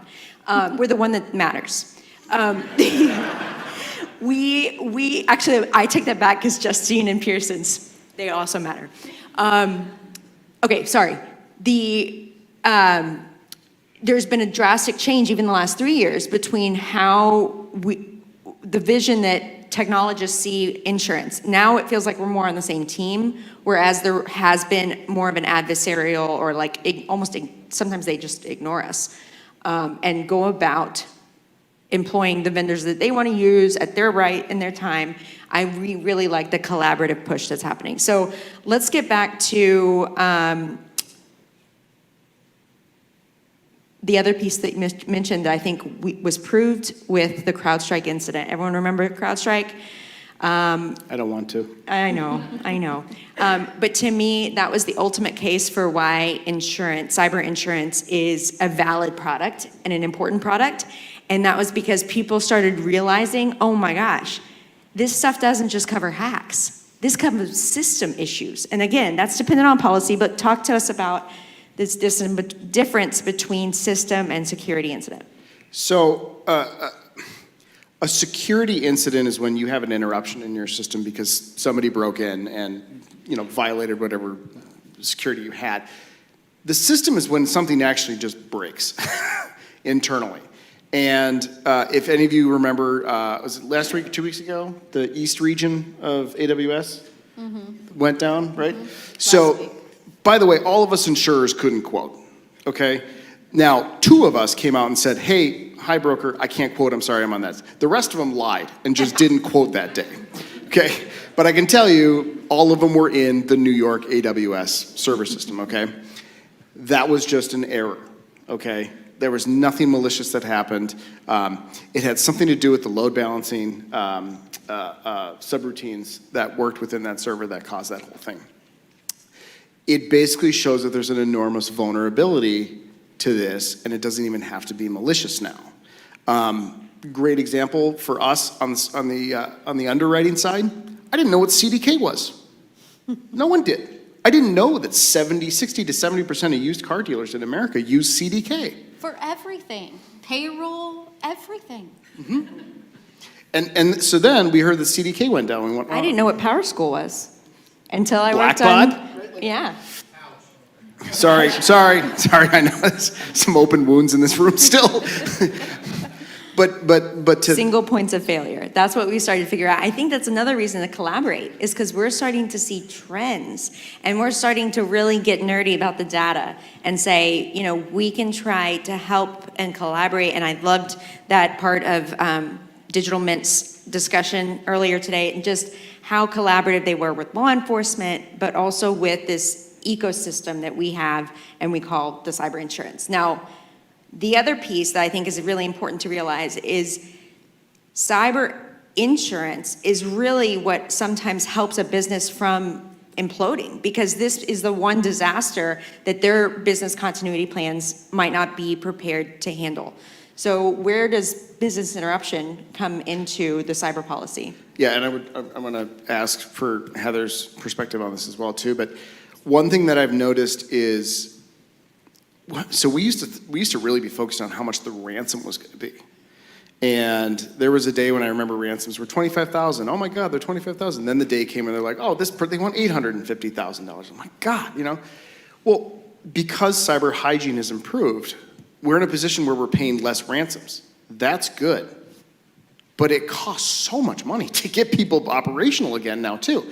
And I'm not upset about that, because that's what we're here to do, right? Our economy needs insurance because we're the grease, when bad things happen, we're the grease that keeps the wheels moving, okay? That's how it works. But that said, I mean, what have you seen with business interruption claims? Even the most benign cyber incidents, you're down for a while. Is 2 weeks still the average thrown out there? I would say you're lucky. I mean, we have businesses that, you know, will have a ransomware that aren't even encrypted. And to properly sanitize your environment, you have to remove that from the network, and you have to, you know, bring them back up one by one. And that is a time-consuming process. And if you have multiple servers and some are on-prem and some are in the cloud, and I mean, it could take forever. So it's not, we have clients, unfortunately, and I'm sure Justine sees this too, that will come to you and be like, well, our IT wiped everything and so we can get back up and running tomorrow. And it's like, okay, but that's not really best practices. Or we used a backup from 30 minutes before the cyber incident happened. Okay, well now you just restored your systems with the threat actor still in your systems. So it's not a quick process. I would say 2 weeks is probably average. I mean, we have some people that are down for a month or so. All right, so I know it's time for Q&A. We have one, I know you have questions, but first, we didn't answer the main thing that we wanted to cover, which was, what does getting more look like? How do you ask for more? What should you be asking? One, I know from talking to a couple of friends in the audience, it's to get a seat at the table, to make sure that you're part of the process from a technical or legal perspective, because insurance is not, I mean, cyber insurance is not something that risk managers usually have detailed expertise in. So I'll say this. CISOs have to bat 1,000 every single day. And then the one day they don't, they oftentimes lose their job. It's not very fair at all. But by that same token, I talk to CISOs and they always, they say, I bet 1,000, I'm amazing, I'm good. Well, everybody bets 1,000 until they don't. Here's the deal. The CISO should be the one buying the insurance, or at least talking with the CFO to purchase the insurance. They should also be the one filling out the application. They should be the one talking to the insurance broker saying, hey, what are all the additional services that I get with? And laying out worst case scenarios. Because unless the broker knows what your worst case scenarios, they're going to assume that they have priority on what you think risk is. Yeah, we use something in the insurance industry called RDS, realistic disaster scenarios. And that's where we have to actually model out what could go wrong. Not in extreme, crazy aliens land ways. Actual, realistic, okay, what happens when Amazon goes down? Not for 8 hours, but for 80 days, right? What does that look like? That sort of thing. That's what everybody needs to do within their organization. A good broker can help with that, but I'll tell you something, if you have an insurance carrier that can run a tabletop, I've been through several tabletops before, and I'll tell you the one thing I hear every single time after speaking with the customer is, I didn't think of that, I didn't think of that, I gotta bring this person in, we gotta write this down over there. Like, just, your perception of prepared is so far off from where it should be probably, so. I would just say do your homework before you come to the table. So if you're down, how much is it going to cost your business a day to be down? If your backups are encrypted, how much are you willing to pay for ransom? Come with actual numbers so that you have a policy that works for you. It's really good advice. Okay, sorry, Q&A, we're ready. Just in the spirit of long-time listener, first-time caller. In the spirit of hitting the hornet's nest. So the you-know-what is hitting the fan. Is your first call to your carrier or external counsel, and why? And I just figured I'd kind of heat it up a little in the room. Oh, I love Carrier. this. What? 100% carrier. Well, Because- okay. Okay, no. No, I had a but. Unless you have a relationship with a law firm. That is or already that part is of a on your financial panel. plan. Because too often, we have clients that come in that are like, oh, my buddy has a forensic company, and he's been in our systems for 2 days now, but now we think we need to file a claim. Okay, well, your buddy's not covered, so now you have issues. And everything your buddy did up until that point probably isn't protected by attorney-client privilege. So there's got to be an understanding of the process. So I would say for the most, if you're just getting into cyber, it's got to be your carrier every time, unless you already have a relationship with somebody that's on the panel. And I know you might get into, but I'm not going to get into that.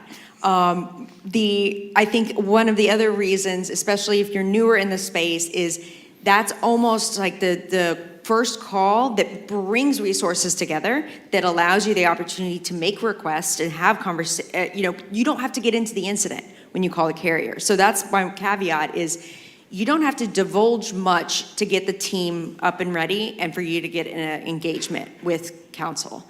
And it's not like we sit you like in a dark room and make you confess to things and then let you out. So this is my public service announcement. I am excited every time I get to say it because I hope maybe it will lead to less claim denials in the future. So there is something called pre-tender costs. Those are costs that you run up before contacting us and engaging with us and using our vendors. They're oftentimes not insurable, okay? My insurance contract says that we have to use our people. Now, it makes me suicidal every single time I use this analogy, but it is so accurate. We're like a health insurer in that there are in-network and out-of-network providers. You want to use the in-network providers, okay? I'm not saying that the guy you got on retainer who you think is amazing isn't amazing. He probably is amazing, that's fine. Chances are he probably doesn't handle thousands of these a year. The people we have on retainer handle thousands of these a year. They're also a lot less expensive. Go ahead. No. I'm sorry. You can see me lurching. I'm not going to disagree, but what I'm going to say is the other thing about out-of-network is that you can use them, right? You still have free will. You still have decisions to make. You still have to do what's right for your organization. And I think that's really important. But I think the other piece about in-network and out-network is do your homework. Figure out how your policy works so that you know consciously what costs you're incurring pre-tender. Do the homework to know where those costs are. Because for example, you can use an off-panel counsel or off-panel forensics, but you lose some of the kind of details in the policy, like if you use one of our on-panel counsel, you can talk to them without having the deduction, without spending the deduction amount. So basically, you don't have to open up a claim. You could just talk to counsel, get on the phone, ask questions, be in a confidential privilege or relationship, and then move on. I will say too, making sure, sorry. We got time for one last question here, so. If you're going to use an attorney or forensic vendor, just make sure they understand cyber too. It's not like... Ask them how many incidents they've worked on this year. Yeah, you know, a general practitioner is great for a lot of things, but cyber is so specific. You need somebody that understands all those nuances, because there's 50 laws and the territories just in the United States alone, and they're all different. And you need somebody that understands what that looks like. Daniela says she's got a really quick question. I don't know if it'll be quick. That could be a lie too, a misrepresentation. So I think, Heather, you kind of mentioned that, and I think this is really getting to be even more true and more consistent. I feel like every breach is tied to where there is notification, lawsuit, like a data breach class action. So I think one question I have is, do we foresee, you know, some of our clients have had eroding policies between the first party incident and obviously litigation. And it's especially hard for me. My heart breaks for a lot of our nonprofit clients who, they only have one policy. It's not the biggest policy in the world, but they have a class size of a notice population in like the 6-7 figures. It's horrendous and scary, and they have no other assets to rely on for a settlement. I guess one question is, should this be the case where either, and I don't know how you scope it out, Pete, but like, I don't know if it should be one big policy that, you know, you should always expect litigation at this point with incidents, or, you know, in some cases, we still have clients having a separate third-party policy apart from the first party. And I think one of the biggest struggles, especially being here in California, is the statutory damages that come with CCPA, right? Like, that's in every case assessment that we provide for you guys. And it's just, the numbers are abhorrent, especially after you think about all the money that was already spent on remediation. So I'm just trying to think about, like, is there a way, you know, like, to loop in the lawsuit a little bit more in ensuring these incidents and what that looks like, especially given like the risk with statutory damages that could add up so much? I will just say, for consistency's sake, I love the thing that our claims team does. All of our claims team are attorneys. And if they handle the data breach, they handle the litigation. They don't let go of the claim, and that really impresses me, of the team. And I'm not sure everyone does that, right? I don't know who does that. But I think it's something that I really value, because I see that they come to someone that they know and that they worked with 2 years prior. I'll add, so a lot of my brokers are using different software. The most popular one right now is CyberCube. I have no affiliation with them, so that's not a plug necessarily, but they're doing a really good job of modeling what third party can look like. And that is rendering what is a number, a limit that should be bought. So a lot of these places that are underinsured may find that they need to buy just a little bit more to cover what some of that is. There are other options too. Some carriers offer defense outside. Some offer the breach outside. These are policy enhancements. Again, a good broker is going to act as a risk manager, evaluate the whole enterprise, and make sure that they're not underinsured in that regard. So that's my answer right now, unfortunately. Thank you, guys. I think that's about all the time that we have. We need to move forward. We'd like to thank Violet and Peter and Heather. Thank you, guys. Appreciate it. And while we're doing that, in this transition, we'd like to ask Nick Arrico and Mike Driscoll to come forward and get seated.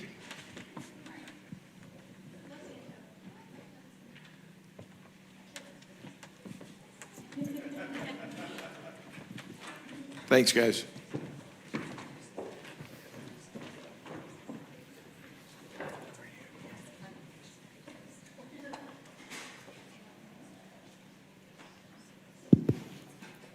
Mike, I think you'll need that for sure. Thank you. Thanks, Mark. So, afternoon, and thank you for joining us for our sonar blind detecting signals of a cyber Cold War. When we originally planned this session, we were going to have a lot of folks from the public sector.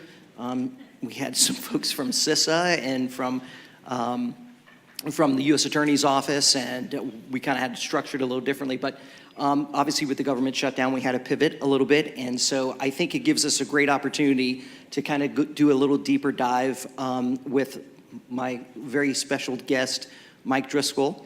And Mike basically is the National Security and Cyber Security Advisor for FTI Consulting. But he's got a very storied background, and I'm going to ask him to introduce himself and tell us a little bit about yourself and kind of your background and kind of your experiences. Thanks, Nick. And it's great to be here. This is a great conference for a number of reasons, most of which is it's struck me it's a very educated audience, and you guys have a good understanding of what the threats are. So I'm very glad to be here and meet many of you. So Mike Driscoll, 2 years with FTI in the national security and cybersecurity side. Before that, I spent 27 years at the Bureau, working on a variety of different issues, almost all of which were in the national security space. In my last role, I served as Assistant Director for New York.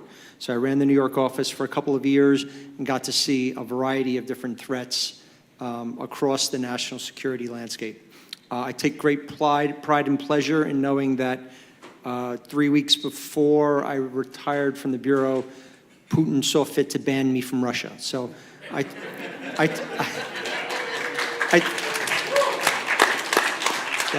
took that one as a badge. So I'm also banned, as well as from China as well. I'll never travel there. So happy. So thank you, Mike. And I didn't know Mike when I was in the Bureau. I knew him only by reputation, which was stellar. And we crossed paths a little bit at headquarters. So it's just an honor to have you here, and I really appreciate you making the trek. So it obviously bridged a little bit of the public sector and now private sector space. So really appreciate that. I'd like to kind of set the stage a little bit and kind of talk a little bit about from where you're sitting in the private sector now. What are some of those signals? What does that look like? What can you kind of tell us, like, what some of your clients are experiencing? What are you seeing? More on this side from the national security perspective. Obviously I was a supervisor for a national security cyber squad, and we know that obviously, those nation state threat actors, China, Russia, Iran, North Korea, are very versed in being persistent and not being detected. So talk to us a little bit about what you're seeing. Yeah, so the landscape has changed a lot over the last, I'll say 15 to 20 years, where it has shifted from a traditional Cold War model of espionage to what we're dealing with today, where it's no longer the federal government that is the focus of espionage, or in many cases, not even the primary target. It's all of you in the audience, right? It's all of the businesses and law firms and accounting firms that hold the keys to the economy. So that is clearly where the battles are being fought. The signals that we look at and what we look for when talking to clients, and to be clear, I want to be clear that there's a lot of expertise in this room. Again, I'm very impressed by the group folks who are in attendance today. So I think a lot of you are seeing a lot of the same threat feeds that I see, and you're going to know what some of the concerns are. What I'm going to try to do is highlight what I'm seeing from the clients we're talking to. And a lot of the clients we've dealt with that have been hit by nation-state level actors are looking at a fairly varied set of signals. And it depends a little bit on who the actors are. You start to recognize trends in how the different organizations act. And it's kind of like the ransomware groups, right? We heard that talked about earlier today. They have procedures and policies that they like to stick to, certain scripts. The same is true of nation-state actors and certain espionage groups, that they will function in certain ways. The Iranian government, notorious for using cutouts. They will hire others to do the work for them. The Russian actors, and many of you may know this, have bled into using organized criminal groups in many ways. China's more traditional. They tend to keep it in-house. They will occasionally outsource, but when they do outsource, it's generally to, I'll say, folks who are in the business, right? Folks who are running organizations, and the kind of work that we do here in the US, they're tapping into those organizations to use them offensively outbound. So a little bit varies depending upon who the actors are. Yeah, and I think on the China side, I think we saw a little bit of a shift too of them kind of converting from using,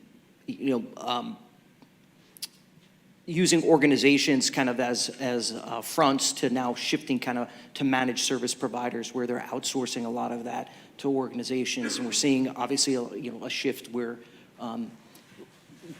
organizations like what would be equivalent to our large Microsofts and Googles actually working and contracting with nation-state threat actors. Absolutely, right. While in contrast, the Russian side tries to keep that piece in-house, and they will outsource to a variety of criminal actors, but they keep that aspect of it in-house, while China will take advantage of the economy and utilize MSPs are a great example, right? Chinese MSPs to conduct surveillance and espionage on their behalf.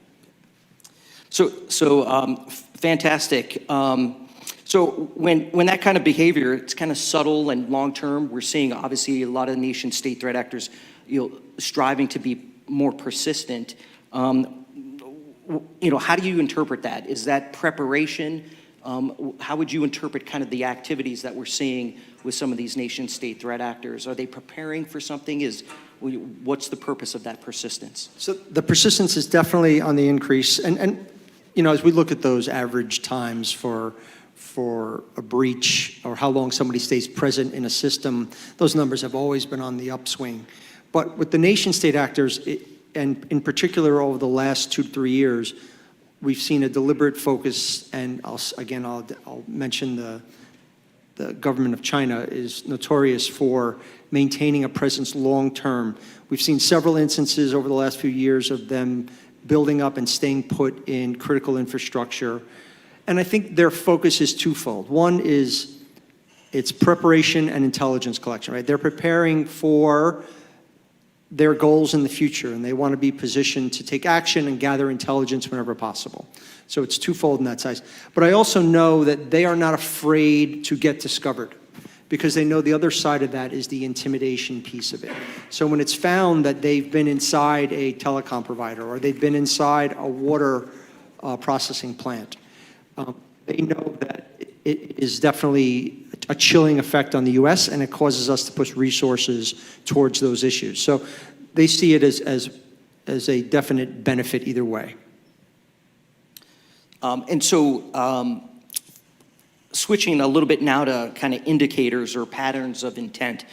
For those that in the audience that may not be kind of living this threat intel world every day, give us an example of what some of the, without naming names, what some of those signals look like.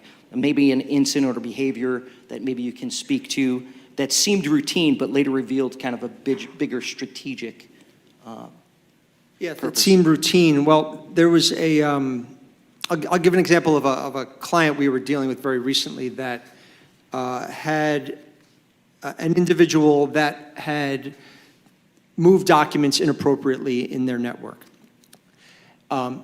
Fairly innocuous activity. It happens all the time. This was a large financial institution, and they felt that it should have been caught earlier, but not a major problem. Not the greatest employee in the world, but a minor issue. Fast forward several months later, they find that a wide swath of cell phones in the company compromised. And as they dug back on it, they realized that this employee had been gathering information for a long time and pushing it out to a foreign state. And that's had been the step that was used to gain access to the organization. The indicator of having that comprehensive look across our employees and the continuous vetting of employees, right? You can hire somebody today and conduct a background investigation and be comfortable with them, but do you maintain that vigilance throughout? was a little lax in this case. And because of that, they missed the signals that would have shown this individual was not just making mistakes at work, but gathering information that she could push out.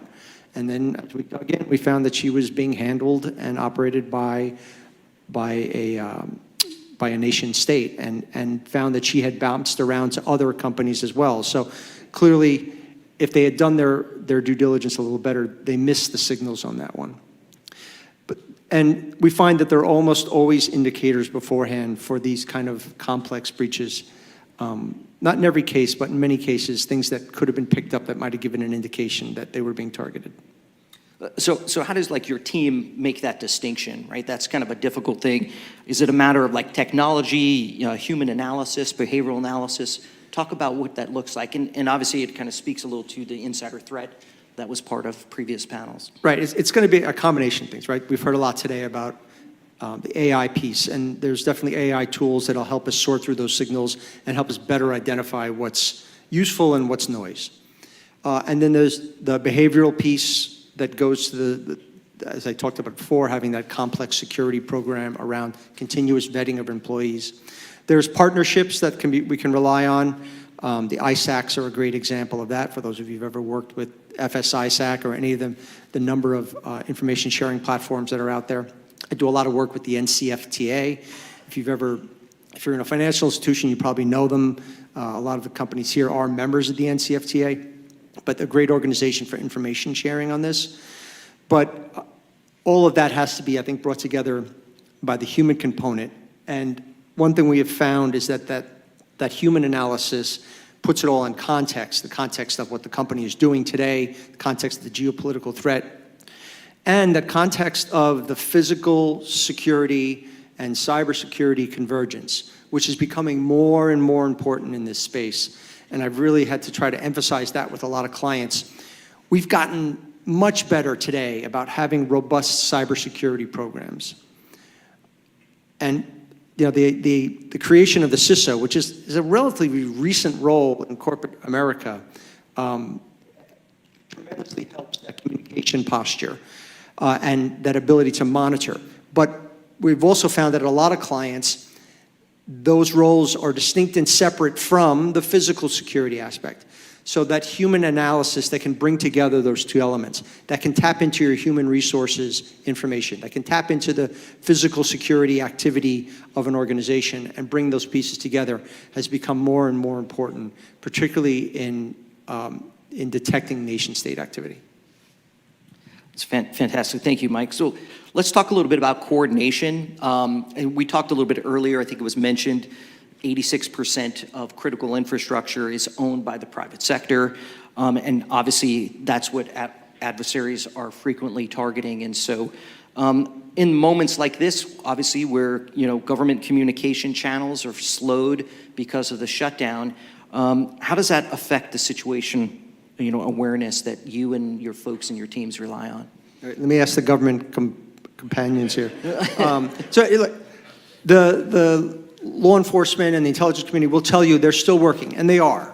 And God bless them all for still showing up to work every day, even though there's a lot of uncertainty, not getting a paycheck. But the fact is it does cause problems, right? These government slowdowns at this time, they're not here to have the conversations that I've been hearing all day with this audience. So picking up that level of intelligence to hear what you're all seeing in your markets. So that's missing. The proactive intelligence piece, the ability to pull this all together, is going to be slower at times like this. Like, I don't know if I'm going to be able to fly home tomorrow morning, whether the towers are going to have the bandwidth. The same applies here. Do they have the bandwidth to manage the amount of threat intelligence that's pouring in every day when staff is not being paid? So it definitely has a negative impact. Yeah, and I think, what we've heard through our careers is that when the government shut down, the focus switches from just protection of human safety and protection of property. And so it's usually a life or death. And so that's where priorities kind of get shifted, and the federal government's not as responsive. And that's actually impacted some of the work that Justine and I have been doing as well. So thank you for that piece. What works well with the public-private collaboration, and what still kind of could be tweaked to work a little bit better? I think that the incident response piece works pretty well. For those of you who've had to deal with U.S. government in the case of an incident response, generally quick to respond. I've worked a lot with the FBI and Secret Service and others. They'll throw resources at things like this in a time of crisis. If you've ever had to deal with the financial fraud kill chain to claw back money that's been sent overseas because someone who was defrauded, those systems can work really well when there's coordination, collaboration. I think it happens quickly. The part that's missing is that in general terms, the government is still way too slow to push out threat information. It takes a long time. When you see something get published, it has gone through days and probably weeks of vetting on the government side and unnecessary delays, unfortunately, before that actually gets published. And then on top of that, there's still a tremendous tendency on the part of the U.S. government to overclassify. All the organizations do it. Very concerned about protecting data, particularly in the cyberspace. But the fact is that the U.S. government cannot detect and operate in the cyber realm without having more input from the private sector, and they can't expect that if they're not getting from you the results, and they can't tell the government what they need if they're not telling you, hey, this is the threats we're seeing, and getting it out quicker, declassifying as much as possible. Nick, we've got about 5 minutes for some Q&A, if you don't mind. Are we okay? We're at a place where we could do that? Any questions here in the audience? If not, oh, you got one. Got one back here? The mic is on. Hi, great topic. Just curious, we just had a big trade summit with China, and we have all these kind of meetings with them, and I'm always waiting for the U.S. to, as part of any kind of a trade agreement, insist that China backs off on stealing our IP. And I'm just curious, why don't we ever hear the government make that stand? Just would love your opinion on that. I mean, is it because we do just as much to them and we're afraid that we couldn't live up to an agreement? Or what's your thoughts? I think that last comment is a little true, right? There is a little bit of offensive work on our side that probably slows it down. I spent 27 years in the government, so I cannot even begin to tell you I understand why they make the decisions they do. I will say that during the Obama administration, there was an agreement that between the U.S. and China that we would stop or we would slow down in these offensive activities. And we saw a drop. In the 2 years that followed, we saw a significant decline in nation-state-driven attacks from that part of the world. So it can have an effect, but it didn't last very long. Eventually, that went away and everybody went back to business as usual. I would agree that I would love to see that on the table more often because it can be effective. And I think every country has their own vested interests, and they're willing to trade and barter on these issues. And we've seen it work before. I wish they'd do it again.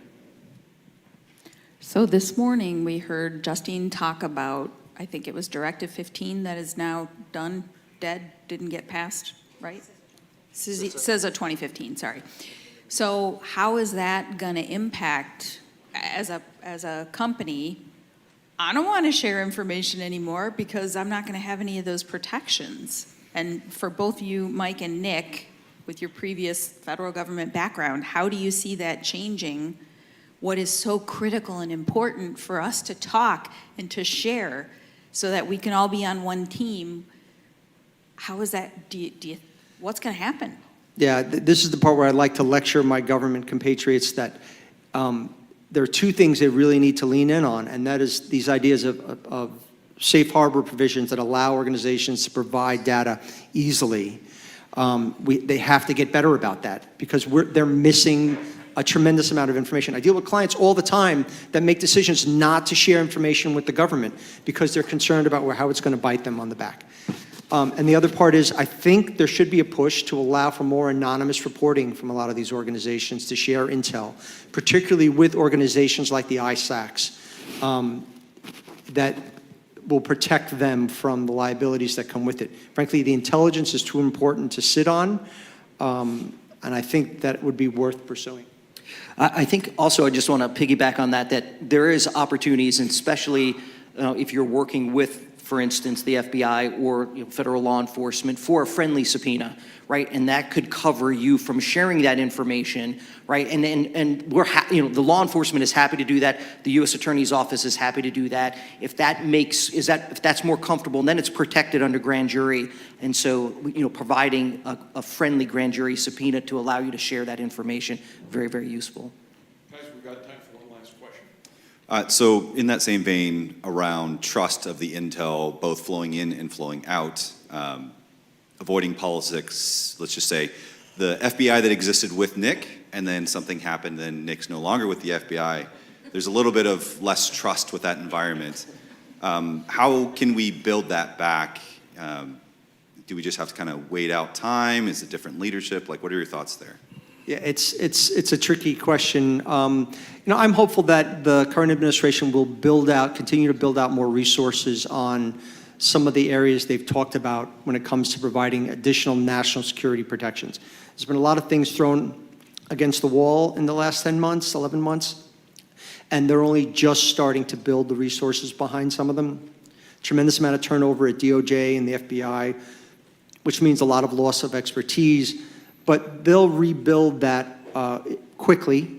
I don't want to tell you to wait it out because it's too important, right? We can't. We have to find ways to collaborate together better.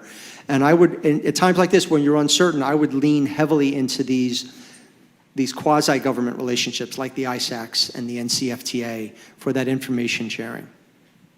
I would just say, too, I was fortunate to work with some very amazing people that are still around, and they still believe in that mission, and they still work hard. They're not getting paid. I still have contact with many of my former colleagues, and as hard as it's been with the adjustments at headquarters and DOJ and so on, they're still working these cases and believe in providing service, for the American people. So I'm optimistic that. I'll tell you one quick story. It's like 30 seconds.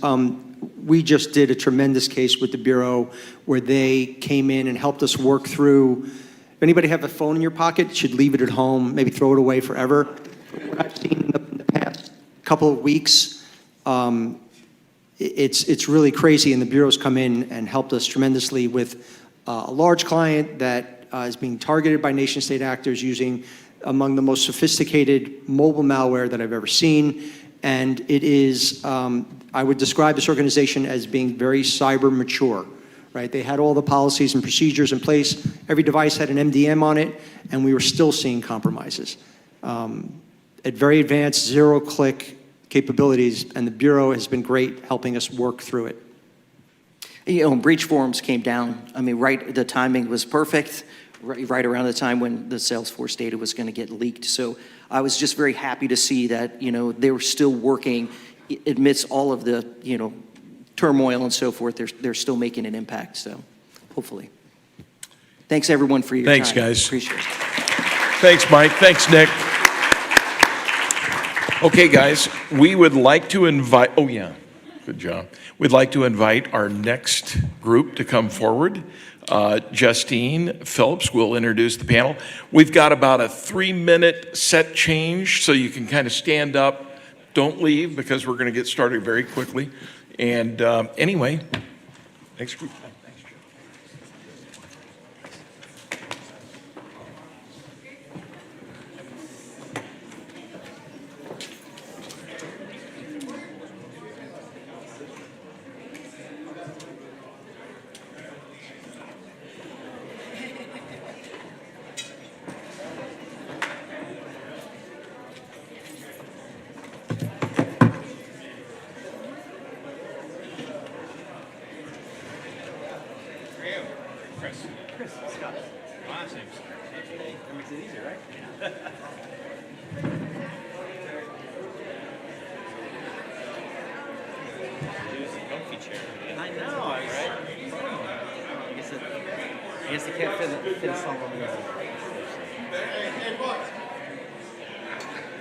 Put her in the middle and it's on the other side. I saw on the sides of each other. That sounds good. And a table. And a table, okay. Very fancy. I'm going to put my bag down just out of the way.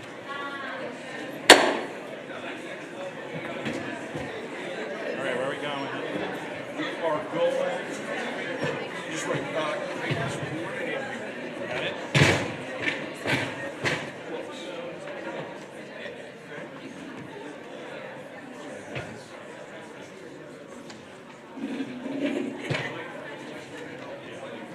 Oh, you already got that?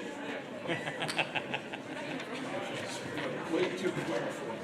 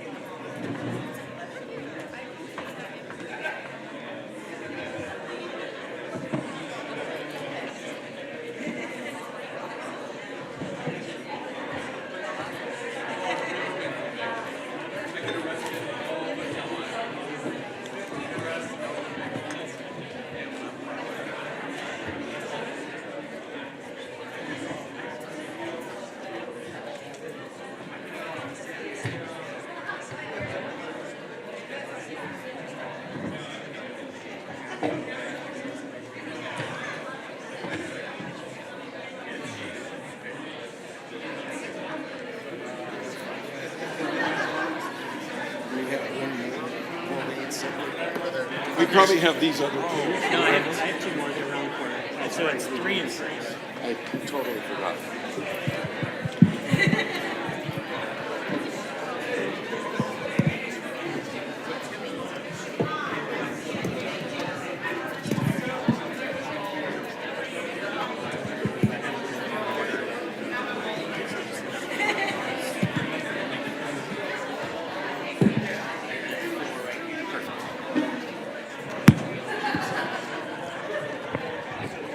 Okay, guys, we're ready to get started.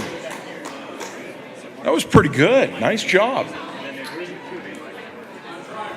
Haidar, can we have one of the Q&A mics? Yeah, we only need one.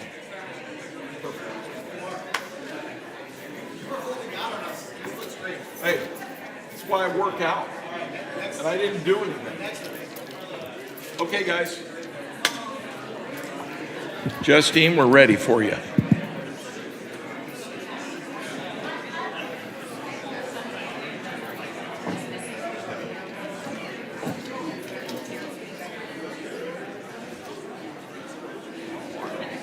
I will.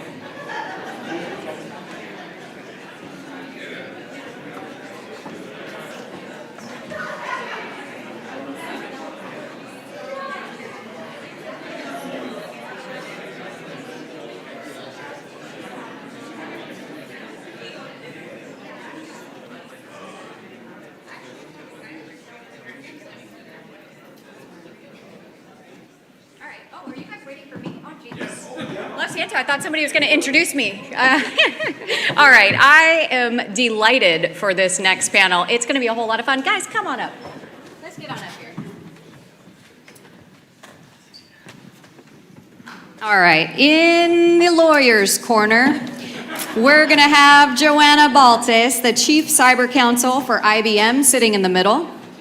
Scott Kohler, partner and co-leader, Clark Hill, sitting to her right. And Dr. Lucas Filer, partner at Baker McKenzie, sitting to her left. We have rounded out the lawyer's corner. In the CISO corner, we have the incomparable Wendy Whitmore from Palo Alto Networks in the middle. Yes, she gets an applause. That's fair. That's fair. Hello. A graduate of our cybersecurity program, a graduate of our law school. I mean, I couldn't be any prouder. In the CISO corner, we have Chris Scott, VP of Tailored Solutions at CrowdStrike. Awesome. CrowdStrike representing. I heard you got a shout out there on the last panel. We're going to give everybody a green flag. We're going to give everybody a red flag. I am recognizing that our CISOs are outnumbered. That's how we like it. And this could be a problem. Terrence Weeks is with Jack in the Box, and he isn't here yet. So I'm going to call on Matt Stamper. Get your butt up here. Get yourself over here. help out our CISO corner. He's really slippery when wet, is Matt Stamper. And I've had him on the stand many times at RSA in our mock trial and at this event. And whew, he does not answer a question, let me tell you. All right, so let's get our panelists warmed up a little bit here with your red and yellow, your red and green flags. First, have you ever surfed before? Green is yes, red is no. Okay. Colorblind. All right. Do you like swimming in the open ocean? Okay. Are you afraid of sharks? No, I like that. Lucas, tell me more. Okay. They know the mission of the flags. All right, so we're gonna have a little bit of fun. So the idea here is CISOs have much to learn from lawyers, and lawyers have even more to learn from CISOs. So the purpose of this is to have some fun with some tricky questions. We're gonna go for about 45 minutes, and then we're gonna poll the crowd for some Q&A, so you can ask some tough questions. So at the outset, are you afraid of artificial intelligence? All right, I like to say I am not afraid of artificial intelligence. I am afraid of natural stupidity, which is far more pervasive. But hold up your flags, and we're gonna battle this out. All right, not afraid of AI, but Lucas, what are you afraid of on the lawyer's corner of AI? That we're misusing it, because we're the human element of it. Grab your mic. I think we have to bring the mics closer. The human element of it. That's what I'm concerned about. The technology will, that's the solvable part. Us misusing it nefariously or just ignorantly, that's my concern. Okay, so it's going to be a yes, no, and so maybe I messed up the red and green flags. The question is, are you afraid of AI? Green is yes, red is no, on the CISO corner. Who's afraid of Chris? Go on. I'm not afraid of the tool. I actually agree. I'm afraid of the way that we're using the tool. I'm afraid of, are we training our users to use the tool?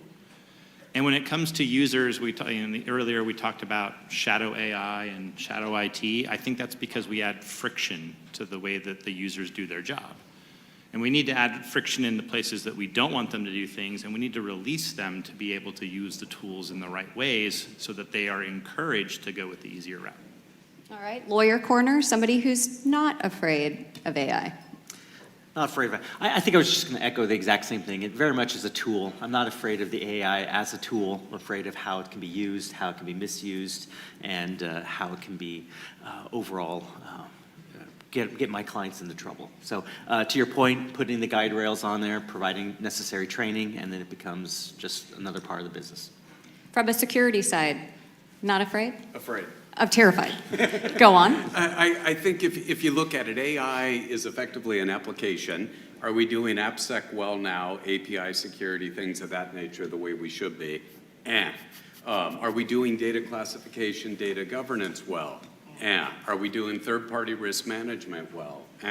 So I think what it is it's an accelerant to a lot of risks that even historical traditional security programs have not managed as well as ideal. So I'm still a little bit on the nervous side.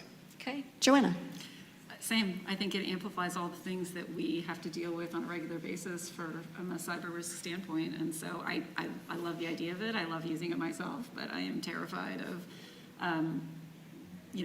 cleaning out the fallout for when, either your employees don't use it properly or understand the risks or understand, just the appropriate use cases. And then, of course, threat actors being able to leverage AI is not a good feeling.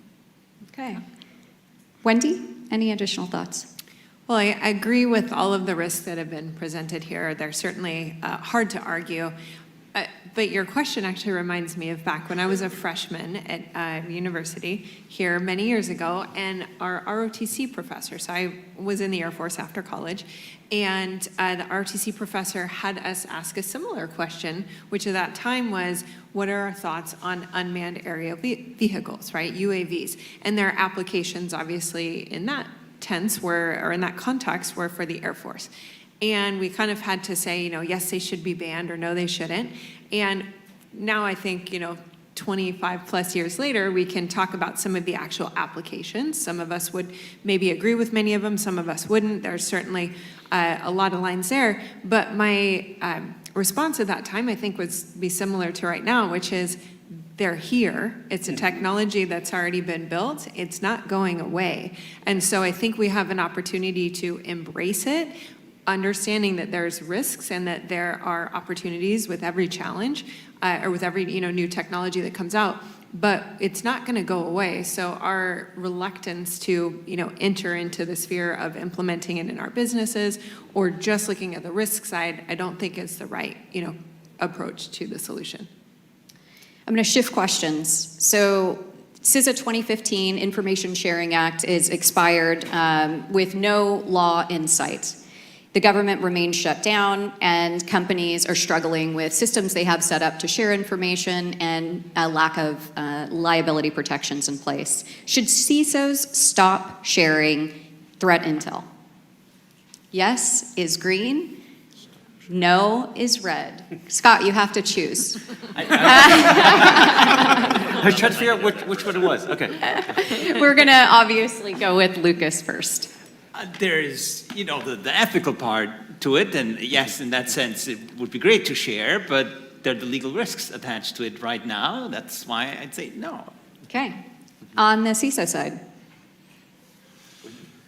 So we live in this space of collaboration. That's how we defeat threat actors. If we stop sharing, it's like saying, don't come to the conference. We come here to learn, to get better. We share to defend our networks. We shouldn't stop that just because we don't have a space that we feel safe in. Because if we do that, then the threat actors are going to win. But you can't be put in jail for attending this conference, I promise you. Should lawyers be involved in information sharing? For those that said you think they should continue sharing, but should lawyers have a role in information sharing? Go ahead, Joanna. Yeah, I think that a lot of the information sharing is based on relationships, with your CISO teams and your enterprise security. So those, I don't tend to worry about those. I don't feel like I need to be involved in those. But I think that, if you're involved in incidents, then yes, I'd very much like to be involved about what information is being shared. And I do have some handy bridge language that I came up with a couple months ago that I've been putting in everything that I see. Nice. If we're doing. What does it sound like? Sharing. It's pretty much like based on kind of some of the CISA 2015 language, but also just trade protection language, just trademark and confidential information. I don't know. I love that. Hold up, but at least it's like one more little barrier that someone would have to get through, if we actually did get challenged on something. So, and then I put in there that I assumed that, when CISA 2015 is reauthorized, it'll be retroactive, so. I also like the interpretation. I am giving you this information on the assumption it's going to be reauthorized and it will have retroactive protection. Here you go. And that's CISOs, why you get your lawyer involved. Exactly. On the other side, any other thoughts from the CISO's corner on sharing information sharing? I love the contingency planning and the optimism too, especially from a lawyer. So I think that really highlights just the need to be working together to create this, effective mechanism. But the reality is, on the flip side, the attackers never were governed by anything like CISA 2015, right? And they are still not. And so I have the kind of beauty of the naive approach, not being a lawyer, and saying, absolutely, we can't let lapses in these protections be inhibiting us from sharing information that's going to enable organizations to be more successful against protecting against these attacks.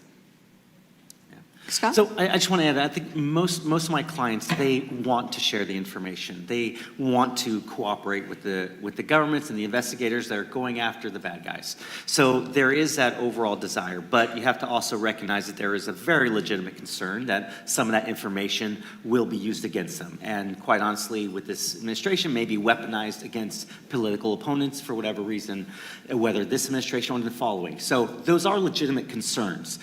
So to balance those, I think, do we want to continue to share this information? I say the answer is yes, we do. And we do it in the framework of where it is in the political climate now. And what I've seen and when I've been advising my clients is let's share the information that we can, that is helpful, that is indicators of compromise, that is malwares, that's software hashes, because all of that information, number one, is probably factual in basis, so it's not really going to be privileged in the first place. Number two, it's going to be helpful to the government in their investigation and maybe to others in the private sector as well. So while at the same time, it kind of satisfies that urge of many of my clients that, hey, we want to help, we want to go after them. So I try to take a little bit of a middle of the road approach. Yes, things have changed, but I think we can still cooperate, still share some of that information in light of those changes.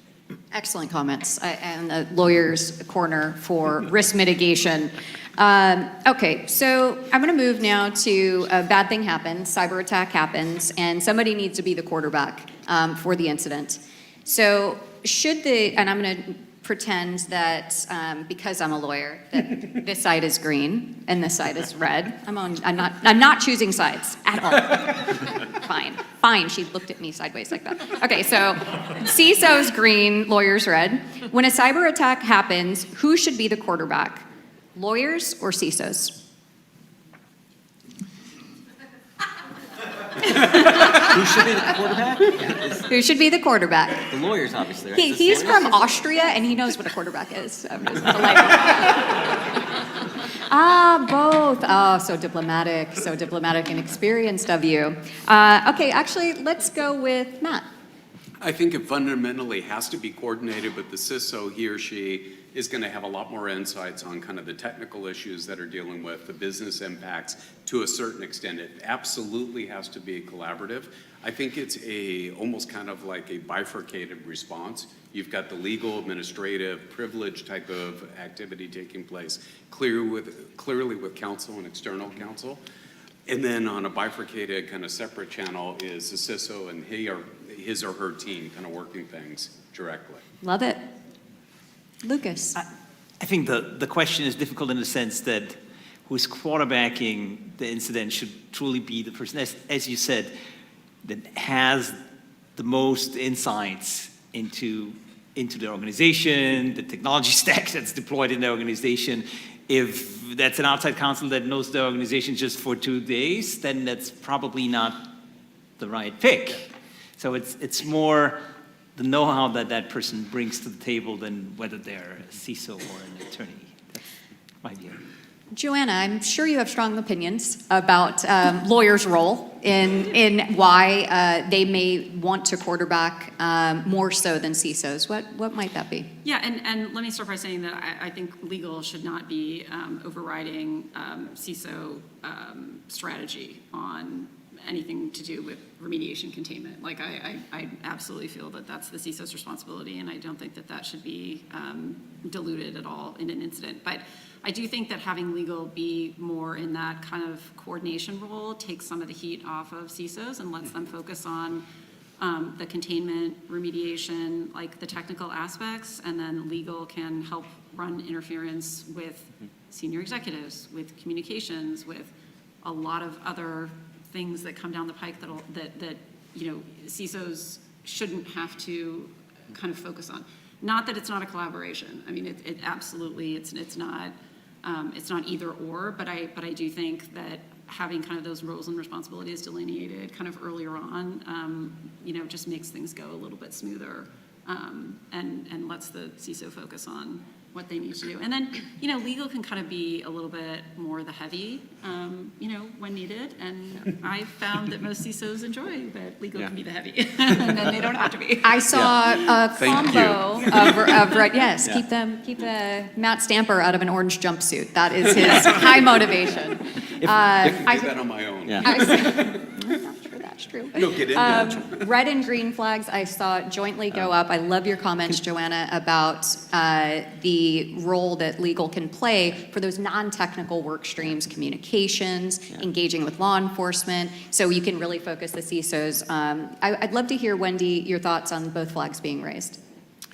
So I think excellent points being made on all sides so far. We've talked about this, I think, throughout the day, just the nature of breaches today, and it's reflected in the work that Unit 42 does, which is 86% of the cases we investigated in the last year involved intentional business disruption. That was very successful. So specific on the part of the attacker, and then very successful in causing that. So I think that then changes a little bit of the nature of the question, or maybe my answer to the question, which is, if we look at quarterbacks, the best field quarterbacks are the ones that have a really great relationship with their offensive coordinator. And that offensive coordinator is often in the mic and talking to them about the play calling. And that's where I think both of them come into play, because the CISO is often needed to be really helping the operational parts of the business get back up and running as quickly as possible. They may be restoring technology, building new clean infrastructure on the fly in a matter of hours or days. That's not necessarily the role of the legal team, but the legal team works closely hand in hand with everything that the CISO should be doing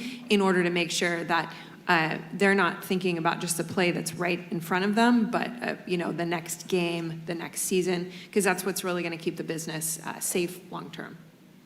Love that. Scott? If I can build on that analogy a little bit, I would classify the CISOs as more the quarterback and the lawyers more the coach. They do have to take a organization-wide view of the incident. CISOs tend to be focused on kind of the technology side of things, but in these breach investigations, you have employee issues, you've got communication issues, you got insurance issues, you got the legal exposure. So there is a much wider view from the attorney side, and I think that's where we kind of need to step back a little bit.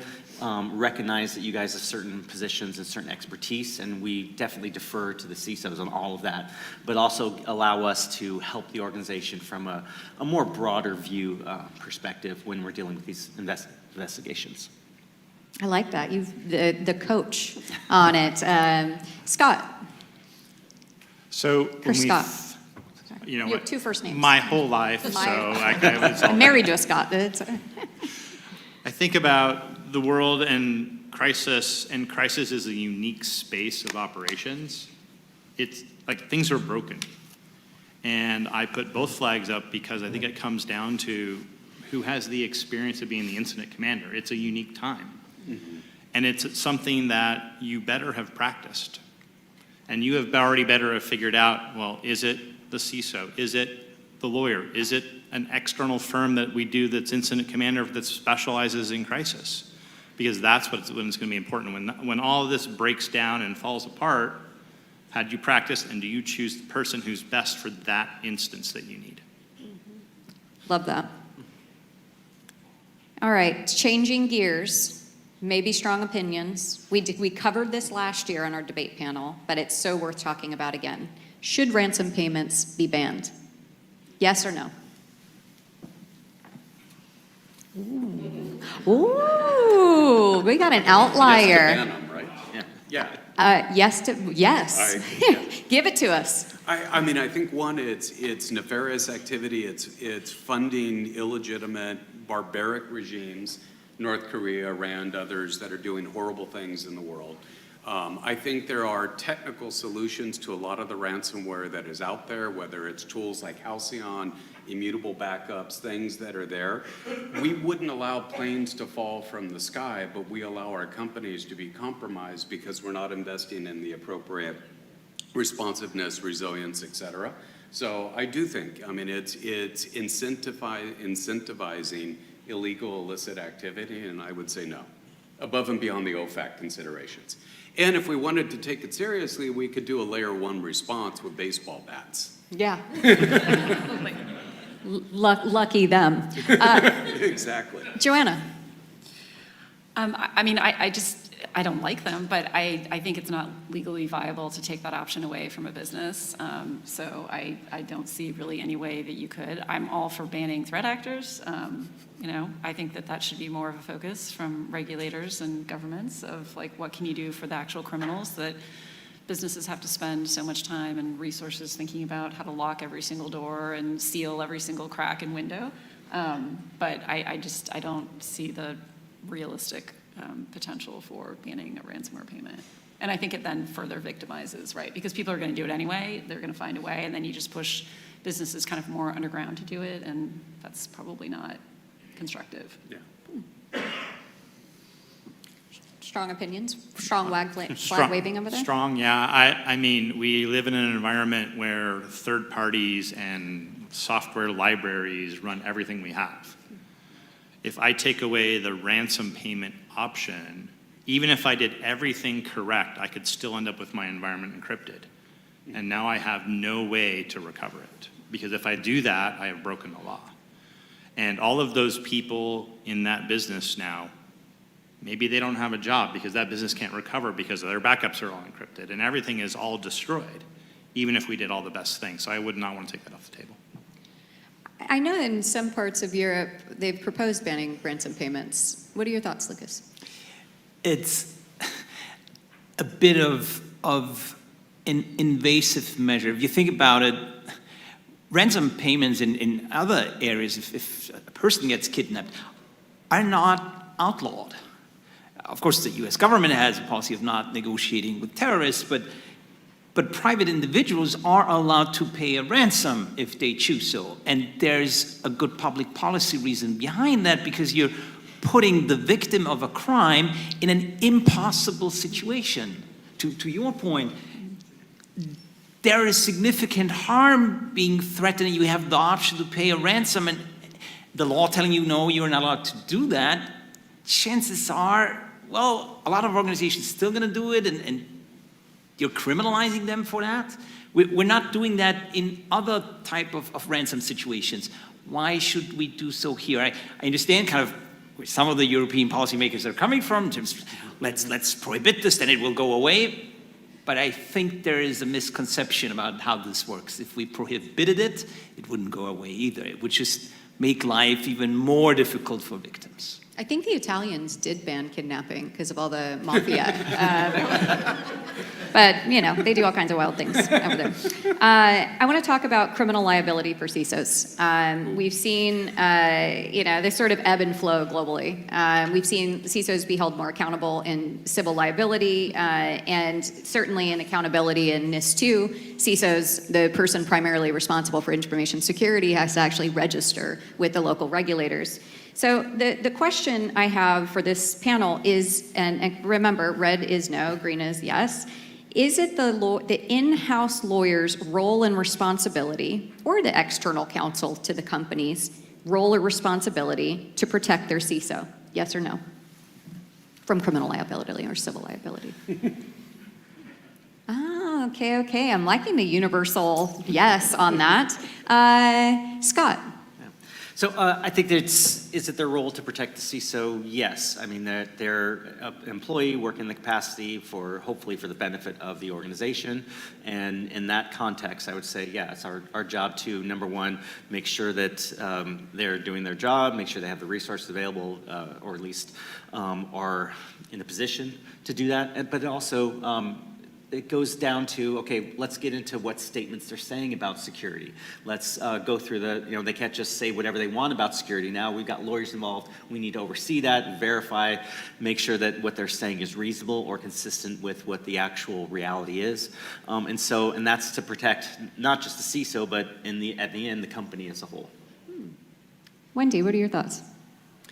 Well, I think when you're talking about in-house counsel and a CISO, I would really hope that they're both working towards the same objective, right? Which is protecting the company, making decisions that are in the best interest of the company as it relates to security. So in that sense, I think often the CISO is actioning many of those solutions, but the legal team is working ideally closely hand in hand to make sure that they're documenting, building kind of that corpus of knowledge that demonstrates if the company then does come under any kind of scrutiny, that now we've made collectively decisions together in the best interest of the organization in order to protect it.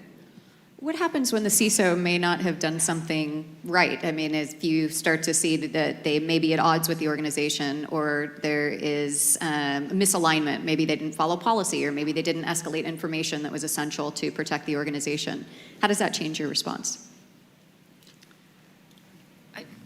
I think it's a great question. I mean, I think part of the problem, and I'd be really curious by a show of hands in the audience, if people, sorry, am I allowed to do that? They can raise a hand, yes. If people believe that a CISO's role in a company is aligned with the level of responsibility as viewed from an external stakeholder, does anybody think that that is aligned? Their roles are aligned? Yeah, I didn't think so either. So I think that a lot of your job as in-house counsel is to make sure that you have policies and you have appropriate governance, and you can advise your CISO based on like what the policies are and what the procedures are, so that they know and are aware of how to kind of federate the risk of cyber, because cyber risk management is not ultimately just up to the CISO. I think we all know that, but I think the SEC, I'm not quite sure they understand that, or other potential regulators, or sometimes even senior management in a company or a board.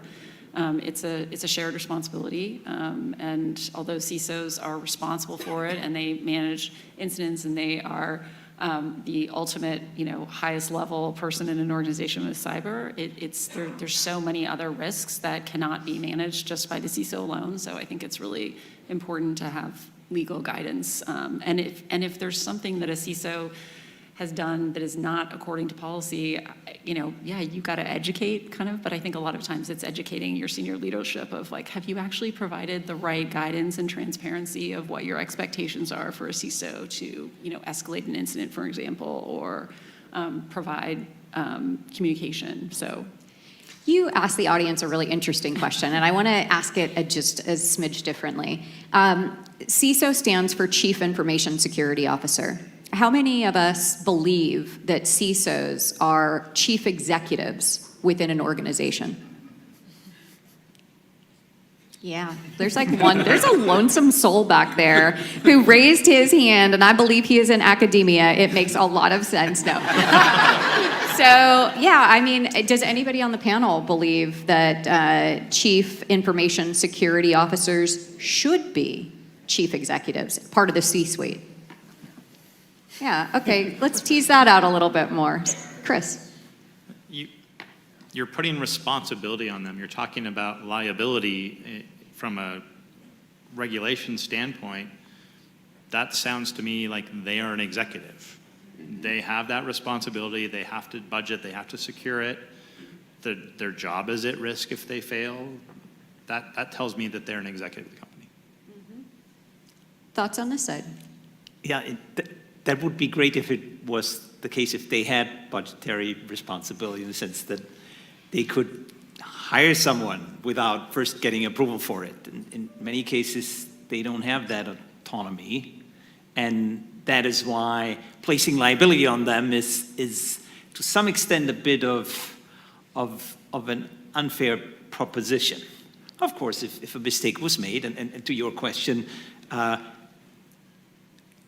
think an attorney's job is always to also defend the CISO from liability, certainly when we're talking about external liability in terms of regulatory fines, because if a fine was imposed that makes the organization look bad, will make it terribly difficult to hire a new CISO. So you're protecting your client's interest by protecting the CISO. Only in the very rare situation where the CISO has really done something terribly wrong and there might be a liability vis-a-vis the company, do I, as outside counsel, get into a kind of conflict of interest situation potentially if I'm not being very careful and clear about whose interests I'm protecting here? But it's like very, very rare. Mm. I think one dynamic that our role encounters is we're responsible for the fact pattern, but we're not accountable for the infrastructure, the third-party services expect, ad nauseum that we're expected to secure and govern. And I think one of the other dynamics that you see is many times the CISO will end up reporting into a CIO, which I think is completely inappropriate.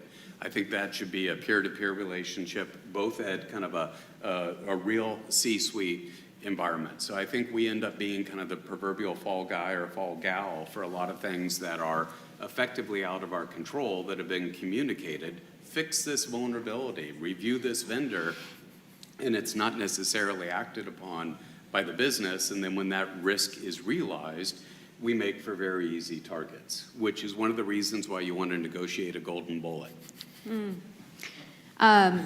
No, you do. I have a lot of thoughts about that. I don't know if we had Terrence Weeks join us yet. He's still not here? Oh, no problem. I mean, we're in this business. We get it. We get it. No worries. I just didn't want to leave him in the crowd if he was here. Okay, so SEC filings are new, relatively new. Publicly traded companies have to make certain statements about cybersecurity posture in both 10K and then if a bad thing happens in an 8K filing. From and again, red would be no, green would be yes. Should CISOs be writing those statements? I don't want, no. Maybe drafting. Oh, yes, yes, Define yes. writing. The using AI. Don't let, okay, let's start over here in the lawyer's corner. Joanna. Definitely not writing, but reviewing 100%, 100%. Like CISO has to, you're making statements that are attributing responsibility to a CISO, and absolutely they should be reviewing it. But I would not put a CISO in the position of having to draft a 10K, a 10Q, or an 8K. Talk a little bit about the 10K, the process that one might come to in working collaboratively with a CISO. What does that look like? Because certainly lawyers can't speak to and write about technical security controls that they weren't a part of. I mean, I think I don't think you need to put, too much detail about a technical security control in a 10K. I don't think that's the point, and I think that that's not really necessary. So I think if a company has a lawyer that is dedicated to the CISO and is a cyber lawyer, I think that lawyer should be in a pretty good position to be able to draft what the risk management statements are, and how things are escalated, what the board what does, and it's a legal document. So I don't see I think that would be a real challenge for a CISO to have to do that. And just from a governance standpoint, I don't think it's appropriate. But yeah, but drafting it. So in my experience, like I've drafted 10Ks like for all the cyber portions, and then would work very closely with the CISO and make sure that, is our language appropriately vague enough? Are we providing like characterizations of things like, we always do this, we never do this, like we have a large Dangerous amount of language this, right? to make into a public disclosure. But those are the things that, yes, as a lawyer, they're like your buzzwords. You're like, don't say that. Too absolute. Right. Wendy, what are your thoughts? Yeah, I mean, in terms of the CISO being responsible for drafting it, I would strongly agree with the arguments just made. I think there's a lot of concern with that. But in terms of them being involved and making sure that the statements are accurate, they're reflecting the concerns and the risk that exists with the technology that's deployed, I think that's very important. I want to shift the question just a smidge and turn it on its head. Contract negotiations. How closely should CISOs and information security teams be involved, which traditionally has been a legal role, in contract negotiations? Chris Scott. So when it comes to the technology to defend the networks and the other process, I think that that's a collaborative. And we have to work together because there are things that a CISO needs to make sure that we're delivering on the security, and maybe we want to make sure that's in the contract. And so the lawyer is going to know the appropriate contract language because that is their expertise, but we're going to know the appropriate technological needs that we need to defend the network. So it comes down to collaboration in the contract. So I want to be involved, but not without the lawyer. You want them to hold the ultimate pen. Yeah. It's not lost on me on this stage that the likes of Jane Goodall, the Dalai Lama, have sat on this stage. We host this event at the Institute for Peace and Justice because it's a place for, well, change to be made. And we're living in this very liminal space. We all are doing jobs that are transformative for the way we live in our lives and society and how we protect our infrastructure. And threat actors and bad guys are weaponizing AI. We know that. What would you love for your lawyers to know? And so this is a question for the CISOs. What would you love for your lawyers to know about weaponization of artificial intelligence and what is coming? So they can mitigate risk and they can play contracts and risk mitigation and cyber insurance all day long. What would you love them to know? And I'll start with Wendy. It isn't lost on me that you are, for Palo Alto Networks, sort of in charge of intelligence and translating that out to communities. Well, I think one of the discussions that I get into on probably a daily basis with our customers is what's the role of the CISO related to incurring AI risk? And so that's a pretty hot topic right now in terms of, do they become the chief AI risk officer for the entire business? Or does some of that risk then reside with the actual business owners who are asking for the technology to be implemented in their departments? Who's responsible in the event that an agent, an AI agent is the one that actually caused the breach? Is that the supervisor that kind of provisioned that agent access? Does it continue to be the CISO's responsibility? I think these are all questions that nobody really has answers for right now. And I'm sure all of us who've been in this space for some time realize that the answers are going to be provided as we go through these and live these in real time. But you talked about the plane being built by, while we're flying it. Those are something that I think we really need to start ironing out. And some of the large organizations that you all work for, be great people great corporations to lead those challenges in the space. Chris Scott, what do lawyers need to know?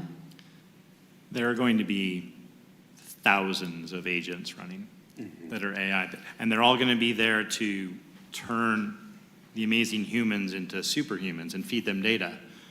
But when something goes wrong, it's going to go wrong very fast.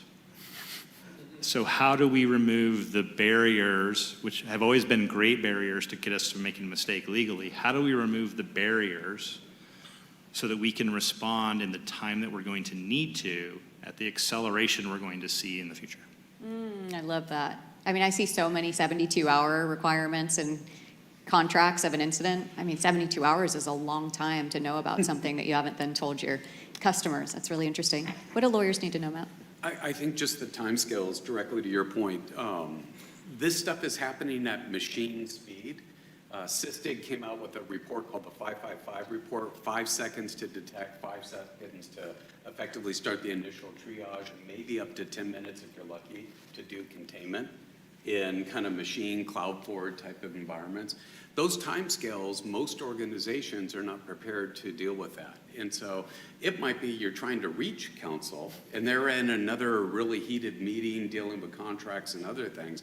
Those are the types of realities that we're up against, and we don't have the luxury of time anymore. So I think venues like this, where you get CISOs and general counsel and counsel to sit down and collaborate and discuss these dynamics, are absolutely foundational, because we're going to have to fight these battles together. Thank you. That is the purpose, exactly. Now I'm going to turn to my lawyer's corner. So there are lots of things that I know that you'd like to know about the technical community and the CISO community, but what could CISOs do better? From your position and your roles, what could they be doing better in order to inform the business or to collaborate with legal? What could be done better? I'm happy to kick this off. I think what applies to the legal profession, and that is, in my view, that 80% of our job is communication. It's not about what I know, but what I can make somebody else understand. Also increasingly applies to the CISO role. As you're in a communicating position, either vis-a-vis lawyers or the business. So investing time, dedicating oneself to improve and work on those communication skills. That obviously applies to our profession, but I think simply equally applies to the CISO profession. In winning over hearts and minds, that's a beautiful way to put it, Lucas. I love how you stated that. in winning over hearts and minds for legal, what could CISOs be doing to better position and inform and, as Lucas said, explain the issues that they know, but the rest of the business doesn't? I think that CISOs tend to want to own more risk than they have the ability to manage. I mean, I think it's in everyone's nature that I'm the CISO and this is my job and it's my job to keep this company safe. And I think that it would be helpful to, I call it federate the risk. Like, this is what I've told every CISO I've ever worked for, you know? So I think it's helpful to be okay with kind of giving up a little bit of the perceived control, right? And letting the business or the senior executive management or the board know that things are not green across the board, and that has nothing to do with a CISO being an exceptional leader and CISO. It's a resource-driven, and so I think pushing or kind of providing confidence to CISOs that the board doesn't expect to see green across the board. And in fact, I think when they do see green across the board, they wonder, like, what's going on? Because how could you not have risks that you haven't quite figured out how to manage or how to deal with? So, and I think that's hard because it is a bit of giving up control. And I think CISOs are such amazing professionals and they take on so much, but again, it's not really aligned with the corporate structure and the ability for them to allocate appropriate resources, and so I think it puts CISOs in a tough position sometimes, particularly when you have an incident. So. My last question for the group is going to be on board education. We heard from other panels about the importance of escalating information. I think Nadia talked about this with how you sensitize and talk to the board. Should CISOs be talking directly with the board? Should it just be lawyers, you know, the green and red allocation? Or should it be both of them shoulder to shoulder together in those board meetings, explaining the risk? Is this the shoulder to shoulder? That's a shoulder. I'm loving that. Shoulder. I'm thinking, yeah, so nice. Okay. Then what we're going to do, since everybody is in alignment and agreement, is a hot take for this on what can lawyers and CISOs do stronger together, whether that be through board education or owning and sharing the risk. But what is it that you observe that you'd like this audience to know about how we can work better and stronger together across our sectors and businesses? And we'll go ahead and start with Scott. Oh, thank you. So I think it comes back to kind of your original question, what I want CISOs to know is, I think more importantly is that, and to echo what Chris had mentioned about collaboration, about working together, I think the CISOs tend to focus on, well, this is the technical world, this is my world, this is, you know, and take personal ownership of that. But it is really much a collaborative effort. We can do a lot more together when we combine our expertise, and you know, they're going to show some areas of security that I'm not familiar with, and I'm going to show them some areas of risks that they were not aware of in the first place. So really the key thing is to work together, to collaborate, to share that information and knowledge so that you can better present the status of the organization and the status of the risks to the board as a whole. So that's where I did the side by side. Perfect. Joanna. Yeah, I mean, I think that getting your, I keep going back to cyber governance, and my team like rolls their eyes when they hear this. You know, they're like, you need to have hashtag cyber governance on your forehead for the number of times you mention it. But I think that it's invaluable to document in an appropriate way what you are doing in terms of your CISO engagement with the board.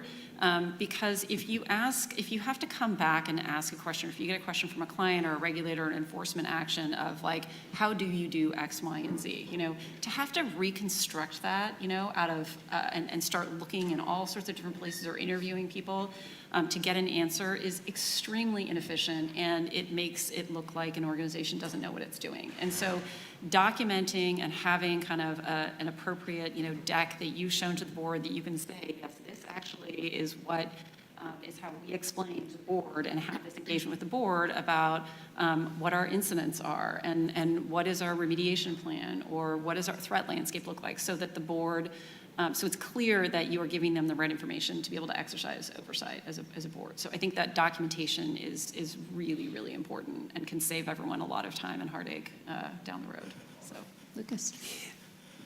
I see way too often that cyber is not being taken seriously enough by the board. And I think by CISOs and in-house counsel teaming up and communicating together the importance of the topic, they can be together way more effective than any one of them can be alone. So politically speaking, many organizations, CISOs and general counsels will have different relationships into the organization, different people listening to the CISO and the general counsel, but if they can speak with one voice, they can be terribly effective. Matt. I think one of the interesting dynamics is we have this term like organizationally aligned risk tolerances, or kind of how does the organization look at risk? I think the CISO in council with the board as kind of a triumvirate is an extraordinarily powerful thing, that there should be kind of this declare war on ambiguity. Let's figure out what are the key risks that the organization faces. Let's figure out how to prioritize and resource those to the point where there's no ambiguity that we're treating this risk more importantly than these other risks, but that risk decision wasn't made in isolation, which I think is kind of a cardinal sin in many corporations. So collaborating on risk alignment is really important. Awesome. Wendy. I still see a lot of boards measuring their CISOs in particular, and just technology in general, in these meetings related to compliance. And what I'd love to see that shift to is resilience. How quickly are we going to get systems back online? Where are we especially resilient? Where are we especially not? And let's focus some resources related to making sure that we can close the gap, especially as we're coming into what's likely to be more global conflict. I think that becomes more important than ever, and that's certainly a discussion we're having. Excellent. Chris, bring us home. I think about boards, maybe they haven't experienced a crisis. They don't know what that crisis is going to be like. And I also think about how the CISO and legal need to collaborate more. So what if we were running tabletops internal to the company where the CISO's team got to see the interaction with legal, to see that it's a partnership that you can share with the lawyer, and then taking those results and running a similar tabletop even faster with the board so that they could also see the CISO and legal collaborating and how they could understand that security works all the way through our organization and everyone knows where it is and who's responsible in that whole process. I think that would drive a lot more collaboration and the board would understand a lot more. I want to thank our extremely distinguished panelists. Matt Stamper, thank you for joining as a pinch hitter, nonetheless. You did a tremendous job. Wendy Whitmore, Palo Alto Networks, Chris Scott, CrowdStrike, Lucas Feiler, Baker McKenzie, Joanna Baltes, IBM, and Scott Kohler, Clark Hill. I also want to thank our tremendous panelists we had today. We built and continue to build on extremely interesting ideas. I don't think we are doing Q&A, but we could certainly, do we have time for audience Q&A? We'd love to have, We're kind of running short. We are running short. We'll have time Yeah. at the reception. Yeah, ask them Lots all of the time for questions. They'll questions. bring their flags, but I am so grateful. I learned a ton, and so thank you very, very much. Thank you for the great panel. Nice job, everyone. Thank you.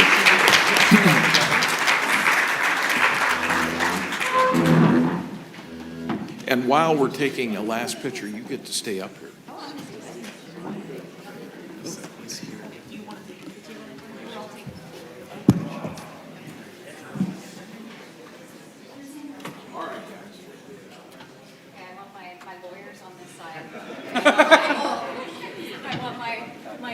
I'm so sorry, but good group, nice.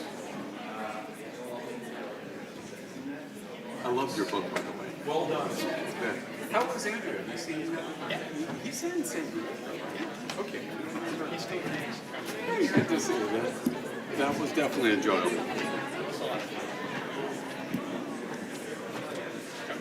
Can we get a picture together? And I'll share it with my wife. I'll go there.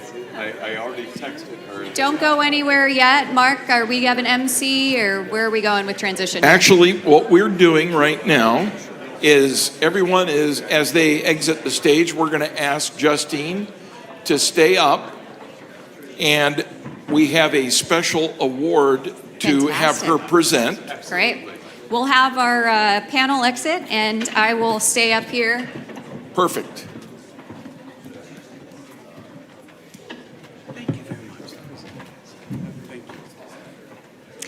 So every year at this event, we give something called the Cyber Law Warrior Award. Our first year, it was awarded to Kamala Harris as the California Attorney General for her contributions to the 2012 and 2016 data breach report.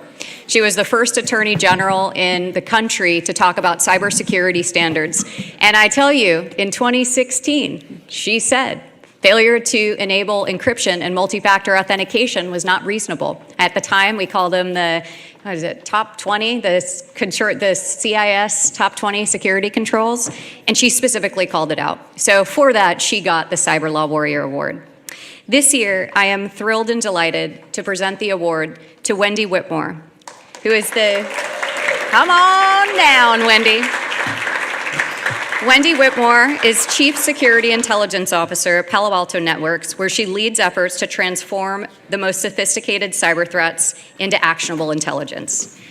Over 20 years of experience and having her education starting here at the University of San Diego, we are so incredibly proud of what she has done to build resilience within our communities.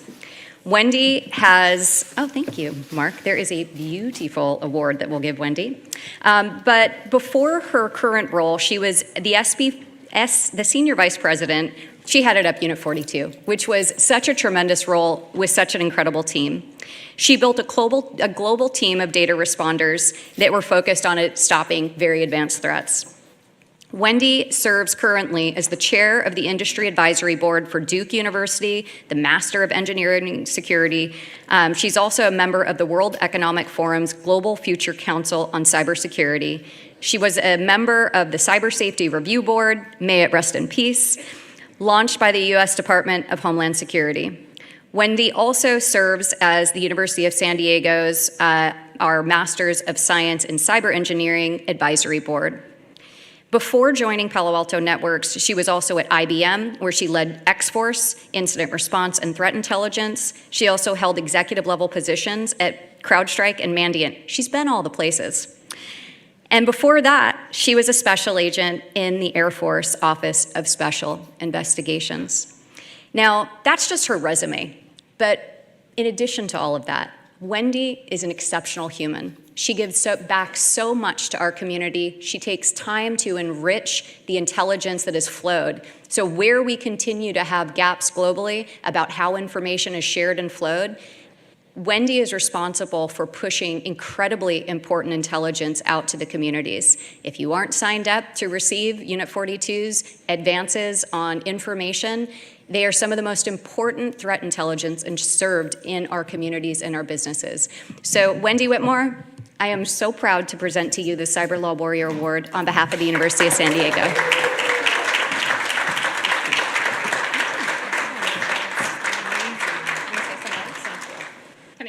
Can you say some words?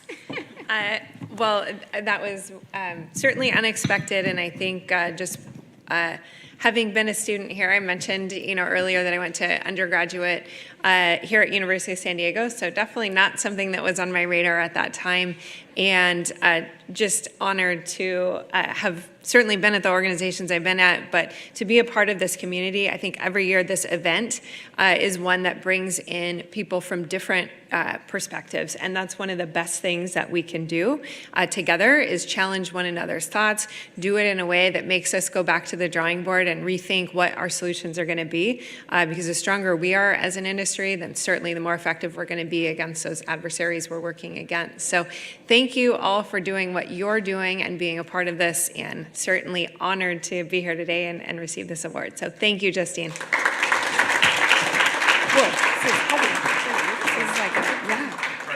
Hold that up for everyone to see what we gave you here. And Mark did not use AI to create this, I did. so there's probably going to be more accuracy on this. That's beautiful. Yes, it's beautiful. That's pretty nice. All right. I am going to invite now the organizing committee to come up. And this event, by the way, starts getting planned for next year today. So this part's really fun, so we'll just invite the organizing committee up. We got Nick Arrico, Kathy Mulrow-Petty, Jenny Martin, Ann Blake Dreyer, Violet Sullivan, Jonathan Fairlow, and Pierce Sinclair. but Mark Castellano holds us together. One of my favorite things is this sort of hot take on the day, and then we'll get some audience participation as well. So really, it's just about, I'll pass the mic around for things that stood out to you today and comments from the organizing committee. 5 years before quantum, that stuck in my head. Just really appreciate the transparency, the vulnerability of the panelists today, the honesty, the sharing of information. I'm just every year blown away how much I learn being here with all of these great minds. I love the conversations in the room and outside of the room. Similarly, I love the learning that I get out of this and being able to bring people to this room who can learn as well. And thank you all for coming and sharing the information and making me better at what I do. For me, it's the energy. I usually arrive here kind of tired. There's been a lot of stuff going on. And then spending time with everyone, the discussions, the insight, the things really just kind of energizes me and reminds me how much I really like doing what I'm doing and how often you kind of feel a little bit of an imposter. But when you're surrounded by a group of people and you get some insights and get some thinking about it, it really helps kind of bolster you for that next call and that next approach. I have two things. Number one, I love the fact that it brings together professionals from two fields with great respect for the fact that we're all trying to solve for the same risk problems. We just have different roles and perspectives to bring to the table at different times in the process. And the second thing I really love about this conference is the diversity. And you got a bunch of women running this thing, and it shows, and it's fun. We got our men. We love our men. Mine was just all male panel. I apologize. So I just am always blown away by the community, just how amazing our community is, both the folks that are participate in the panels and then also the folks that are in the audience. Just really appreciate that. And Wendy's comment from moving, kind of focusing and moving from compliance to resilience, I love that. I'm going to use that forever. I'm going to go a slightly different direction. How many undergraduate or graduate students do we have in the room? Okay, we have, so here. Yeah, can you guys stand up? Stand up? Yes, yes. There's our future. This is the future of the industry. And for the rest of you in the room, if they were to walk up to you during happy hour with a question, keep standing. If they were to walk up with a question during happy hour, would you all be responsive to talking to them? Would you be open to it? Yes. So take the opportunity. Half of life is what you know, half of life is who you know. And this is an incredible people to know. Thank you all. Wow, what a day. It happened, and we really appreciate all of you for being here. Without your participation, we'd just be up here talking to ourselves, but we really appreciate your time and being with us. You know, when this thing's, oh, go ahead. Would you be willing to pass the mic around to a few people that raise their hand? Yeah. Just to want to get some feedback from the crowd on, we'll do that for 5 minutes as well. So as Mark, raise your hand if you want to give something, an observation, a comment, a question, anything from today. I'll say that Rebecca Hanabai said data mapping was her love language. I love that. And I kept thinking, like, well, cyber law is my love language. I love it. So, Janine.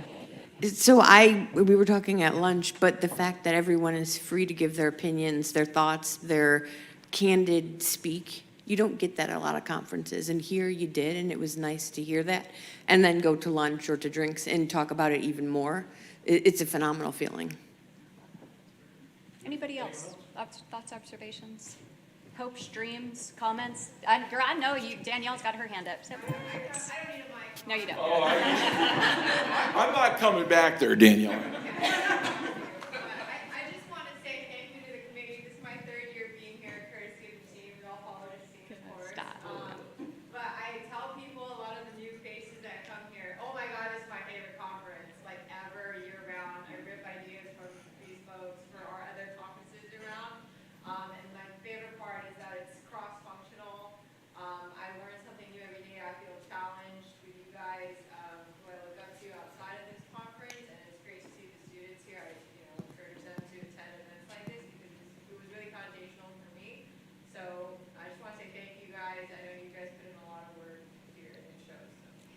Save the date for next year.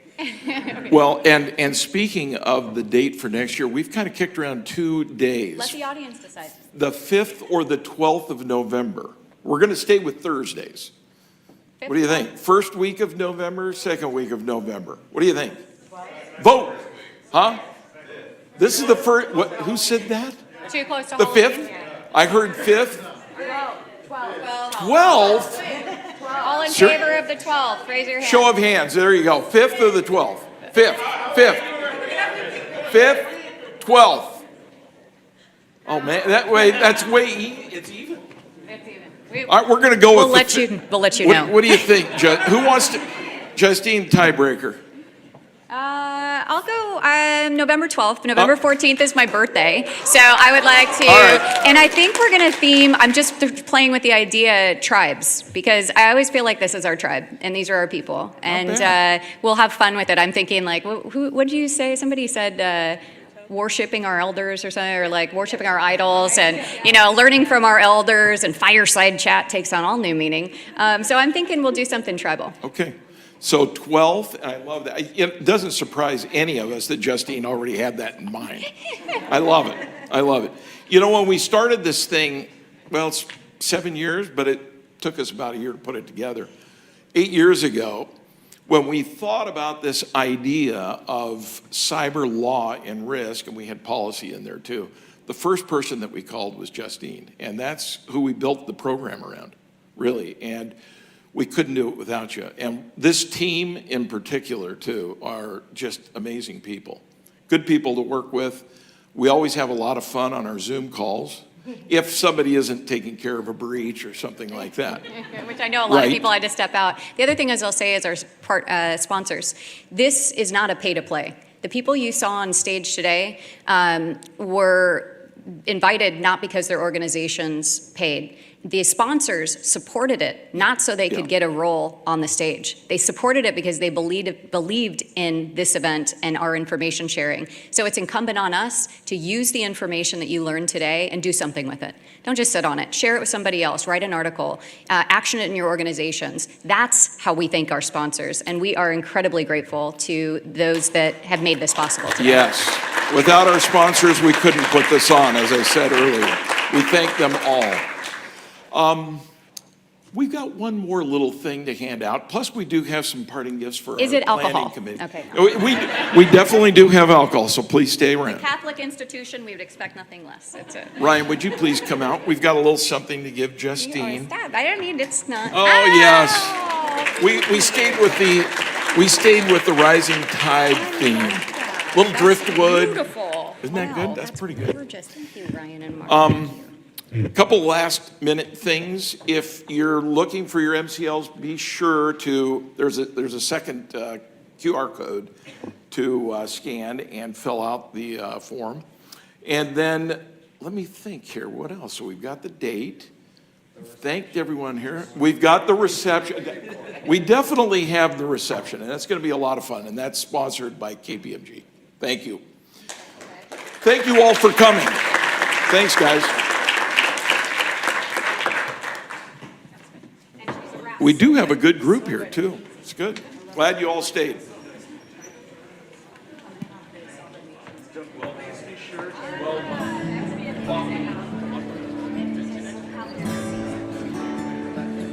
We forgot to thank our thought leaders as well. Thank you all for speaking today and taking time in your busy schedules to be here. Thank you. So don't forget to get your gift. Yes, That is incredible. It's beautiful. Driftwood, I will keep that, and I will put moss all over. Here, I'll take a photo. Oh, they're very heavy.